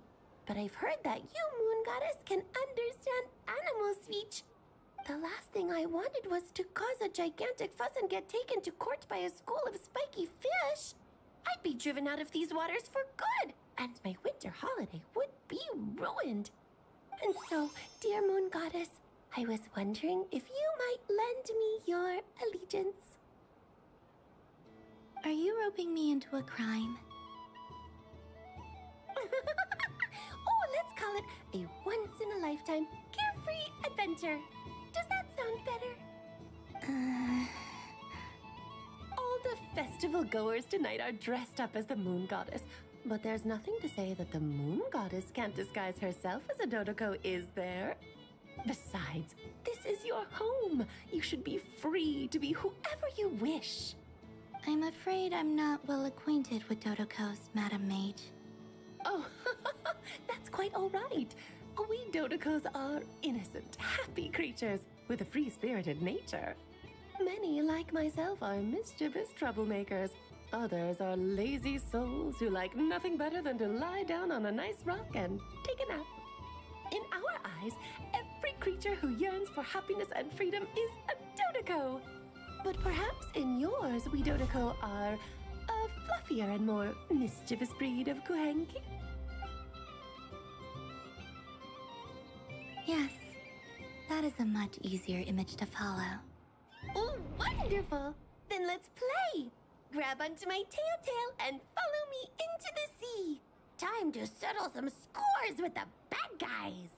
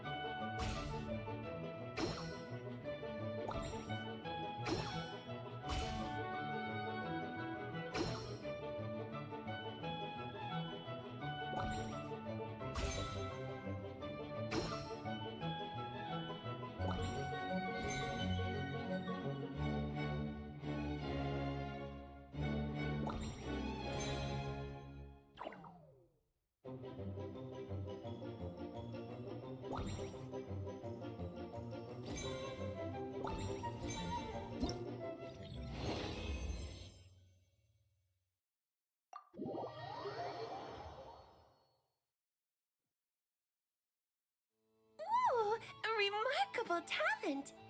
So, what do you make of it? The use of jumpy dumpties doesn't come as naturally to me as Kuvaki, but their unpredictability makes it fun. I think they call this novelty. Indeed. And how did it feel blowing those pesky nuisances away? Not bad. Any guilt? What do you mean? Oh, wonderful. Lovely answers to all 3 questions. You've passed the safety test. Now I can give this special bomb to you as a souvenir. Remember, if you find any meanies living on the moon, you can use this to boom them into oblivion. I will. She's giving a bomb to Columbina. He's giving a bomb to Columbina. Oh my god, no freaking me. Oh my god. Welcome home, Moon Goddess. Hey there, Baba. You're the genuine article. Alice was right. This moon prayer night was worth watching after all. Another one that talks. Greetings. Pleased to make your acquaintance. I am the Hexenzirkel member they call B. Barbeloth Trismegistus. Columbina Hyposelenia. Pleased to meet you too. Hyposelenia. A fine name indeed. Now then, Miss Columbina, do you wish to hear a mage's divination? Divination? The Frost Moon Scions used to ask me what would happen in the future. Is this like that? From the perspective of the one seeking answers, perhaps. As you look to your journey ahead, if you seek to understand the unknown, resolve your doubts, and soothe the confusion in your heart, divination could be for you. The unknowns on my journey. Of course, if one wishes to peer into fate, then hydromancy is the more precise option. But that is a complex affair, and to relegate that majestic art to the status of a festive amusement would seem somewhat uncouth. Besides, it is sometimes better to not know fate with great certainty. Hence, I shall use the suitably festive Luna Arcana to tell your fortune instead. It is more popular with the youth in any case. Lunar Arcana. Indeed. Unlike hydromancy, this will only display possibilities and trends. People like to think of themselves as creatures of agency and free will. Peering too far and too clearly into the future is detrimental to both body and soul. I'd like to give it a try. Of course you may. Come then, take a seat, Miss Columbina. Before we begin, are there any specific questions you would like to ask? Let's stick to general possibilities and trends, like you suggested. Ah, very well. Then I shall use the basic Lunar Arcana deck. Now, try to relax. Cast your mind upon the things you have experienced and the things you are soon to experience. I will shuffle the deck. Would you like to cut the cards yourself? You do it. No problem. Now then, to make things easier for the seeker, that is to say, you, I shall decipher the cards from your perspective.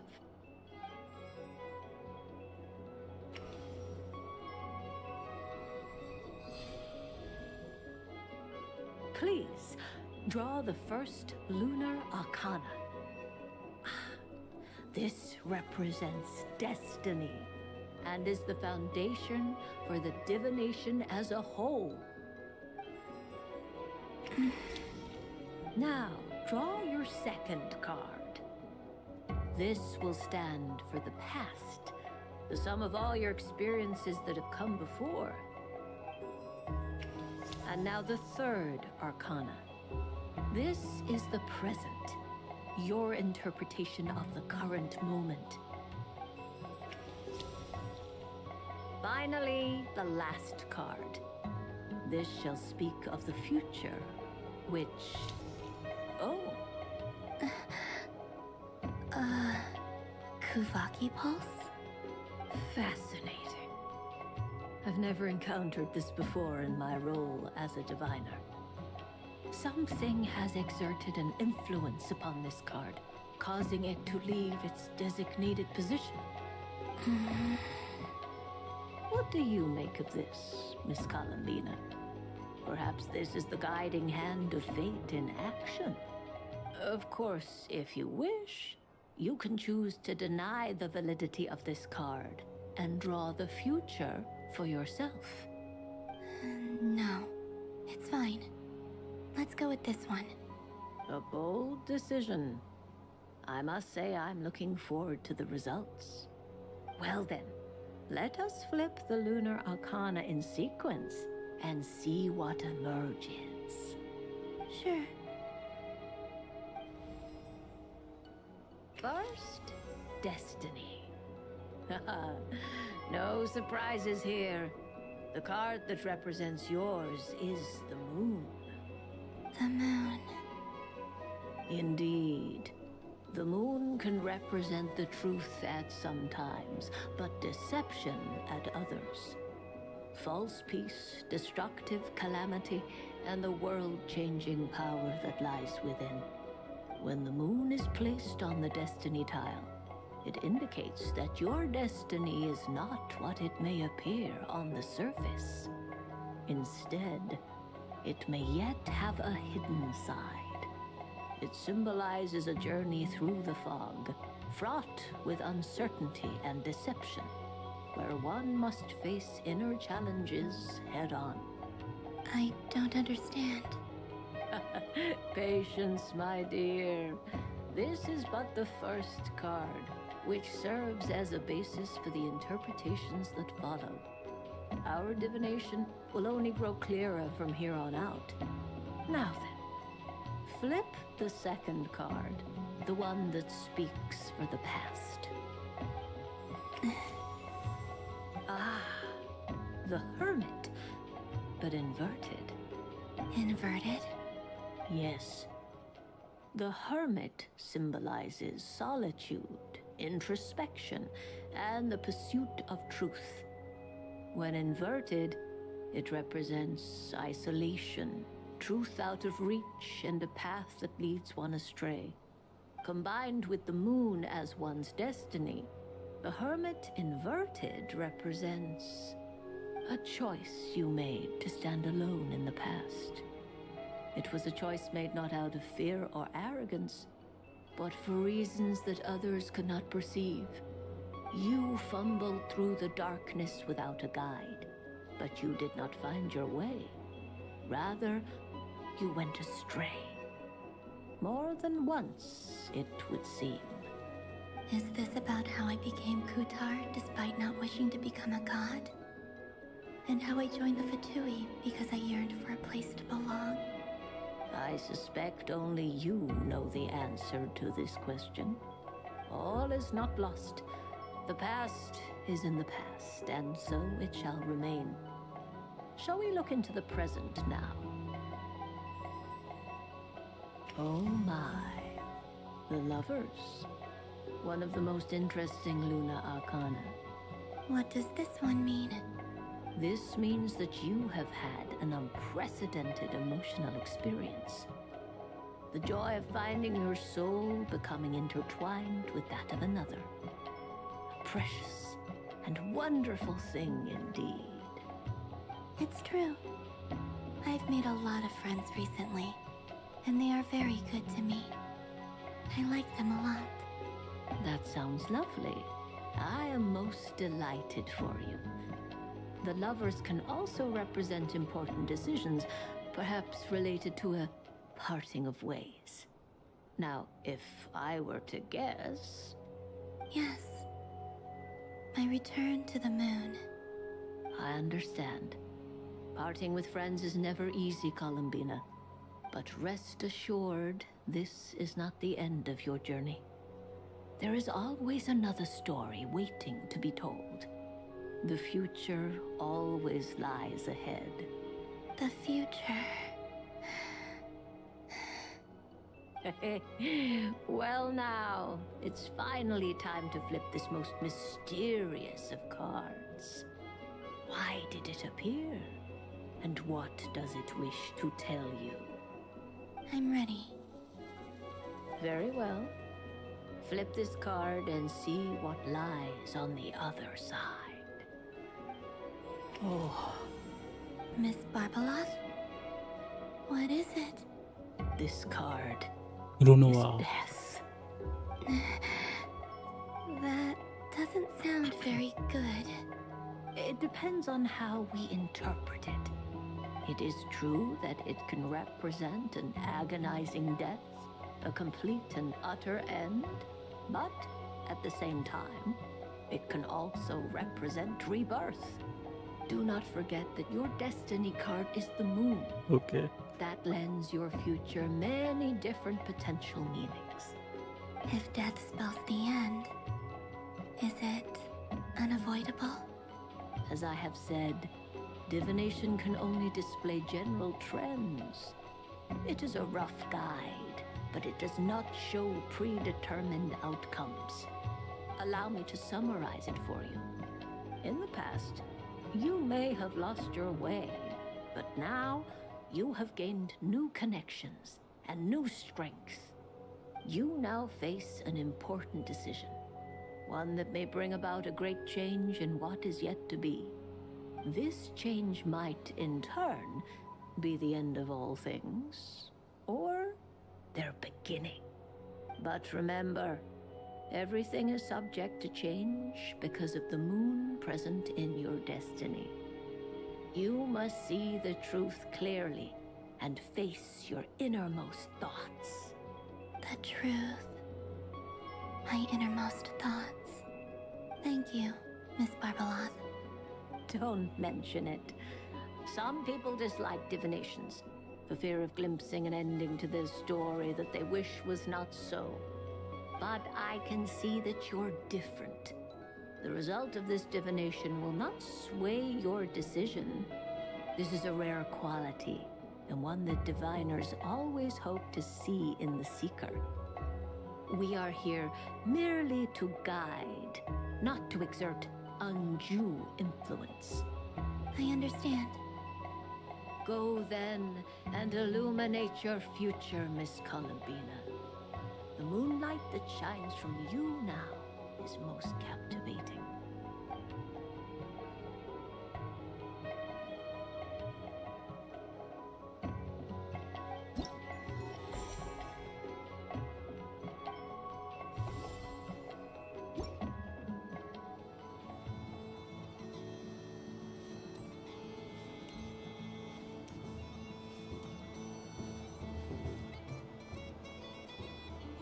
But I was aiming right at it. Aw, what a pity. I saw it with my own eyes. You were so close. So very close. That's not true. It dodged out of the way right as I was about to snag it. I'm sorry? You heard me. This paper frog can move. I swear.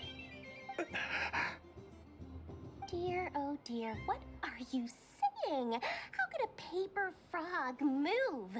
Unless you believe there really is magic in this world. But even if I, the mere humble merchant that I am, knew such magic, surely I would not use it on a paper frog. I'd sooner give Mora legs, so it could walk right into my purse. My dear, dear customer, why not have one more try? This time I'll give you 12% off. A very generous discount for one of my most regular customers. Just think about how much experience you have under your belt now. You're sure to win the next one. Darn, I used up all my coins. I'll be right back. Just gonna fetch some more from my house. Take your time, but don't take too long. The this event is Moon Prayer Night only. Miss it, and you'll have to wait a whole year before I'm back. Next customer, please. Welcome. She is just scamming all of them. Hello. Whoa, whoa! What's this big one doing over here? How do I tell my employees not to go running around this time? Shooting them a glance won't work. I haven't known them long enough. Dory? Why, hello there, Miss Columbina. Would you like to play my ring toss game? The rules are very simple, and it's easy to get the hang of. How much for a round? Oh, first time's free. Not a single mora. After that, well, we can cross that bridge if and when we come to it. But with your sharp eye, sharp skills, I'm sure you'll win all the prizes in one fell swoop. That was an obvious enough hint for them, right? Right?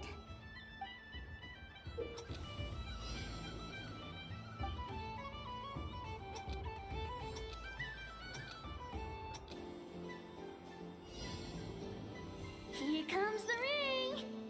Oh, peanuts.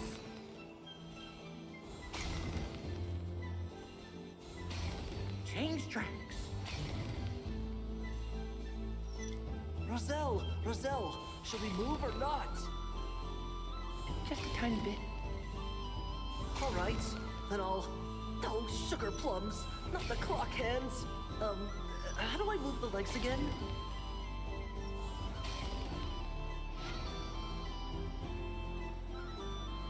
Let's see now. Let's see. Wow, very good. That's the highest score we've had all night. And here's your prize. Now, how about another round? As for the cost... Happy Moon Prayer Night, Miss Columbina. Happy Moon Prayer Night, Durin and Hat Guy. Are you here to play the game? Yes.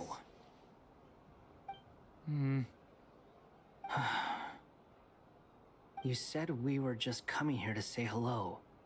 I did, but then I recognized a few more people as I got closer. Do my eyes deceive me? Is that... It's our little dragon! He's all grown up! Someone's popular. Well now, since you came all this way, why don't you try out this lovely game we have going? First try is free! He'll have a go. I'll pass. It's only one free try per customer. You can't give your try to him. I'm aware. How has Elder Almond been lately?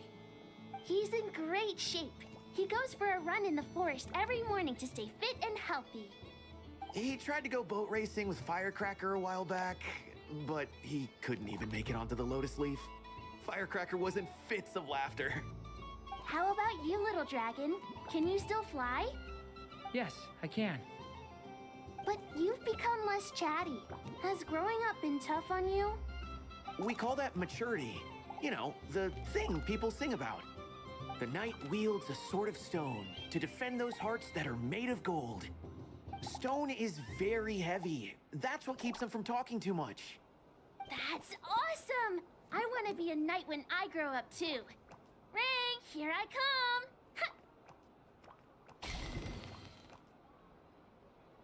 Oh, the hat-wearing man. I never thought I'd see you again. You seem more determined than when I saw you last on the train. If you say so. Oh, I do say so. The people you once helped see it clearly. It's because you are once again on the right track. May the engine in our hearts propel us to the station of our dreams. I can move! I can move now, Roselle! What are they doing? Running into the rings like that? You got them all so quickly! I've never seen anything like this in all my travels. Is this guy actually an old friend of theirs? But how? They're a fairy tale. Getting to know them would be quite an arduous task, unless they share a hometown? I have to get to the bottom of this. Next time I see the Great Mage Alice, I shall demand answers. Thank you, Dory. I had a lot of fun. Now for your prize. Where did I put it? Give me a moment to dig it out. Oh, sweet grand prize. How I wish I didn't have to let you go. Good thing I've already turned a profit from the customers earlier in the night. Otherwise, I'd have wasted all my hard work. Okay, I'm back. What? I leave for 2 seconds and someone's already claimed the grand prize? Oh, well, these things happen, you know? Perhaps you'd be interested in one of the other prizes instead. We've got all kinds of wonderful goodies here. Is this the thing you wanted? Here, you can have it. Huh? But... Don't worry about it. It will be happier with you. Oh, thanks so much, Miss. Moon Goddess. Oh, goodness gracious, Columbina. Give me strength. How am I supposed to make any more money from this child at this rate? Daddy, look! That's the game I was telling you about! Forget it. She is the Moon Goddess after all. I'll think of some other way to swing this.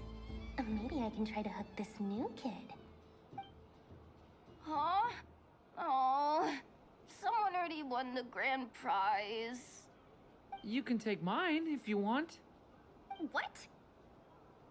Why? Why are all these bleeding hearts coming here to ruin my business? Happy Moon Prayer Night, everyone. Happy Moon Prayer Night.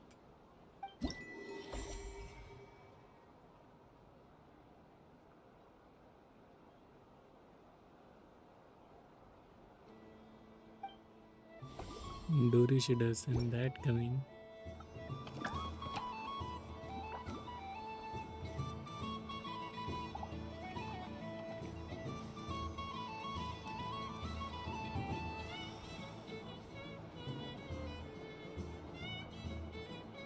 Dodoco's Whirligig! Come check out Dodoco's Whirligig! Ah, welcome home, Moon Goddess. Might I ask what this is?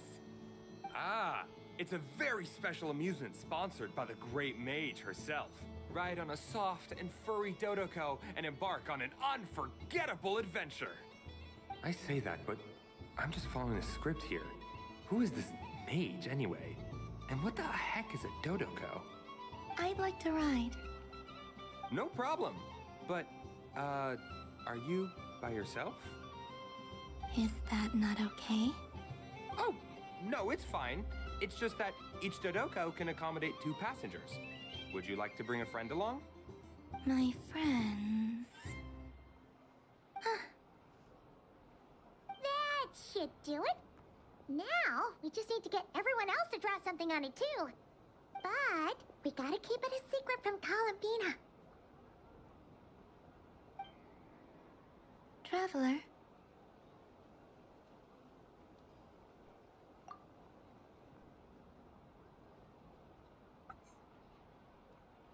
The surprise behind you.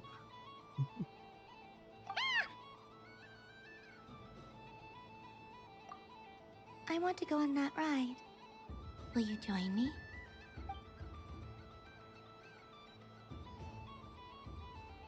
Let's go then. Don't worry. Paimon will do the rounds. You go have fun.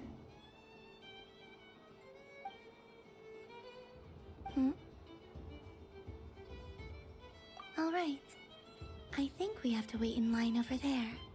Please take your seats. For safety reasons, you mustn't try to leave the ride before it comes to a complete stop. All right, you're all set. I wish you both a wonderful journey.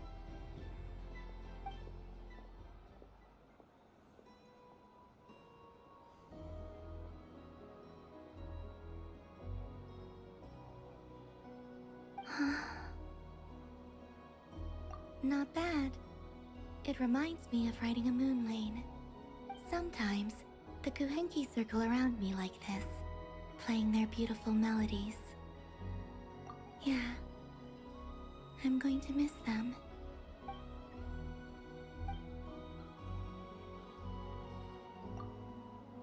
It does. I've felt scared in the past, too. But this is a little different. You know something? I got to see a lot of fascinating things during my disappearance. I saw how the Frost Moon Scions act around their families. So different than how they used to act in my presence. And I also saw how they interact with their friends. It made me curious at first. Why do people act so sincere when they're worshipping gods, but save their truest, warmest feelings for each other? Slowly, I came to realize that it's because they trust one another. They know, deep down, that they'll be accepted for who they are. All of it. The good and the bad. I know. I knew it the moment you started calling out my name. What I fear now is the end. I fear losing all this the very night I have gained it.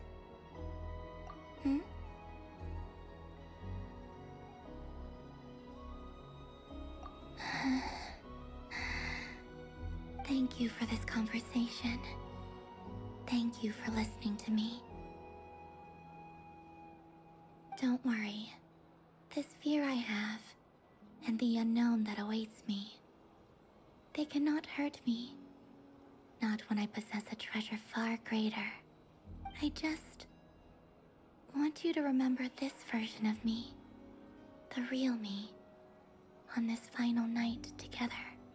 Dear passengers, Dodoko's awesome adventure has come to a close. Please leave in an orderly fashion, and we look forward to seeing you again in the future. Don't want the journey to end, huh? Don't worry, you two. There's always another adventure waiting just around the corner.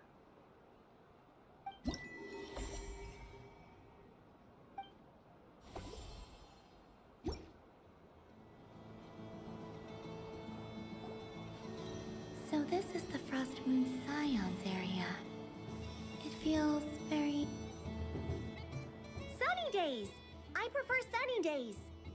Ah, well, you are as warm as the sun itself, Moon Goddess.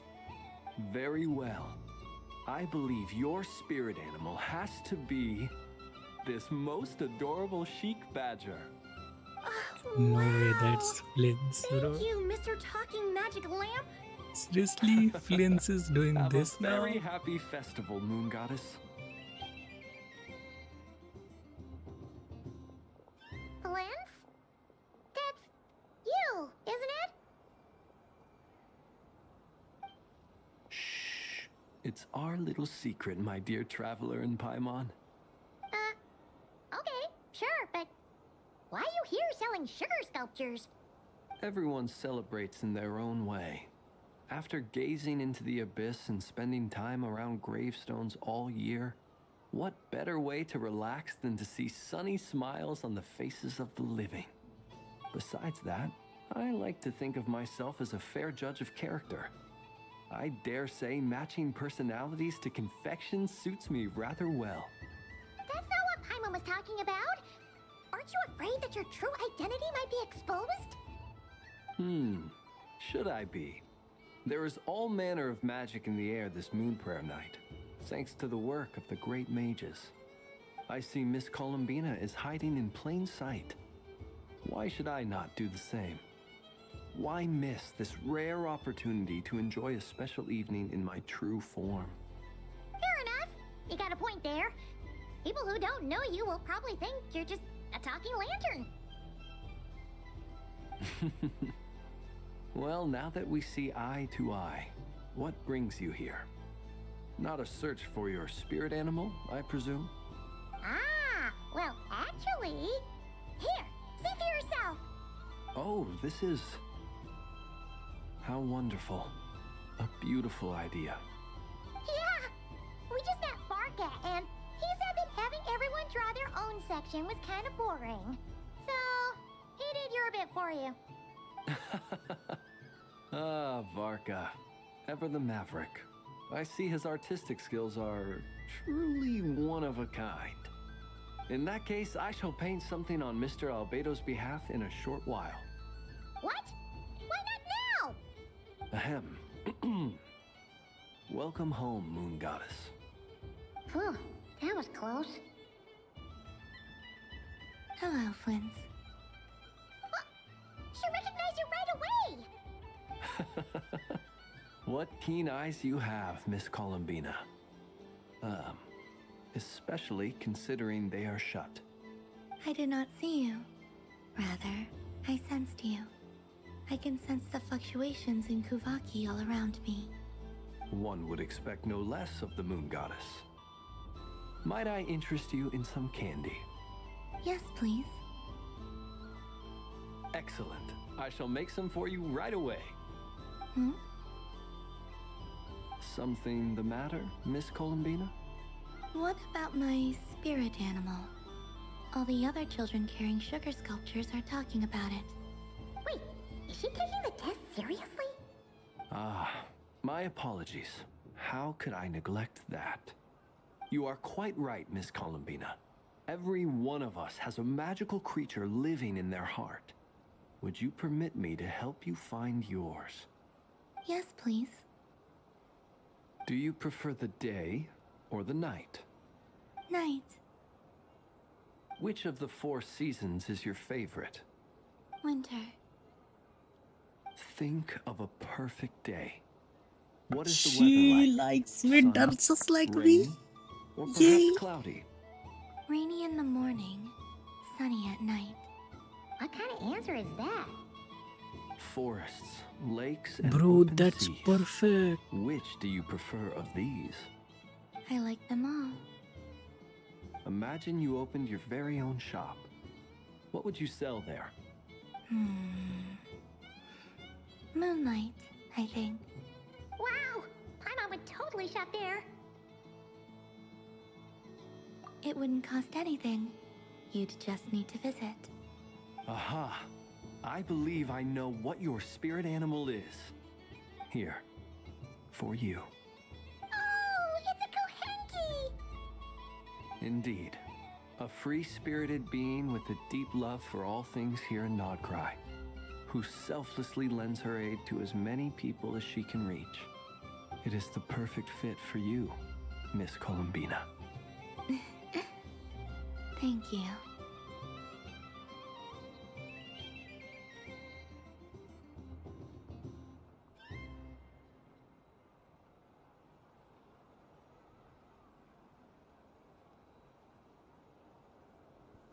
Her answers were so good.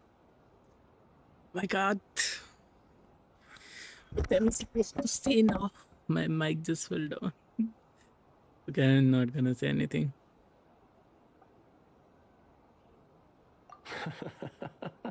It would be my honor. But you shall have to forgive me. We have known each other for quite some time. I doubt there is any answer I could give that would come as a surprise to you. So instead, would you accept this sugar sculpture as a token of our friendship? It's a lantern. Hey, why don't you two go enjoy your candy over there? Paimon wants to try out this spirit animal thing too. Right, Blitz? Come on, play ball. I got this drawing done. But I want to hear Paimon's answers. But it'll probably take ages. Paimon's a complex soul. And we don't want your candy to melt while you wait, huh? Oh. Okay then.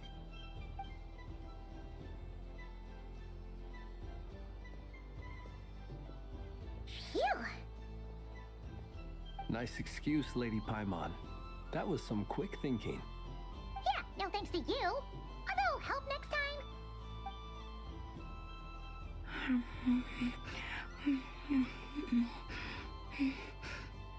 It's sweet. Is that Lockaberry? I wonder what flavor the traveler got. This way! This way! It's the candy-selling lantern!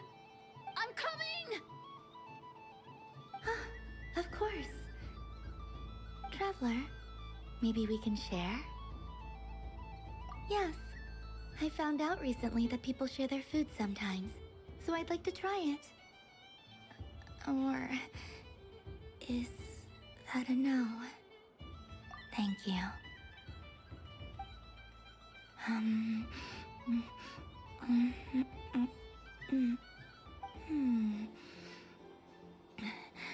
Yours is a little more sour than mine. Here, you try it. Amazing. My sugar sculpture has shrunk, yet my heart is filled with feelings of sweetness. I will remember this feeling. Sure.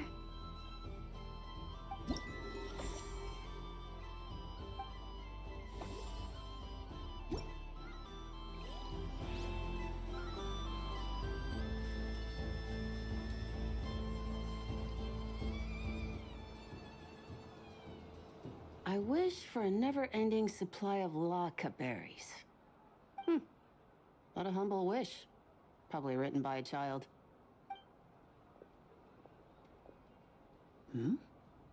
Is that Llama the Moon Chanter?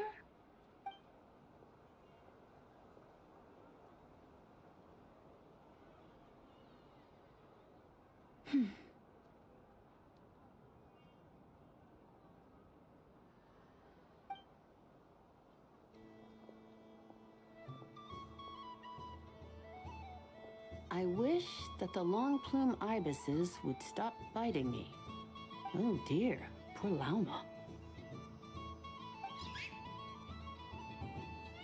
All right, I'll write that one down for you. I got it. While everyone else is celebrating Moon Prayer Night, you're as busy as ever. I don't mind. It's rewarding work. A good kind of busy. My antlers are at their heaviest tonight, and the Kuvaki waves are especially strong.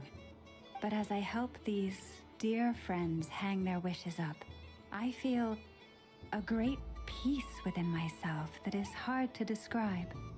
You see, they are all such beautiful wishes, and they are ones that we can fulfill by our own strength. Do you blame me, Llama? I want to hear your honest answer. It is by the help of so many people that I can return to the moon. But I feel as though I've hardly done anything in return. You've done plenty, Columbina. I say this in earnest, both as someone who knows your history, and also as a friend who has seen what you've been through. What about as a moon chanter? I feel proud to honor our moon goddess's wish. And I'm sure any moon chanter in history would have felt the same way. Thank you for your kind words, Llama. But... Since you asked for my honesty, I won't lie to you. My feelings are mixed right now. Besides pride, I also feel... I suppose it's a reluctance to let go. Once you return to the moon, we will be far apart and separated by a false sky. I'm sure those of us left behind will gaze up at that sky, yearning for the moon once in a while, just as you used to do. I will miss you, Llama. I will miss you all. I hope to stay in touch.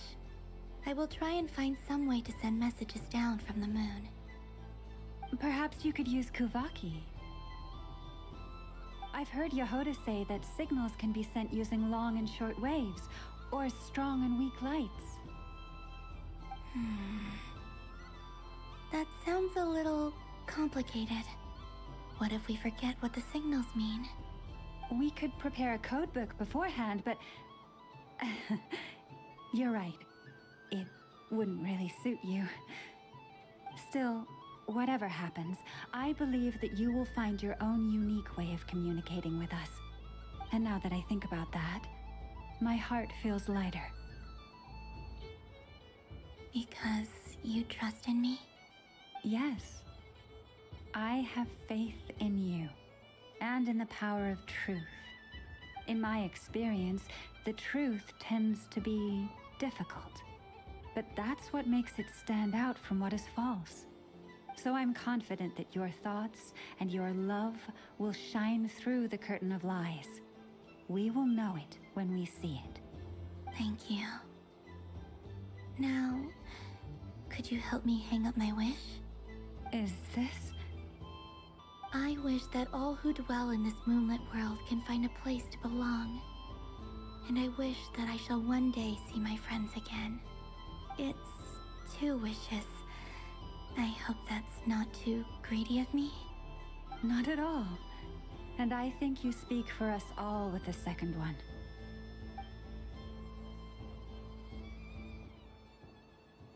I shall continue to pray until the day that all of these wishes come true.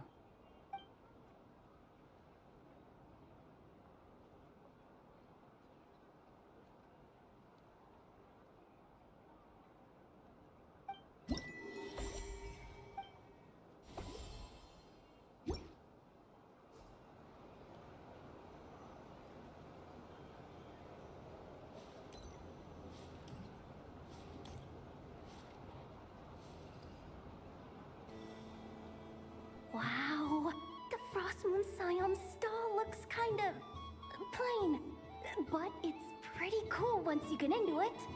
I don't go to Hisi Island much, but it's got that, like, old world cultural feel. And if culture means we get more festivals, I'm all for it! Hello, Yahoda. Columbine? Hello, Moon Goddess? That was too close. I almost gave the game away in front of the staff. Oh, wait, what's the deal with her shoes? They don't make a sound when she walks. I could do with a pair of those. Do you like balloons too? Balloons? Oh, you mean those? What's so fun about balloons? I'm not a kid anymore. They're probably more up Aino's alley. Yes. The animals seem very curious about these strange flying objects. I was drawn here by their voices. I recently learned a fun new game you can play with balloons, so I decided to come and give it a try. A new game?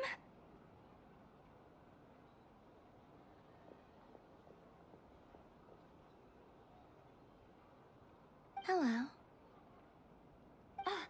Welcome home, Moon Goddess.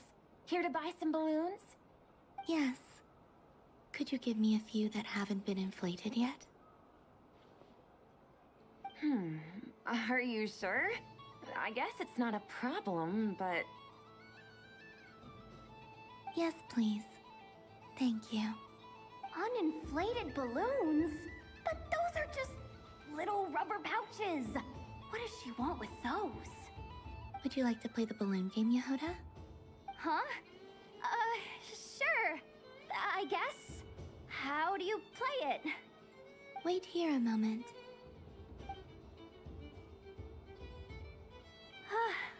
Oh. This is so weird.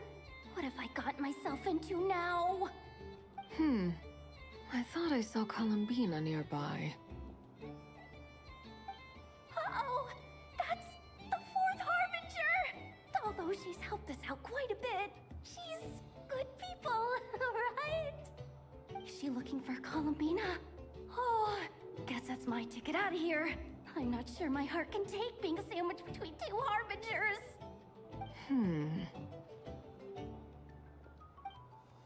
Which stall is she checking out? Oh, it's that other Frost Moon Scions one. Try on the headgear, see what it's like having antlers or animal ears for a day. I wouldn't be caught dead wearing that stuff. So embarrassing. I have enough gear to carry as it is. Wait, what? She put it on? Oh my god. How peculiar. This would take some getting used to. I wonder if this is what it's like for Lynette.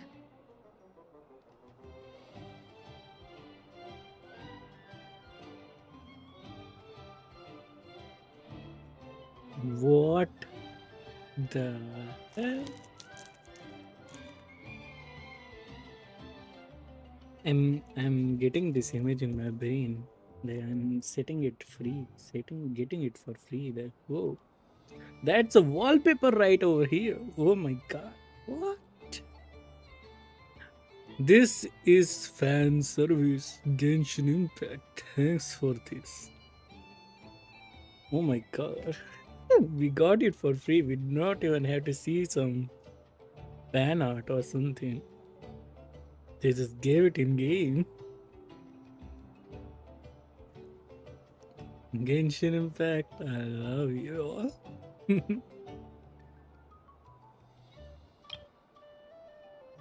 It really suits you, ma'am. What is this? She was so intimidating a moment ago, but now, dang, she's really rocking those ears. How does she make them look so cool? I suppose I may as well keep them on for now. All part of the festive experience. She's coming this way. How do you do, Miss Yehoda? Oh, jeez. Don't talk to me while wearing that thing. Where am I supposed to look? Oh, hey there. I'm looking for Columbina. Have you seen her? She just... Huh?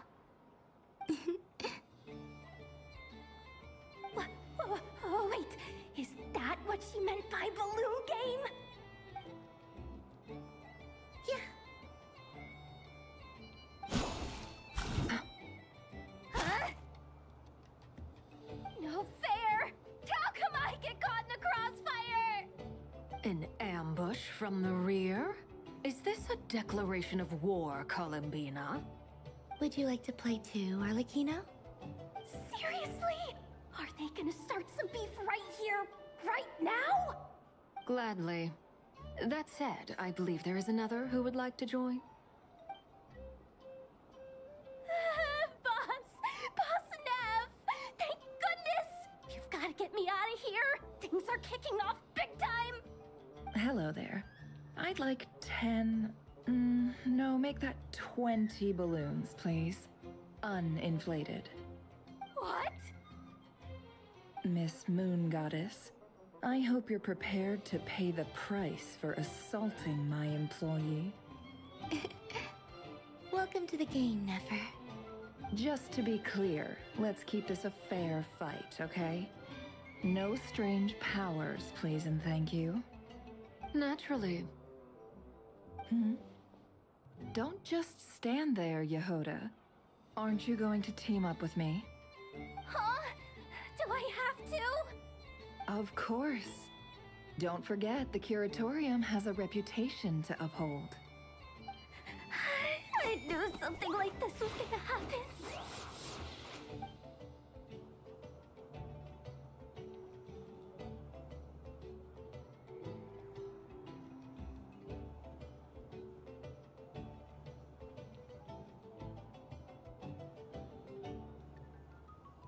Bro, not gonna lie.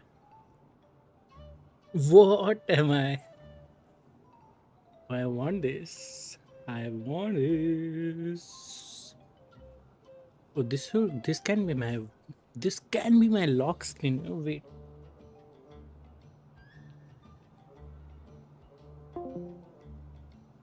I was getting the Discord thingy. Discord thingy again. Leave already. We're good.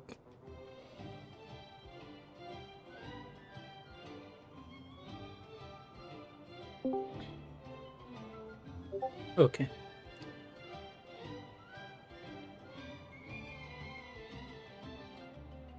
Genshin Impact. Always good with it. I got lock screen. I got the wallpapers. Oh my god.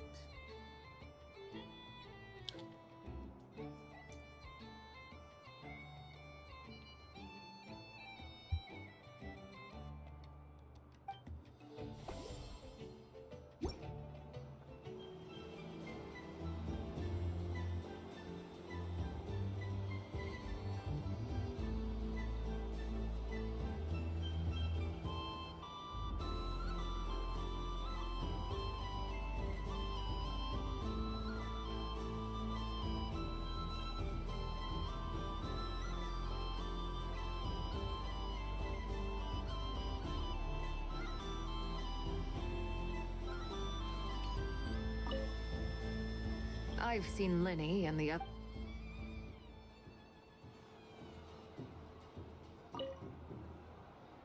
Welcome home, Moon Goddess. Would you like to try on some animal-themed headwear? I always hear Llama saying how heavy her antlers are. I wonder how it feels. Let me give it a try. Oh my! It really suits you. It's a little itchy, and it's hard to turn my head. Should I keep wearing it? How does this look? How does this look? How does this look? How does this look?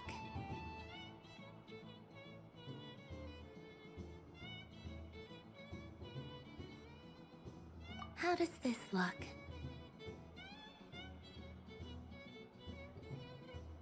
How does this look? How does this look?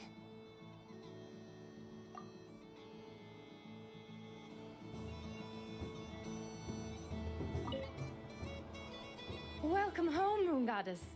Would you like to try on some animal-themed headwear? Which one should I try? Should I keep wearing it? I thought I could buy them, but I cannot.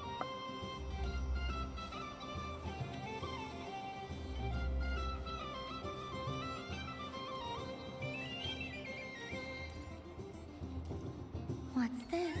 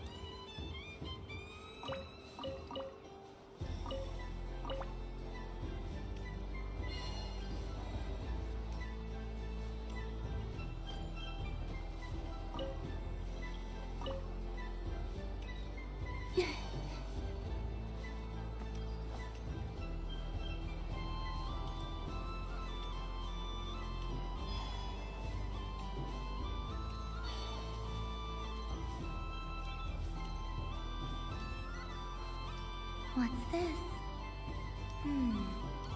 Should I give it a try?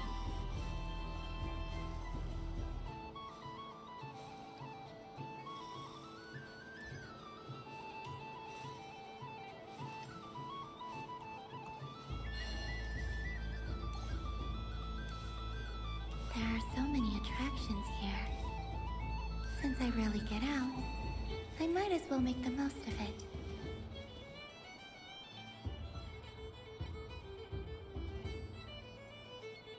Well, look who it is. I heard someone went and disappeared on us the moment we let her out of our sight. They looked all over for you.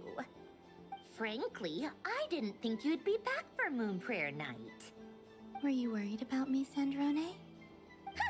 You would like that, wouldn't you? Do you even hear what you're saying? It seems to me like you disguised yourself with festive headgear, just so that you could come see me on Moon Prayer Night and make sure I'm okay. You didn't even bring Polonia with you. You? I thought you couldn't see. I cannot. But I sense the confusion of those around us rippling through the Kuvaki currents. Based on what I know about you, let me guess what you're wearing. Is it cat ears? Shut up! I'm only here to protect the Fatui's interest in this territory. Running into you was pure bad luck. Really? But you were the one who asked Arlecchino to help everyone find my name. Columbina! Ugh! Just one more word, and I'll unscrew your vocal cords. It's Columbina hyposelenia now. Tell someone who cares. I've missed you, Sandrone. The whole time I was gone, I was thinking. I hope I get a chance to say some ugly words to you. Is that supposed to be a joke? Anyway, let's go play that game. What? You mean that frostfin whale? Yes. It's some kind of game where you get bitten if you step on the wrong tooth. Seems like fun. Who in their right mind would wanna? Because you're not a scaredy cat. Fine! You wanna play? Let's play. Don't complain when I kick your sorry butt. Lovely. You old geezer! I'm gonna beat the pants off you! Just you watch! I almost forgot. Sandrone? What is it now? You'd better not lose, or I'm going to beat your head in. What? Allow me to demonstrate since I'm feeling so nice. You just step on the teeth, like this.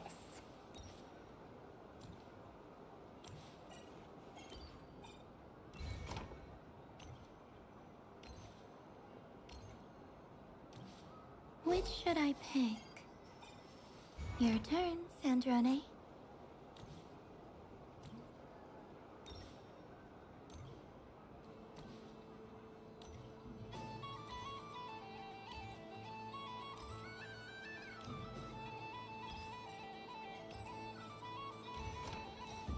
Don't come crying to me if you get bitten.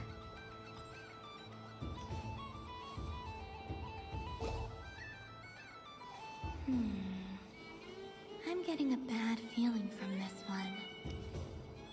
Sensing Kuvaki there are less and less teeth remaining.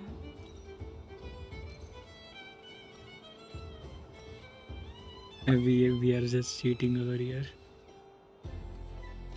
Sorry, Sandrone. Huh? What's that noise?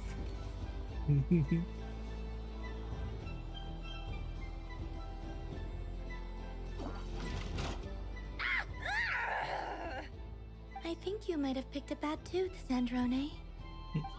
Shut it! Do you need any help?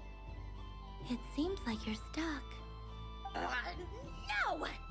It's just a blasted toy! How is its grip this strong? Stop laughing! All right. Well, you lost. So just like I promised. Hey! What are you doing? Are you seriously? Hiya! Why, you... Oh, just you wait! Rematch! Are you all right, Sandrone? That was quite a strong bite. Are your clockwork parts? Quit your fussing! I don't need it! All right. I'll go first this time.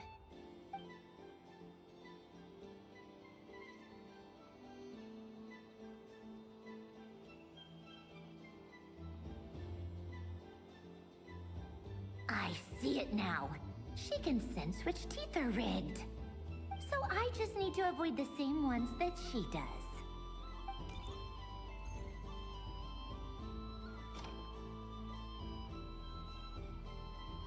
This one... Seems fine. She avoided that one then? Now I've got you. All right, my turn.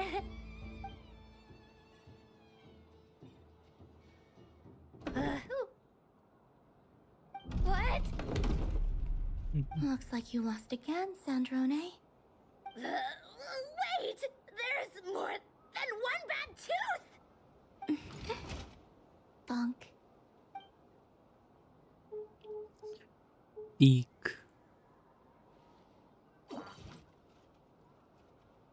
Peak. Seriously, peak. Stupid game! What idiot came up with this? Are you alright, Sandrone? You said some nasty things just now. Oh, I'm peachy. Should I let you bonk me on the head as well? Nah, forget it. Come on, bonk away. It can be your consolation prize for losing so badly. I told you, forget it! Gah, you've always been so annoying. Singing right outside my door, inviting yourself to my tea parties, going AWOL. And now you're off to the moon or something. Of all my days with the Fatui, the times I spent with you, Arlecchino, and Rosaline, they were my favorite. I will not forget them. Just as I shall not forget this moment.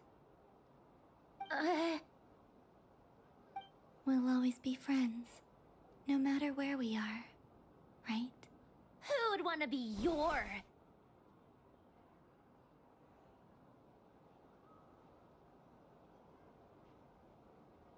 I'll miss you, Sandrone.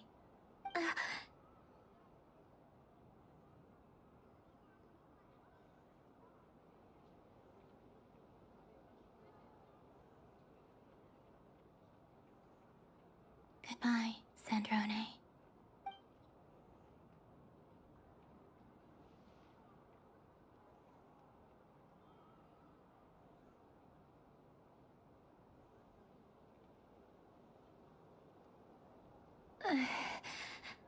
I'll miss you too, Columbina. Sorry, what was that? Yeesh! No need to freak out. What's wrong? We've been looking everywhere for you. What do you want? Oh, nice ears.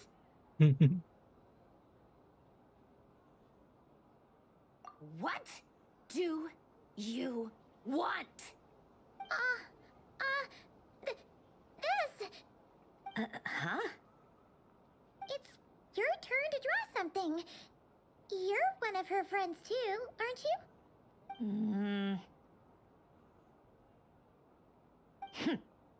Doesn't know how lucky she is. Sorry? Nothing. I'm done. Take it. Oh, that was fast.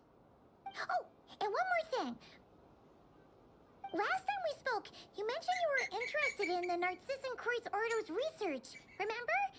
There were too many people when we last met, so we didn't get the chance to do this. What are you talking about?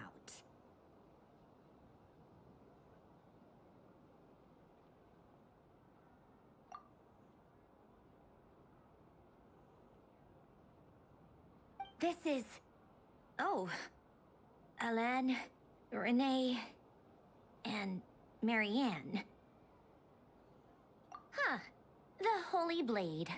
A savior's plaything. It's not about whether I approve or not. These people, they would sacrifice themselves for the sake of the world. Especially Alain Guillotin and Renee. That is something I would never choose to do. Still, I didn't know they had any pictures left from that time. If I'd have thought to bring a camera, I'd have... What? Yeah, of you being bitten by the frostfin whale and Columbina bonking you on the head. Tear it up, now! I just like how Sandrone is, bro. Yeah, bro, it's a bonk, but not wonk.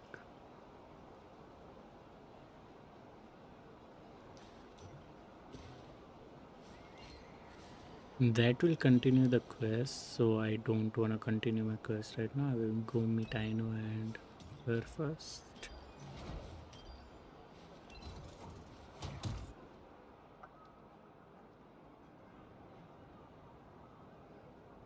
Okay, she's annoyed, How am I but losing every single that time? looks good. Wait, Inefa, you're cheating, aren't you?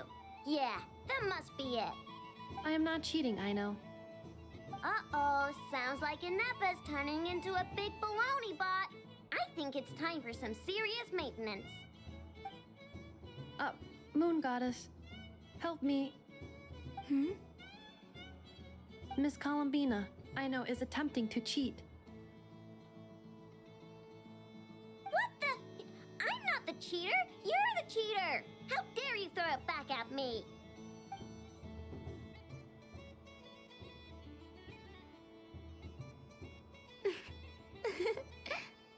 All right, fine. Let's all laugh at I know. Just you wait till I get home, because I'm gonna make a game bot that can win 100% of the time. Let's see you laugh when I come back and beat your butts. You'll all have your heads covered in stickers when I'm through with you. We came to check everything was okay after all that yelling, but,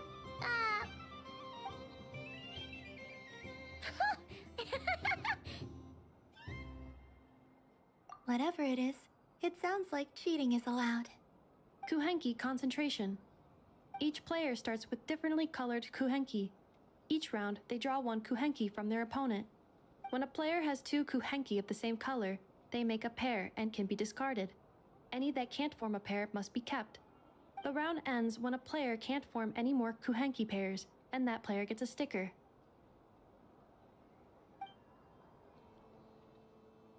ooh, can 4 people play as well? That is fine, so long as the turn order is fixed beforehand. Alrighty then. In that case, the 2 of us will join as one team. Okay, but if you lose, you're both getting stickered. I don't want to hear any excuses. Sure. And if we win? If you win, only one of you gets to sticker someone else. I have taken to calling this. I know logic. Hey, lay off me, all right?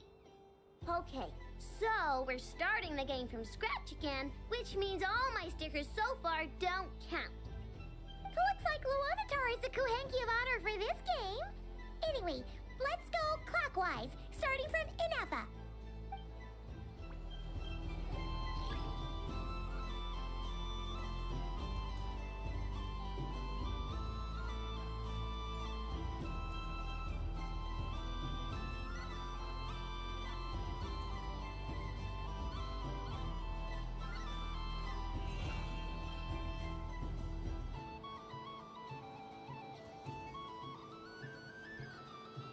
Nice! That's a pair!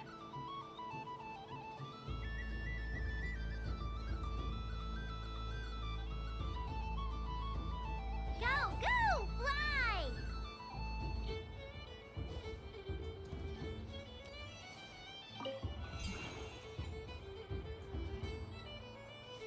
Go on.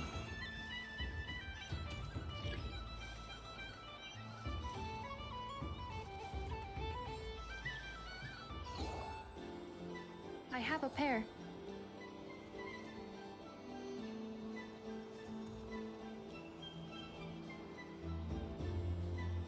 Uh-oh!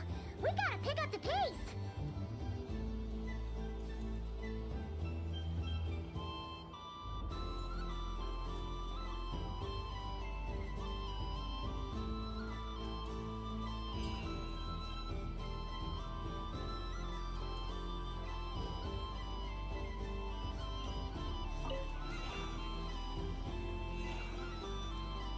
I win.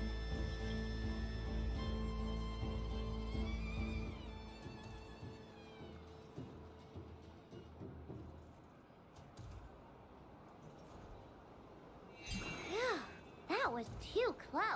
I thought I was gonna lose. Good luck, everyone. Aw, we're out!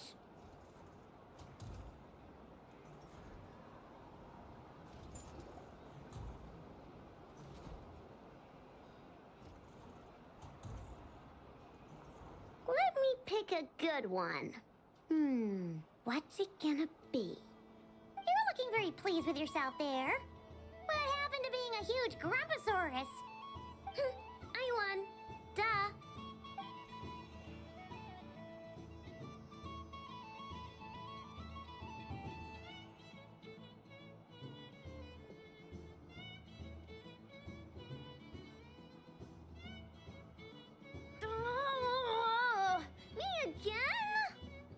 fidget too much, I know, or the sticker's going to fall off. I don't care. If it falls off, it falls off. If a pair of Kuhengi get discarded, why not a pair of stickers? Huh? Huh?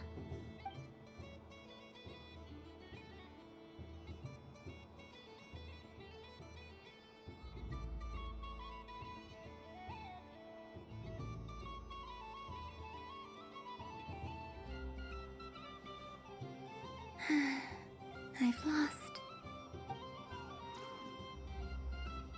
Sticker, sticker, sticker!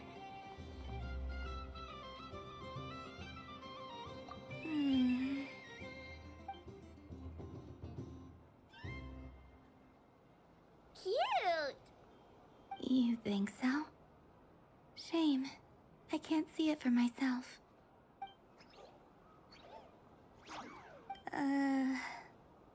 What did Luanatar say? She said it looks so cute that she wants me to lose a few more rounds.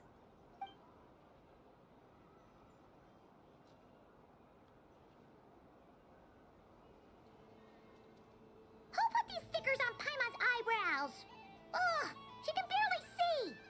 All right, now, I think we got enough evidence to prove that there's a serious problem here.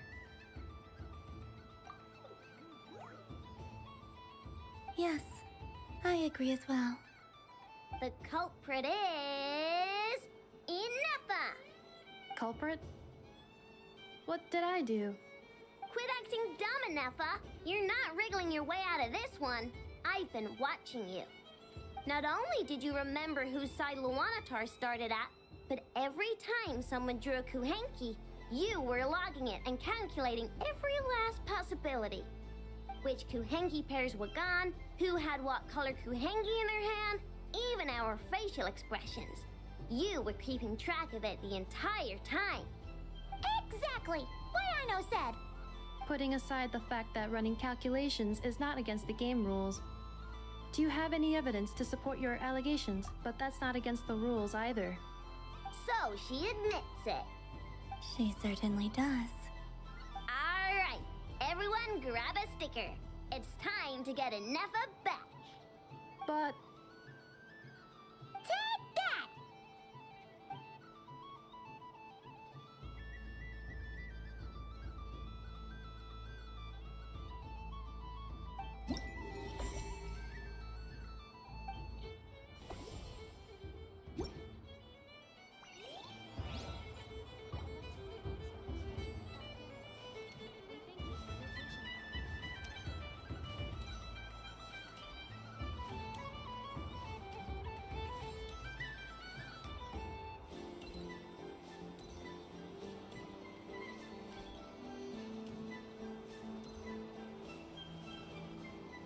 Moon Prayer Candy! Beautiful, tasty Moon Prayer Candy!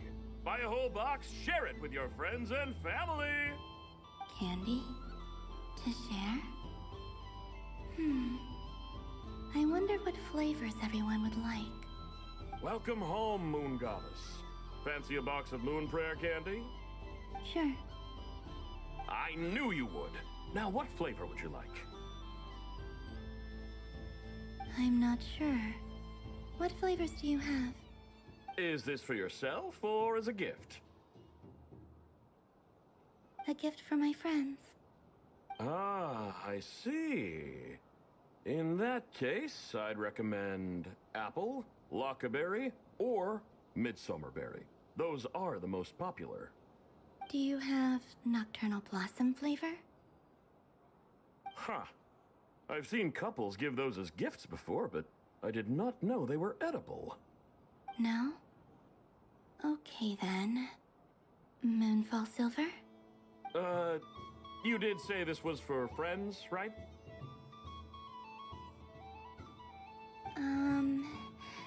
Maybe Smetana then. Hey, now that's a creative idea! I've never tried it before, but if you're happy to wait, I can see about whipping up a batch on the spot. While we're at it, you got any other ideas?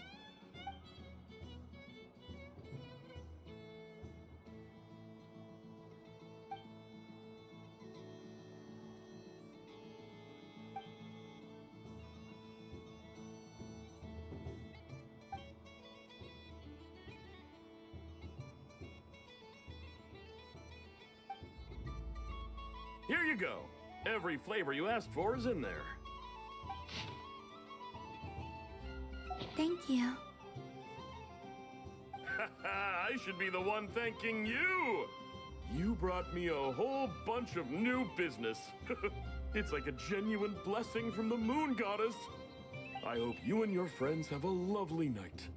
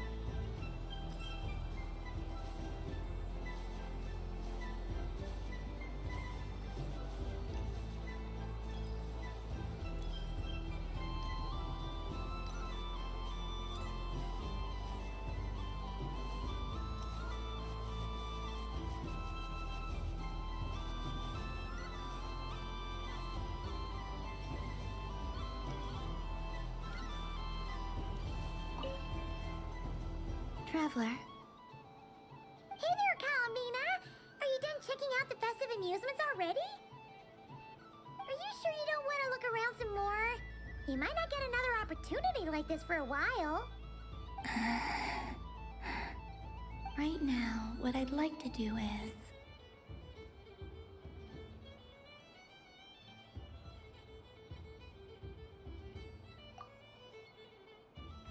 Oh! Candy for us? Thanks a bunch, Columbina! Don't mind if we do! Whoa! This one's intense! But it's so tasty! What about you, Traveler? How does yours taste? Oh, sounds good! I'm drooling now! Are there any more Smetana candies in the box? Yes, I believe so. Okay, gotcha! Let's see...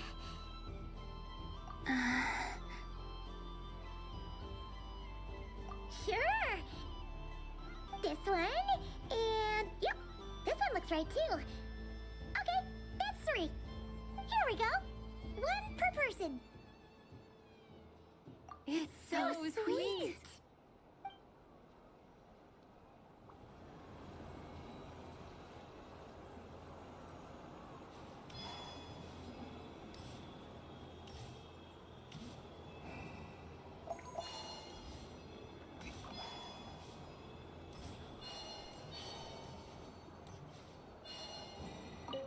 Yes. May every... Why, thank you. Don't mind if I do. Oh, my. It's so sweet. I'm so accustomed to plain, simple meals that this sweet treat is quite a shock to the senses. But I savor this moment in its entirety because it tastes like true friendship.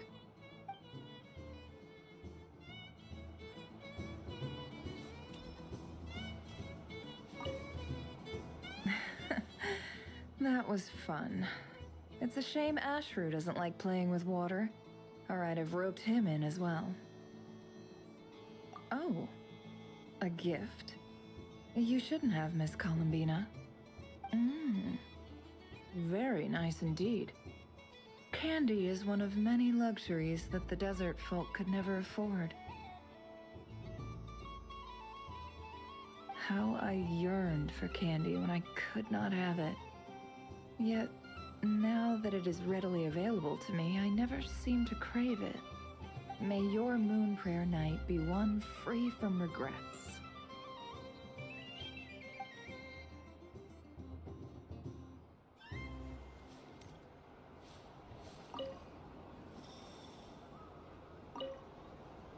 I've seen Linny and the other children play this game before.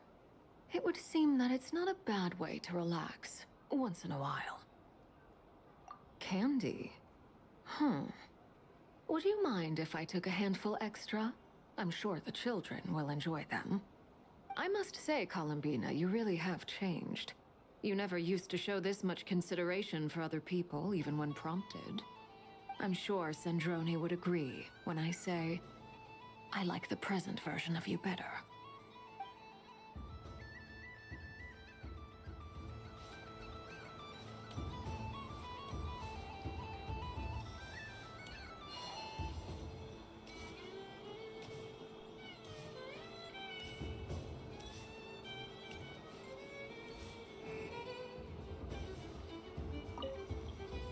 What's there to see on that moon anyway? Let her go up there and cry alone.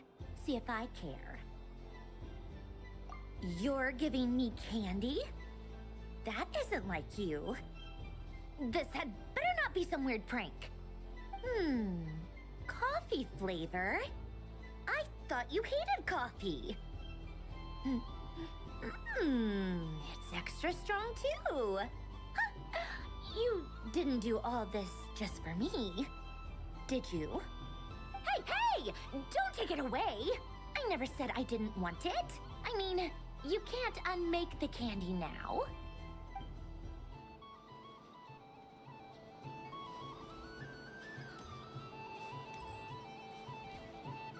The robot show will now begin.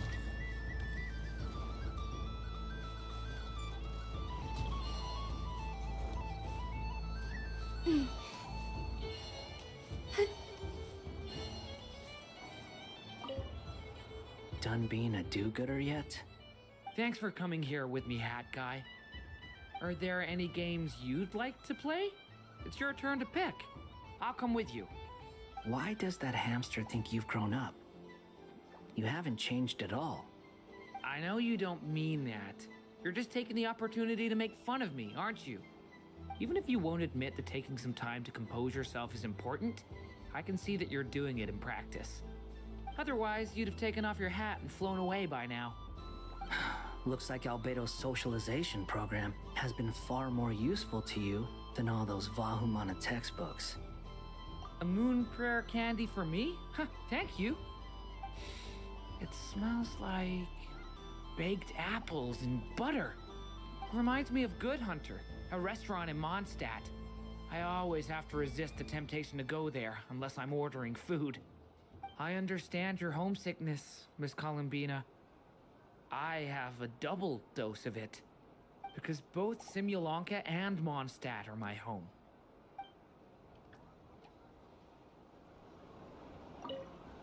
Done being a Thanks for coming here. Are there any... Why does that happen? I know you don't... Even if you wanted... Otherwise, you'd...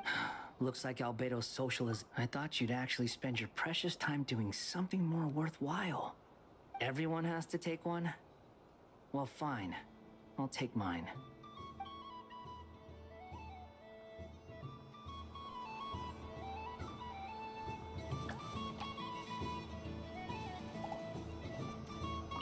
If all the prizes are gone, I might as well close up shop for the day. But you haven't had your fill of fun yet, right? So the next time a customer shows up, you're going to have to run faster, all right? And remember, run out of the rings, not into them. Oh, a gift for me? Lord Sangamabe really is going up in the world. Wow, candy from the moon goddess herself. If I pack this up... No, what am I saying? Box this up in exquisite gift boxes? Yes, I can make a fortune! Maybe I don't even need to go to all that trouble. Any old boxes will do. I just need to tell my customers that this candy is blessed by the moon goddess. goddess. Yeah, that ought to do it. Sounds like a plan. Time to have Irwa earn his keep when I get back.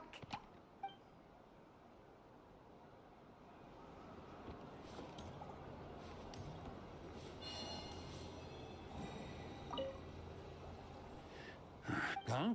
Albedo? This sketch is for you, Grandmaster.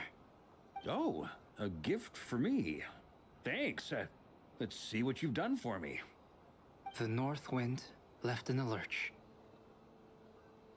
Ooh, I get one too?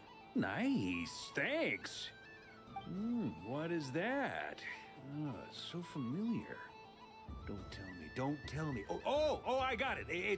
It's like the candy jar dropped into a vat of today's boon. Seems I'm a proud recipient of today's Feast of the Moon, huh?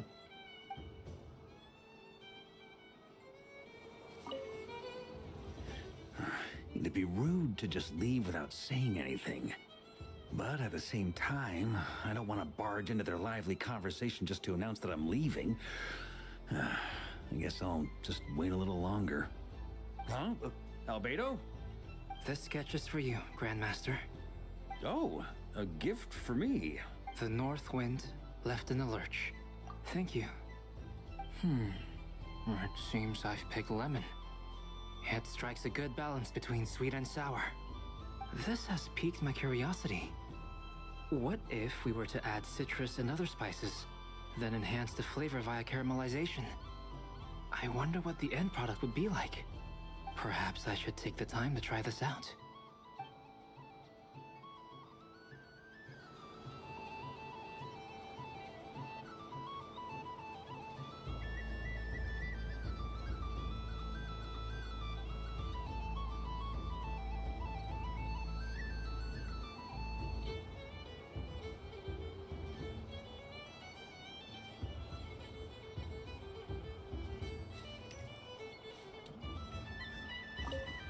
Another round of fish blast? Of bye-bye, bad fishies! Oh, bless my fluffy tail! Dodoko has never seen candy shaped quite like this before. Why, it shines like a lovely crystal. Let the feasting begin! Oh, sweet as a tomato bathed in sunlight. Thank you very much. You truly are a friend to the Dodoko. Please share the rest with other people. I am sure everyone will fall in love with the taste of pure joy.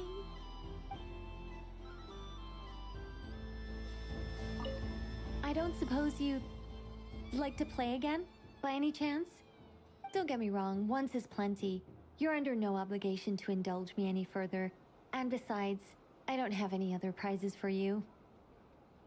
Oh, I love the color of this wrapping paper. But the bow on that one is just so perfect. Oh, this is a tough choice. I know the wrapping paper doesn't affect the flavor, but it does set the first impression, which can influence your mood as you eat it. And actually, that does affect the flavor. I have to listen to my heart and pick the one that I can really build a bond with. It's the only way to eat candy. Oh, but look at the shape of this one. How lovely. This choice is getting harder and harder.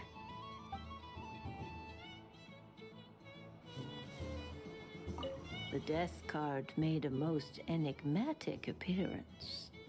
The moon for which Miss Columbina is bound, I fear. Fretting is of no avail. I will have a chat. You're such a polite child, Miss Columbina. But we elders have already partaken of our fair share of stories in this world. Enjoying candy, keeping up with the hip and groovy trends of the day. These things should be left to youngsters like you. I hope you don't misunderstand me. I do not intend to lecture you or reject your kindness. It is simply that the mere sight of this candy is starting to give me a toothache. Hello. Your name is Lo-Fi. I cannot say anything to you.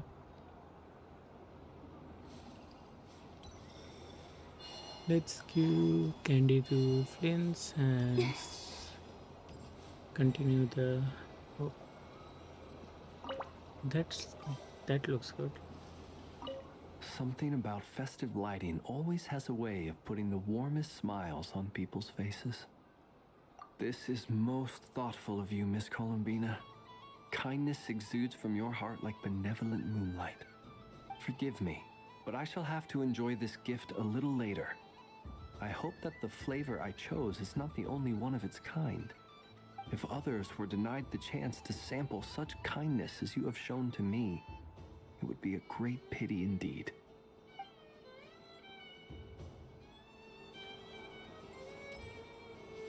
Oh, I forgot to give one to Yehoda. I just had a water fight with two Fatui Harbingers. Pretty scary, but also surprisingly fun. Aw, man, this feels kinda wrong. Like, shouldn't we be the ones giving you candy rather than the other way around? I guess I'll just take one. What flavor is that? It tastes like getting a mouthful of muddy grass. After being rear-ended by a blunt-horn rhino, then face-planting the ground. I'll never get this taste out of my mouth. She got the worst one. Delicious. Can I use white tassel for Flint's? I don't think so.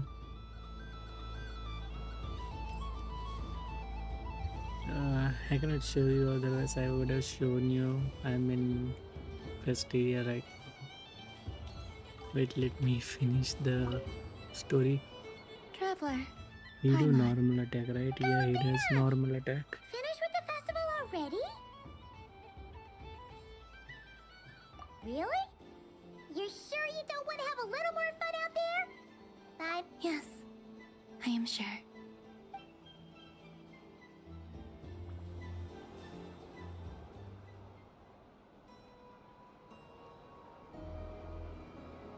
This was the most fun I've ever had on a moon prayer night. If you wanna ask anything, ask away, okay? I would say like his kit is like you use his skill, then do normal attack, and while doing normal attack you can also burst with his normal attack. Okay, like his skill changes his burst. Okay, he has two types of burst. One, a burst normal one, and there's a burst after the skill one. I would suggest you using him the second way, the skill burst thingy, where you can use him like, you know, to deal crazy amount of damage. Everywhere I went, people were saying, "Welcome home," and there were friends at every turn. I only wish it could last longer than one night.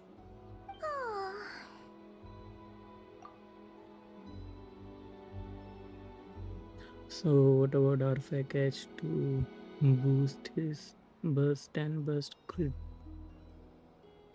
His, I would say it's his burst. It's not his like actual burst damage. It's his skill burst damage that matters a lot. But I will tell you.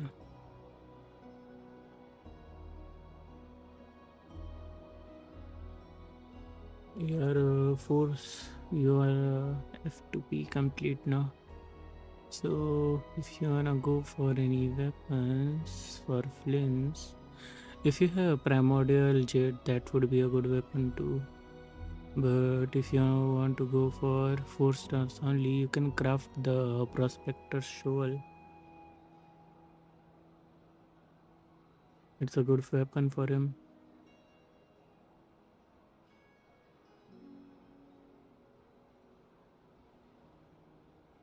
You can craft it in Nordcry. It's a craftable weapon. A 4 star. Of course. If not that, then I think the gacha weapons are good, but I think if you have the event weapon, missive wind spear was it? Yeah, that would be a good one too. But I'd say prospector's shovel is best if you're going for 4-star. It would be the best 4-star. Otherwise, I would say the in 5-star if you have his main weapon, then okay. If you have primordial jet, that would be a good weapon.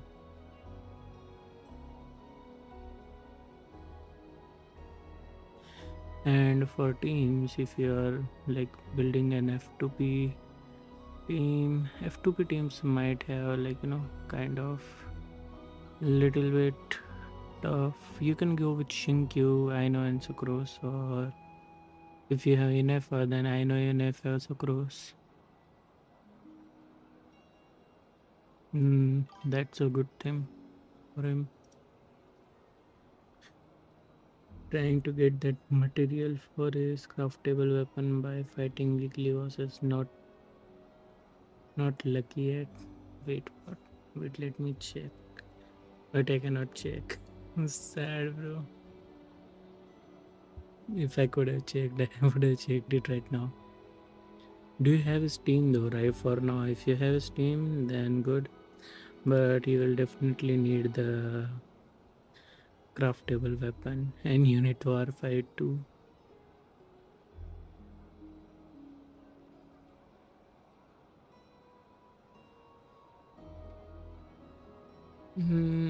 You can. I think you must have this. What do you say? If you pull for Flames, you already got. I know I can say that much. Then Flames, Shinkyo, I know, and Sucrose is a good team. You can use that team. For now, it's Flames, I know, Sucrose, and Fisher. You are using Fisher. Okay, I think Fisher is okay too. She's a sub DPS for, Yeah, you can go for Fisher too. I was going with Shinkyu for sub DPS, but you can go official for sub DPS.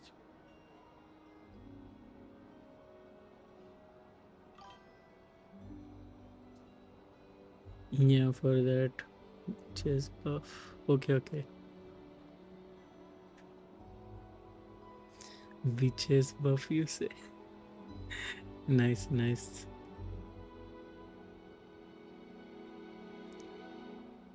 You can join my Discord if you want to, if you want to build him good. I can help you with it when I'm done with my story. So when I'm done with my story, I can help you with it.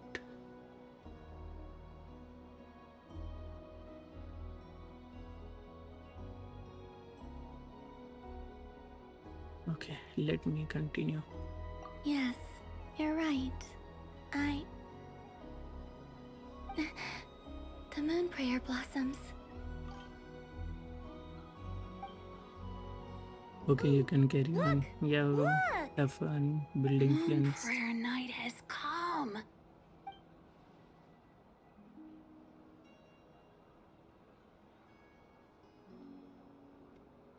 The moon.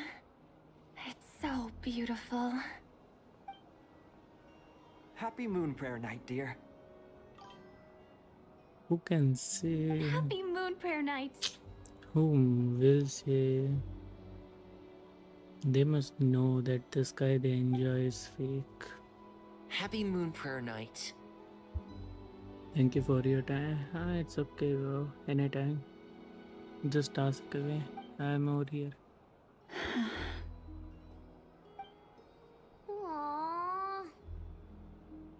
I do like this game, so I can talk about it.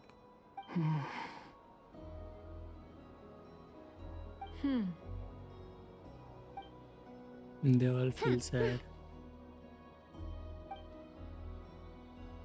Time flies when you're having fun.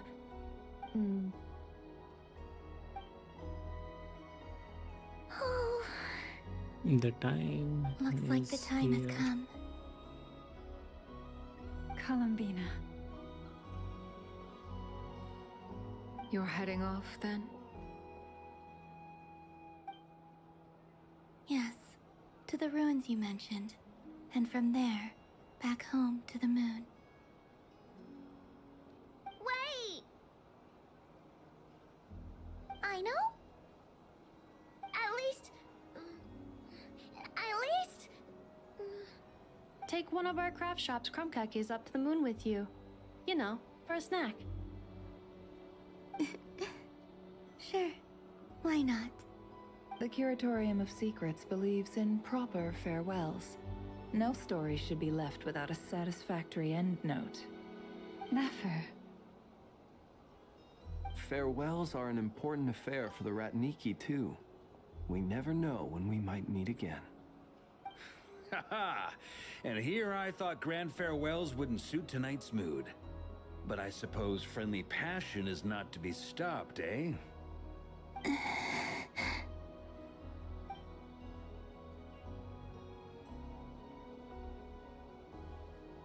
We made a little something for you, Columbina. Ta-da! What is it? A Moon Prayer Night greeting card with drawings by all of your friends. You did mention that you'd like a portrait done, so I took the liberty of creating one for you. I, meanwhile, did the portrait of Mr. Albedo. And Mr. Varka did the same for me. That's Sandro I mean, I think my work was pretty true to life, don't you think? The picture of Yeah, Ashfru that's was I my know doing. for sure. The two of you seem to get along rather well. Oh, wait. Alice. Was I the only one who did a full body picture? That's so embarrassing. I did pictures of me and Anefa. I did my own portrait and one for Hat Guy. Plus, there's the two mages, Arlecchino Oh, and that's Cedrune. oh, that's If you ever wonderful. miss us, just flip the card open and we'll all be right there with you. I don't know what to say. Thank you so much, everyone. This whole Moon Prayer Night was more than I could have ever asked for. It is the greatest gift I have ever received. Lelma, I figured it out. Figured what out? Remember how the Frost Moon Scions used to use milk as invisible ink to write hidden messages? That was a very long time ago. Oh, are you saying? Yes. When I miss you all, I shall use moonlight in the same way to write words that only you can see upon the moon itself. Wow, that sounds lovely. Quite. But how will we see them? Simply open your windows on nights when the moon shines bright, and the moonlight will naturally flow towards the words I have written. That sounds most fitting indeed. Very true to form. I'll try to write them in places that won't disturb your sleep. I, for one, would sleep all the better for having read one of your messages before settling down for the night. Exactly. So don't worry about disturbing anyone's sleep. Just promise you'll write to let us know you're okay, alright? All right. I promise.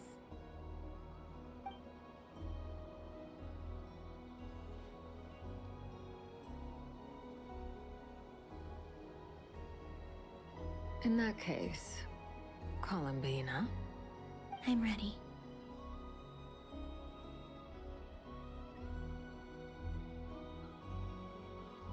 Very well. Let's go.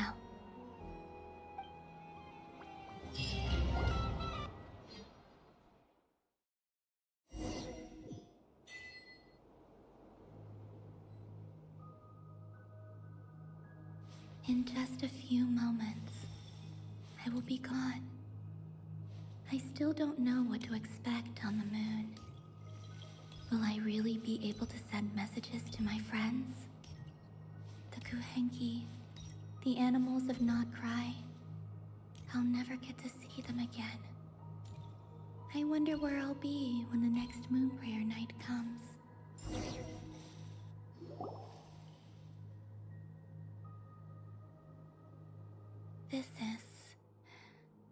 This is where the people of Hyperborea used to communicate with the moons.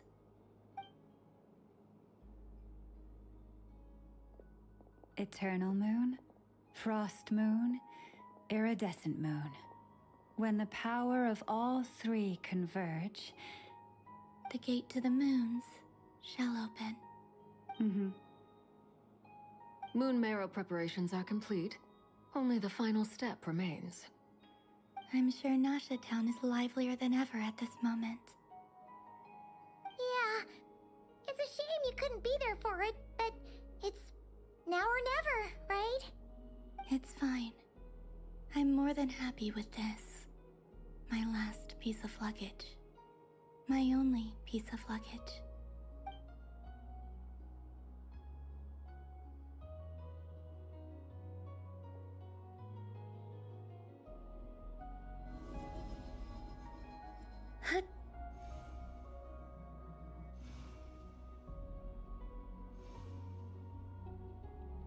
I can already feel the moon calling to me.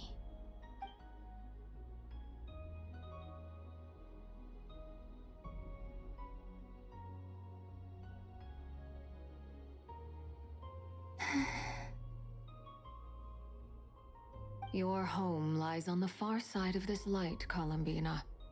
From now on, we will at last have a reason to pray to the true moon. Columbina. Yes? I'm listening. Be sure to come back and see us when you get the chance.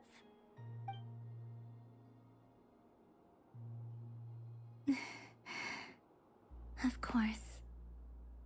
But if that chance doesn't come, then remember that you have friends on this planet. People who will miss Columbina. Yes, I will. Thank you for everything you've done for me. And remember, come night or day, the moonlight shall always connect us. Well then, farewell, my friends.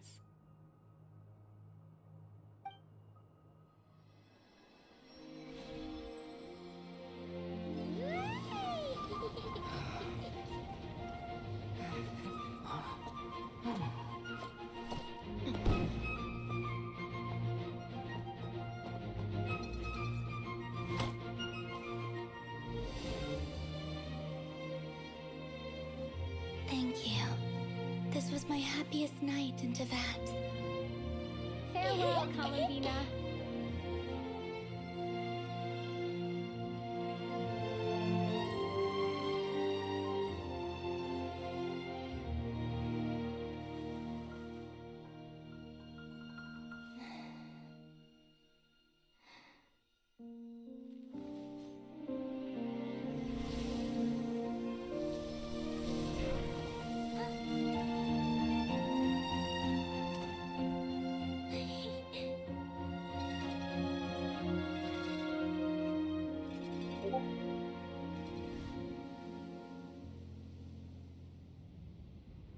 The moon really is closer than ever tonight.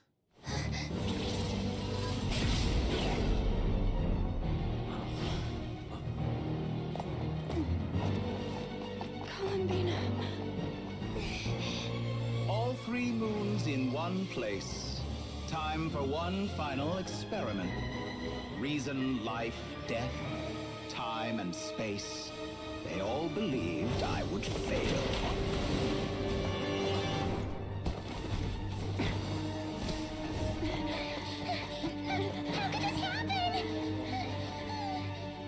But Tevat's primordial power never did belong to the throne of heaven. And now, they are mine.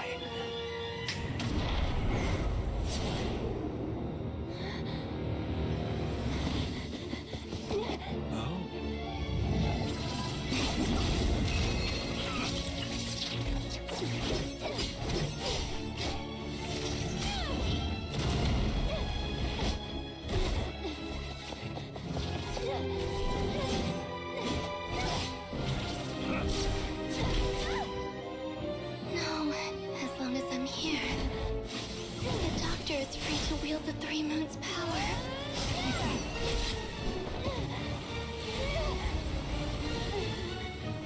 It's the only way.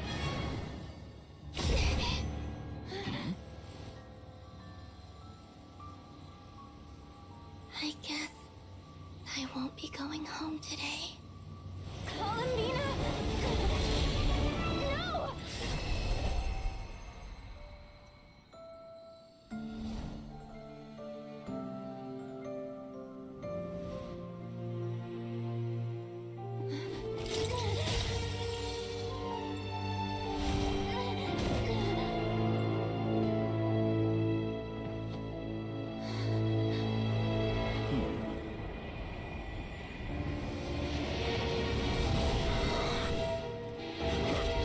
Stubborn world, do not try to control me.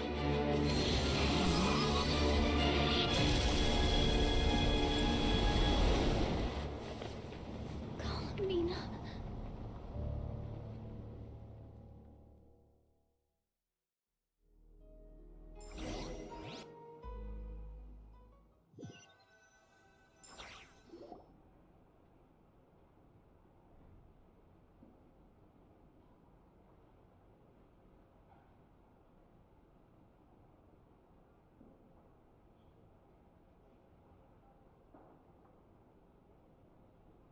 Are you all right? Do your wounds still hurt? I had someone prepare a little medicine that could prove effective. Take it if you need to. In that case, let me relate the contents of the call we made to Alice after the incident occurred. That Dottore is a crafty one. He distracted the Hexenzirkel by creating a huge fuss at Tevat's borders.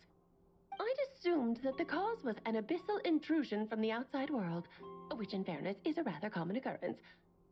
But after learning that you managed to influence the phantoms in Nordcry, I realized that perhaps this interference could have come from within Tevat instead.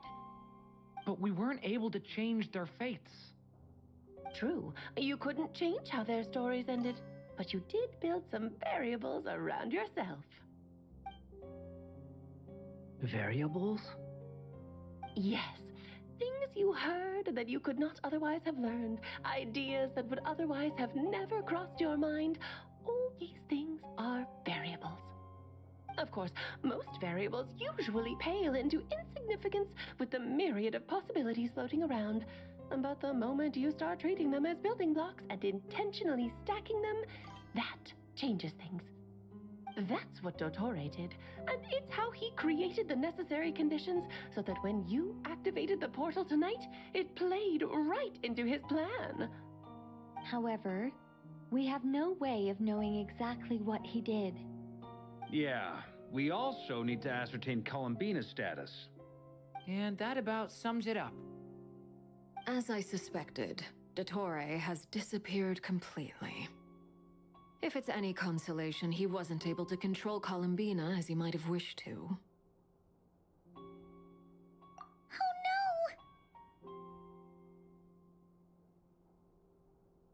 no! What? She did what? All we saw was Dottore appeared and used some kind of power. The next thing we knew, he and Columbina were gone and you were falling into the sea.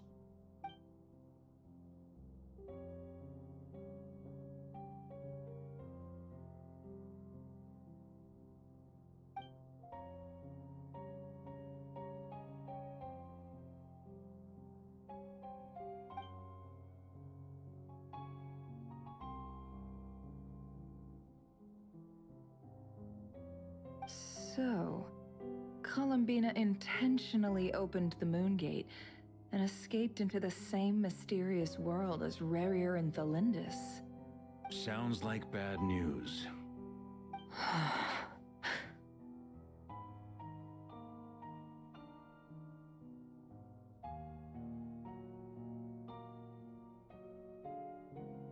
Seen in that way, the Trilunar Syzygy and Revere's emergence, The Tory might have been pulling the strings in both cases.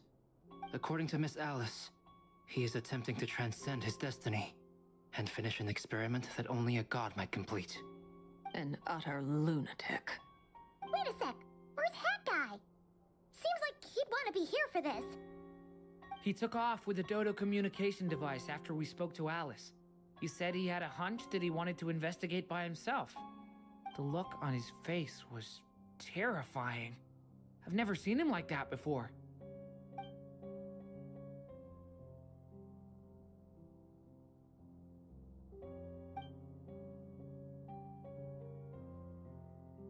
I'm back. Hat Guy! I went to look for the Hyperborean phantoms again. I think I've gotten to the bottom of it. I got them to talk to Nicole on the other end of the communications line. Turns out, the history they describe is different from how Nicole remembers it. Really? But how? Surely Nicole can't have been wrong. Because the phantoms are the ones who are deceived. They speak of a savior who appeared in their history. One who never should have existed. This savior promised to create a new moon within the false sky, and even bring back their moon goddesses. Foolishly, they believed in him, and told him everything he wanted to know about the moons. It's obvious that this was Dottoro's doing. Now you mention it, the first time we entered the Hyperborean ruins, we heard the phantoms discussing their history, and I remember Nicole commenting that something sounded a little strange. But Dottore shouldn't have been able to get in there in the first place. He didn't. Nicole said that this was an anomalous state triggered by disruptions in the causal connections between phantoms from the same era. The variables that Dottore put in place were substantial enough that they even affected phantoms that he never met. So it's not that their memories were unclear. They'd been tampered with. That's exactly the possibility Dottore was trying to manufacture. He turned these variables into knowledge and engineered the situation so all that knowledge would fall into his hands. Then, he harnessed that knowledge on Moon Prayer Night to truly create a false moon. How is that even possible? To be precise, he exploited a weakness in the way the spell works. The spell senses Kuvaki to detect the moon's location. So, as long as the false moon more strongly resembled a moon than the frost moon beyond the skies, the gate would teleport Columbina to the false moon's location. In other words, to Dottore's side. Once he had her under control, the teleportation spell remained active, and he manipulated her power to seize both moon marrows. At that moment, the moon marrows disappeared right before our eyes. It was already too late, even as we were leaving the ruins. By then, Dottore had already amassed the power of all 3 moons. So, where does that leave us? What do we do now? I'd certainly like to know what Her Majesty thinks, now that the concerns I expressed to her have come to pass. But we cannot simply sit and wait for her to decide the matter. And in any case, it is not the Fatui Harbinger Damselette who sees us as her friends, but rather Columbina Hyposelenia. If, even in such extreme circumstances, Her Majesty will not lift the prohibition on Harbingers drawing steel against one another, then I will do as my heart demands. I will fight as Peruware instead. Oh, Arlecchino! Time is short, so I'll make the first move.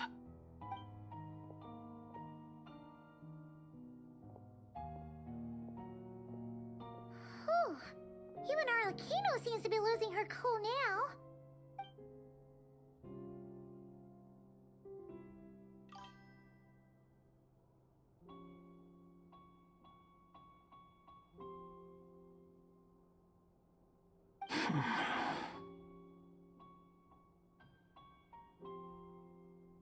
I assure you that I'm not asleep, but I'm totally saddened by the story right now.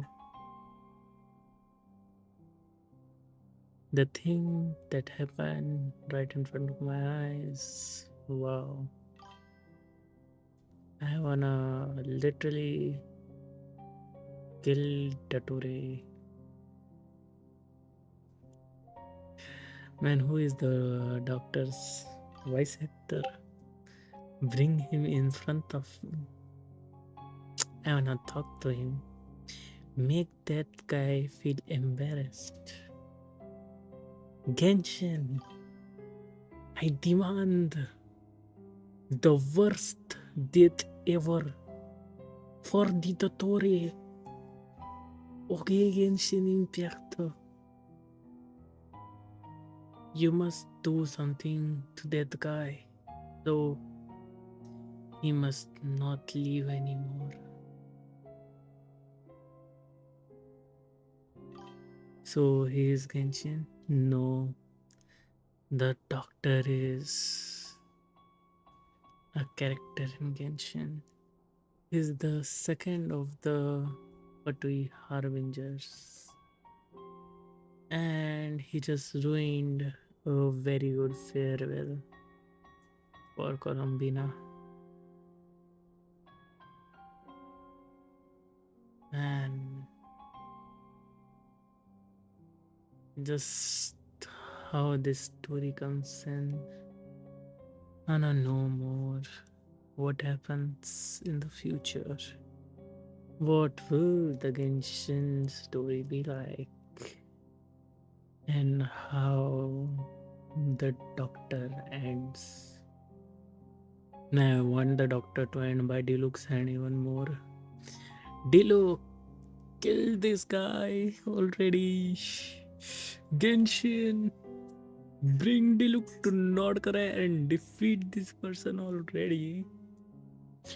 Well, we have done all of the no, not all of the Harbingers. We are yet to come with 2 more. Then we can go for the Tore and the first Harbinger.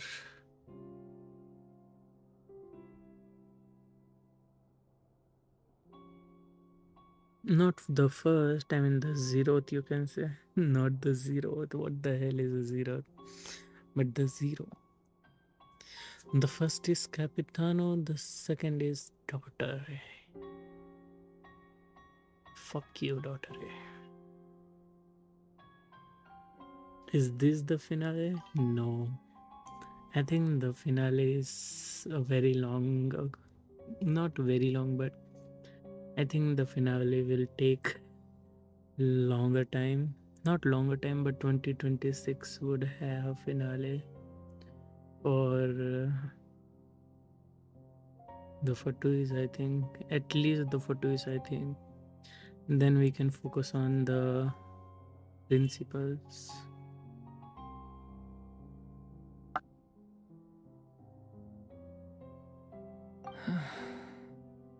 I'm gonna play the story complete now.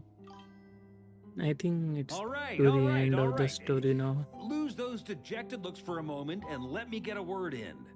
Yeah. It looks bad, I won't lie. Very bad, in fact. The heavenly So principles Dotori's are pulled some real dirty tricks to still gain the left. upper hand. For now. And yeah, it's to the point where even the mages say that his variables have affected destiny.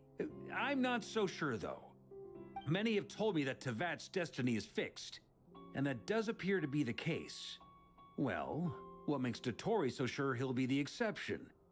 And since he was able to stack these variables up, who's to say we can't do the same? You of all people should not be discouraged, traveler from afar. This isn't over yet. And you're not alone in that. Everyone here does, whether they've spoken thus far or not. But none of us are the type to sit back and wait for the sun to shine again. That's exactly how a knight should roll. If they knock you down, you get back up and get back in it. Don't forget, Honorary Knight, you're a legitimate member of Mondstadt too. Mark is right. This is far from over. Dotori's already way overdue a butt kicking given his past shenanigans. And after this, he's earned himself a double dose. That's what I'm talking about. How's everyone else feeling? I'll use Kuvaki to investigate Columbina's whereabouts. I am not ready to give up either. Leave the intel gathering to me. Whatever happens within Nodcry's borders, when the Curatorium of Secrets wants to be in the know, we always find a way. Aino and I will do all we can to support you. We will attempt to reverse engineer Dotori's actions and seek a breakthrough that way. Alice and Nicole are busy dealing with an emergency at Tevat's borders, so they can't return just yet. But they're both very angry about this. They've asked Albedo and me to act on the Hexen Circle's behalf and do everything in our power to fight back against Dotori. Are you ready then? We're going to have to conduct a lot of research, even in the early stages. I'll do my best. As for me, I'm pretty familiar with Dotori's way of doing things, so I can try to predict his next move. I'll help with your investigation. Nice! Looks like we have our basic division of labor. I'll get in touch with Flints and Itlua, get them to have a chat with their Starshiner. It couldn't hurt to bring the Lightkeepers on board as well. At the same time, I'll pass on instructions to the Knights present in Nodcry to assist the Lightkeepers and other organizations in ensuring the safety of those living here. Yeah! We'll show him! That's it then. Good luck, everyone.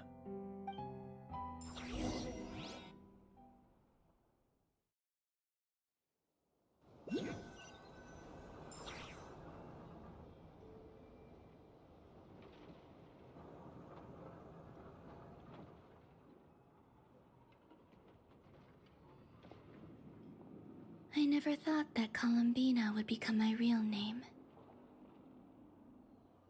It went from being a Fatui code name to something my friends call me. And remember, come night or day, the moonlight shall always connect us.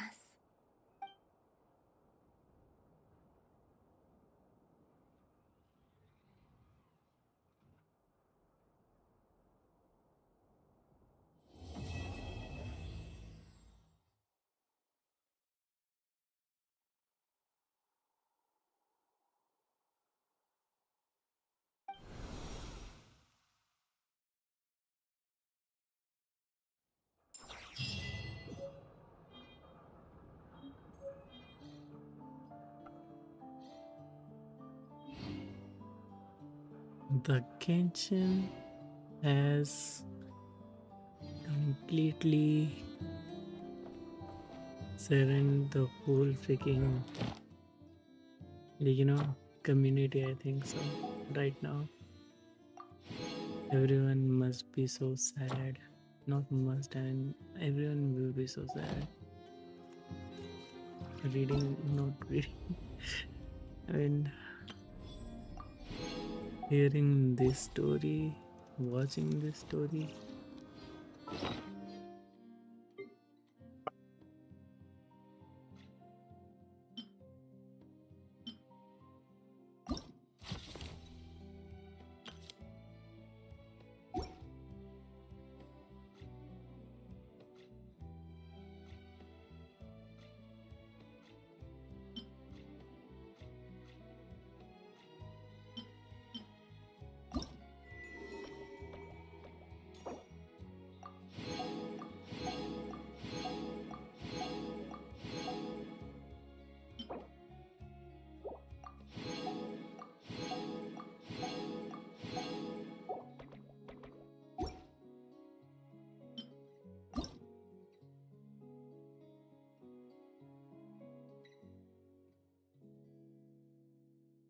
Come night or day, the moonlight shall always connect us.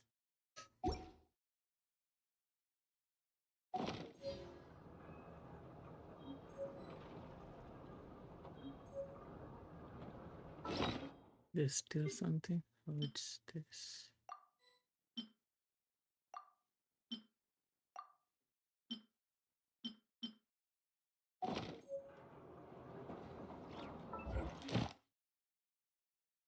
I cannot wait for the story to continue.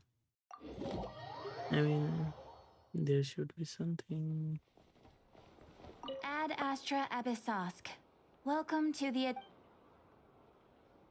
Thank you for completing today's commissions. Here is your reward. There should be something good in the next story, of course. Ad Astra Ab...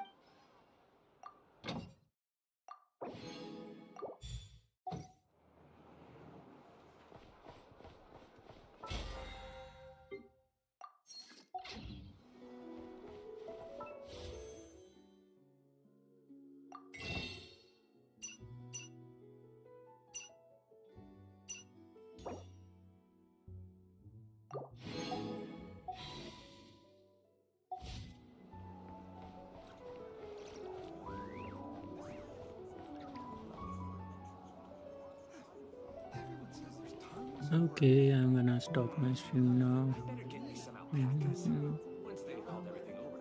It's a sad thing to stop my stream at this point.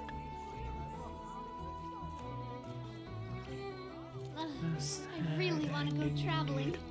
I don't mind where we go, as long as I have my friends with me. Well then, bye bye.